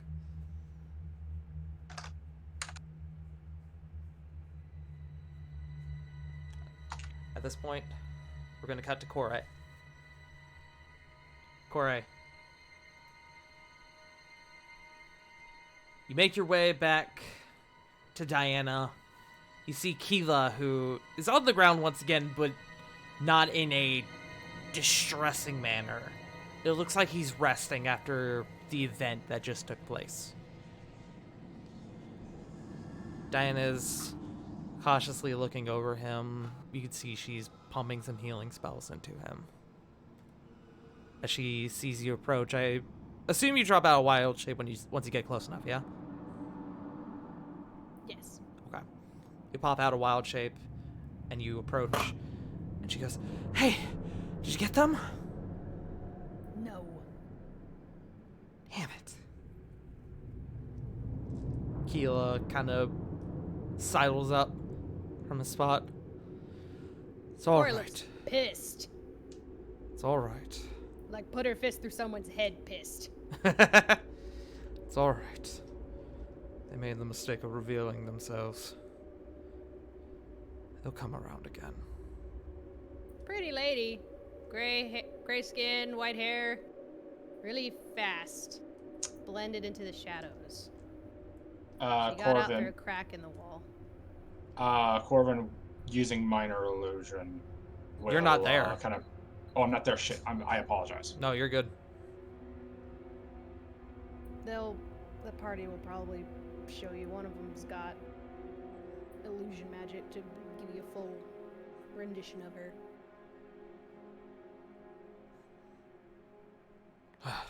Well, was anybody harmed? And No. Diana kind of looks and sees Corey. She kind of gestures to your shoulder. Corey, it occurs Yeah, to you she at this plucks it moment out. you are very tight chested at the moment. It's not hard to breathe, but you realize your body is strongly trying to fight this poison. Oh yeah. And she'll clap a hand like to her chest and cast Restoration on her. Yeah. Above game, you're fine, but it kind of, like, the adrenaline kind of kept you going, and now you're just like, oh, fuck. Oh, shit. Oh, that feels bad. You kind of take the needle out of your shoulder, and you look down at it, and it is... If anybody here has seen, like, real early Naruto, if anybody remembers, what's the mirror guy's name? Haku. It's like one of Haku's needles. Just very long, very thin. Like spider's thread. Like spider's thread thin. Like, Corey, you're pretty sure that you could straight up snap this if you wanted to. Yeah, it looks like they use same things that mosquitoes do, kind of.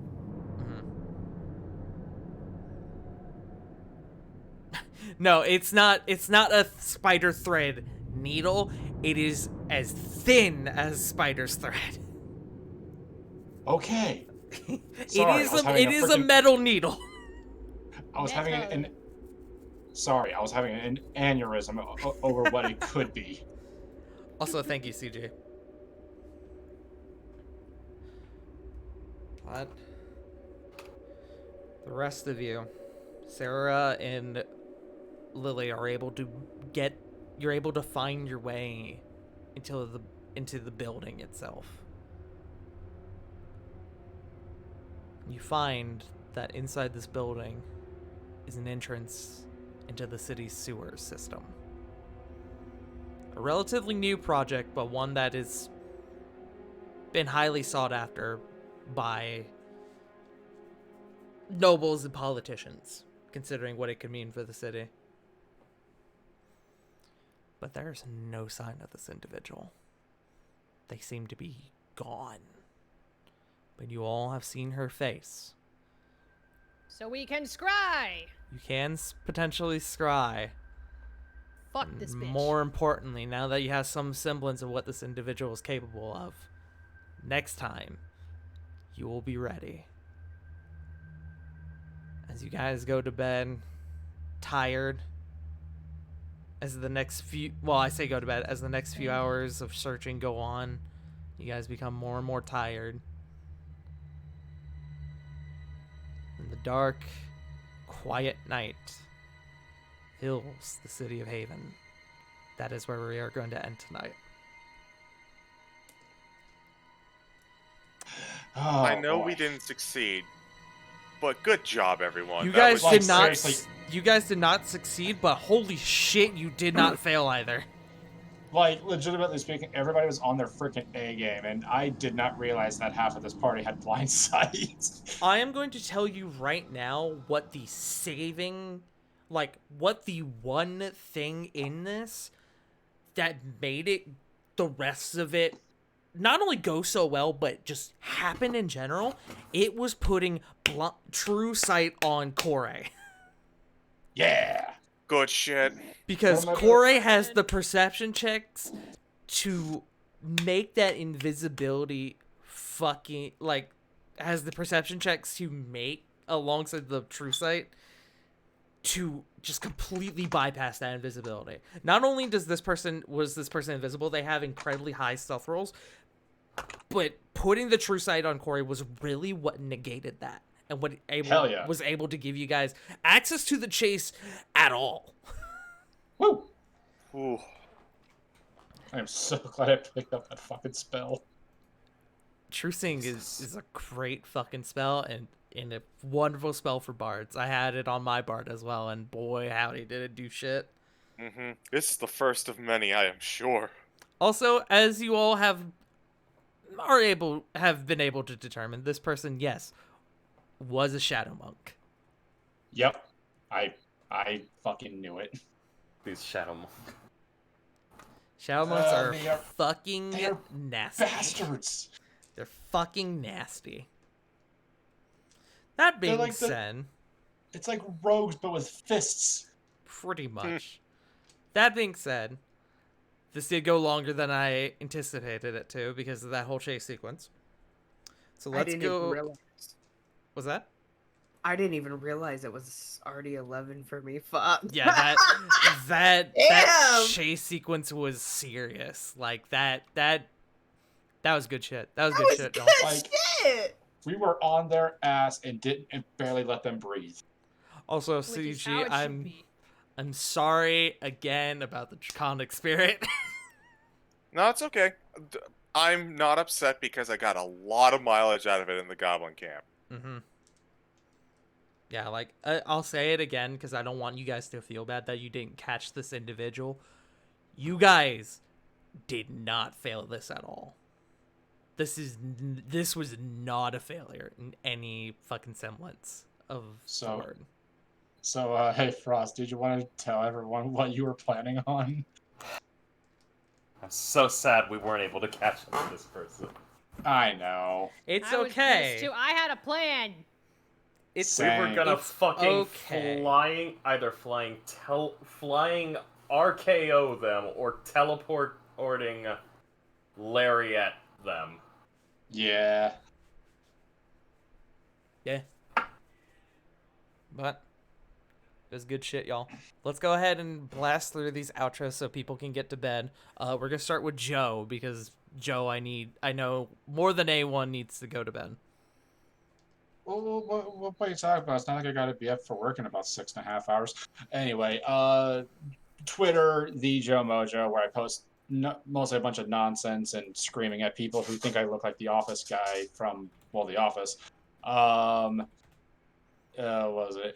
Twitch.tv/Joe_Mojo, where I host a recap show called Firing Line. We are not going to be having a show until the 6th of October because holy fuck am I going to be busy for the next couple of weeks. My wife's birthday is next week, so next Sunday, the 25th, everyone, please give her some birthday love on wherever you find her because she is awesome and puts up with my stupid shit on a daily fucking basis. And I am going to go ahead and throw this over to River. That's me. You That can is you. find me over at twitch.tv/WickedRiver97, where I'm not streaming right now. I'm still on my break. I'm enjoying it. I'm doing bunches of really cool shit. So I'm gonna keep enjoying doing really cool shit, like cuddling and watching horror movies, because it's Aw. fucking spooky season, bitches. Yeah, it is. It's Spooky almost season. right there. I've already spooky had season my now. pumpkin spice latte, but I'm gonna Bro. say this: if y'all have a Scooters, it's like a fucking chain coffee shop. They have a maple vanilla latte. That's to fucking die for. And so Solid shit. it's fucking solid shit. Hell yeah. So I'm gonna shill a coffee place instead of me. I'ma send it over to Punkaboo. No. You all can find me on Twitch, Twitter, and sometimes TikTok at PunkYardDog.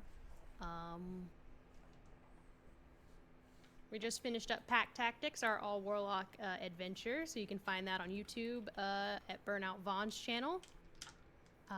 Fridays we picked up Hooked on You, the Dead by Daylight dating sim.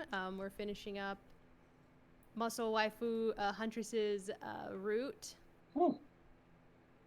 And yeah. I'm gonna throw this on over to J Frost. Howdy, howdy, everybody. You can find me here at twitch.tv/JFrost747 and at Twitter at Frost747J. Coming back from vacation now, kind of trying to enjoy the last bit of my relaxation before I enjoy the new workplace. Granted, it's going to be a grind still, because I'm working for a opposing company. But hopefully everything should be pretty decent. Other than that, not a whole lot. I'm gonna see about some streams sometime, but mostly probably gonna be taking it easy. Who knows? Maybe we'll do something for spooky season. Spooky season.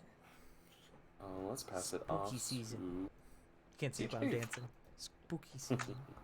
Spooky, scary skeleton. Hello, Hey, I'm Joe. CG. You can find me nowhere because I don't much care about social media. However, you can find me doing a lot of D&D on various channels, such as this one, for obviously War of the Shattered Sun every single Sunday, as well as every other Tuesday for the Curse of Shard, of which I DM. This is an off week this week. And you can also catch me on twitch.tv/BurnoutVaughn, where every other Saturday we do Saved by the Spell, a strict saving campaign. We are also off this week. And that is actually it for me, mostly. I'll let Tart show the last bit. Sorry, I just got thrown off because I looked at the shout out command for J Frost and shouted out punk for some reason. Yeah, I don't know what It the hell did! happened there. I've never seen that before. I've never just Me seen it neither. like just straight up shout out the wrong person like that before. That's It's a weird. fucking. It's a No, weird fucking. it's a anomaly. Surprise! No, No, dear But wait. God, there's more. No, there's more. But, yes, hello, I have been your DM extraordinaire for the evening, the one and only pudding pastry farting tart, and I hope everybody enjoyed this lovely session we had tonight. Because I'm gonna be honest with y'all, that chase, that was not supposed to happen. Surprise! And honestly, I'm really glad it did. But, yes, you can find worried me we were gonna get her? Like, get her. a little.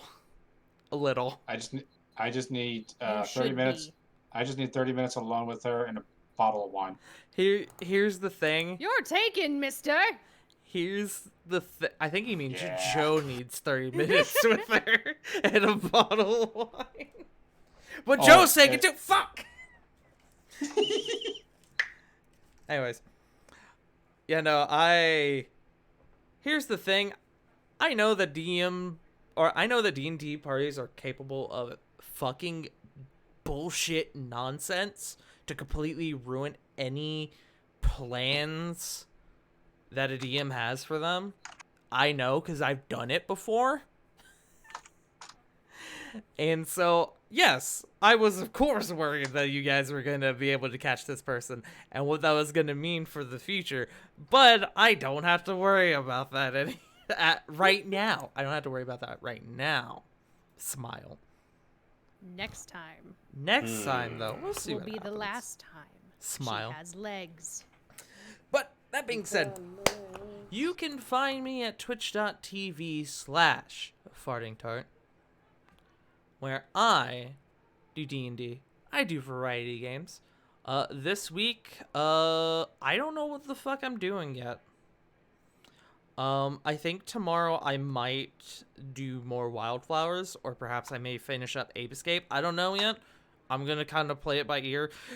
I'm in a really bad spot in that a lot of cool games that I want to play, especially on stream, are coming out this week, and I'm not gonna have the time for any of them, probably. So fuck my life. We'll see what happens. But if you also, as CG mentioned before, if you heard on a recent Burnout Vaughn's channel, October 6th, Thursday, October 6th, I will be the DM for a brand new mini campaign called A Web of Deceit, an Underdark urban mystery. An Underdark urban mystery game with some horror elements that our party, CG, Burnout Vaughn, Theropod Art, and Miss Tweetums will have the pleasure of going through. So make sure to tune in for that. It will be throughout the month of October. It will be a weekly game. So I hope you will tune in for some oh so delightful mystery. Joe, do the laugh. Thanks, man. Your check's in the mail. Fuck yes. I can finally eat. That being said, I guess we should find somebody to raid, huh? Gamers? I only have Gumsy and Connor. Gumpsy, OGRB. Bun is if I may- live? Never mind, here we go. Oh, never mind. Oh, hold on. Fro- Actually, from I have a the- different idea for who we're gonna raid. I was gonna say, from the delivery, that sounded like a sure thing. Yeah, Go ahead. I just say I wanted to. Connor rated into us yesterday, and I kind of wanted to pay them back for that. While I respect that, I am going to raid. We're gonna raid into someone else because I was meant to guest on their stream today, and I didn't have the time to. So this is my way of paying them back. We're gonna go and raid Laco Von Mana, who is doing their 24-hour 1-year anniversary bash today. Aw, neat. Which they Okay. invited me to, and unfortunately, because of all the stuff I did today, I wasn't able to attend. So this is going to be my way of paying back that kindness of even extending an invitation to me. So go show them some love, drop them a follow if you haven't already. They're a very cool VTuber. They do D&D, which is one of the big reasons why we're rating into them, because they do D&D, because we love D&D here. They did D&D earlier today, actually. Just go and show them some love. Let them know who sent you. But, that being said, we will be back next week for another episode of Exilia Regalia. I hope you all have a wonderful night, and remember, as always, Black Lives Matter, Trans Lives Matter, stop Asian hate, and most importantly, you matter. We love you all, and we will see you all next time. Bye-bye! See ya! Bye.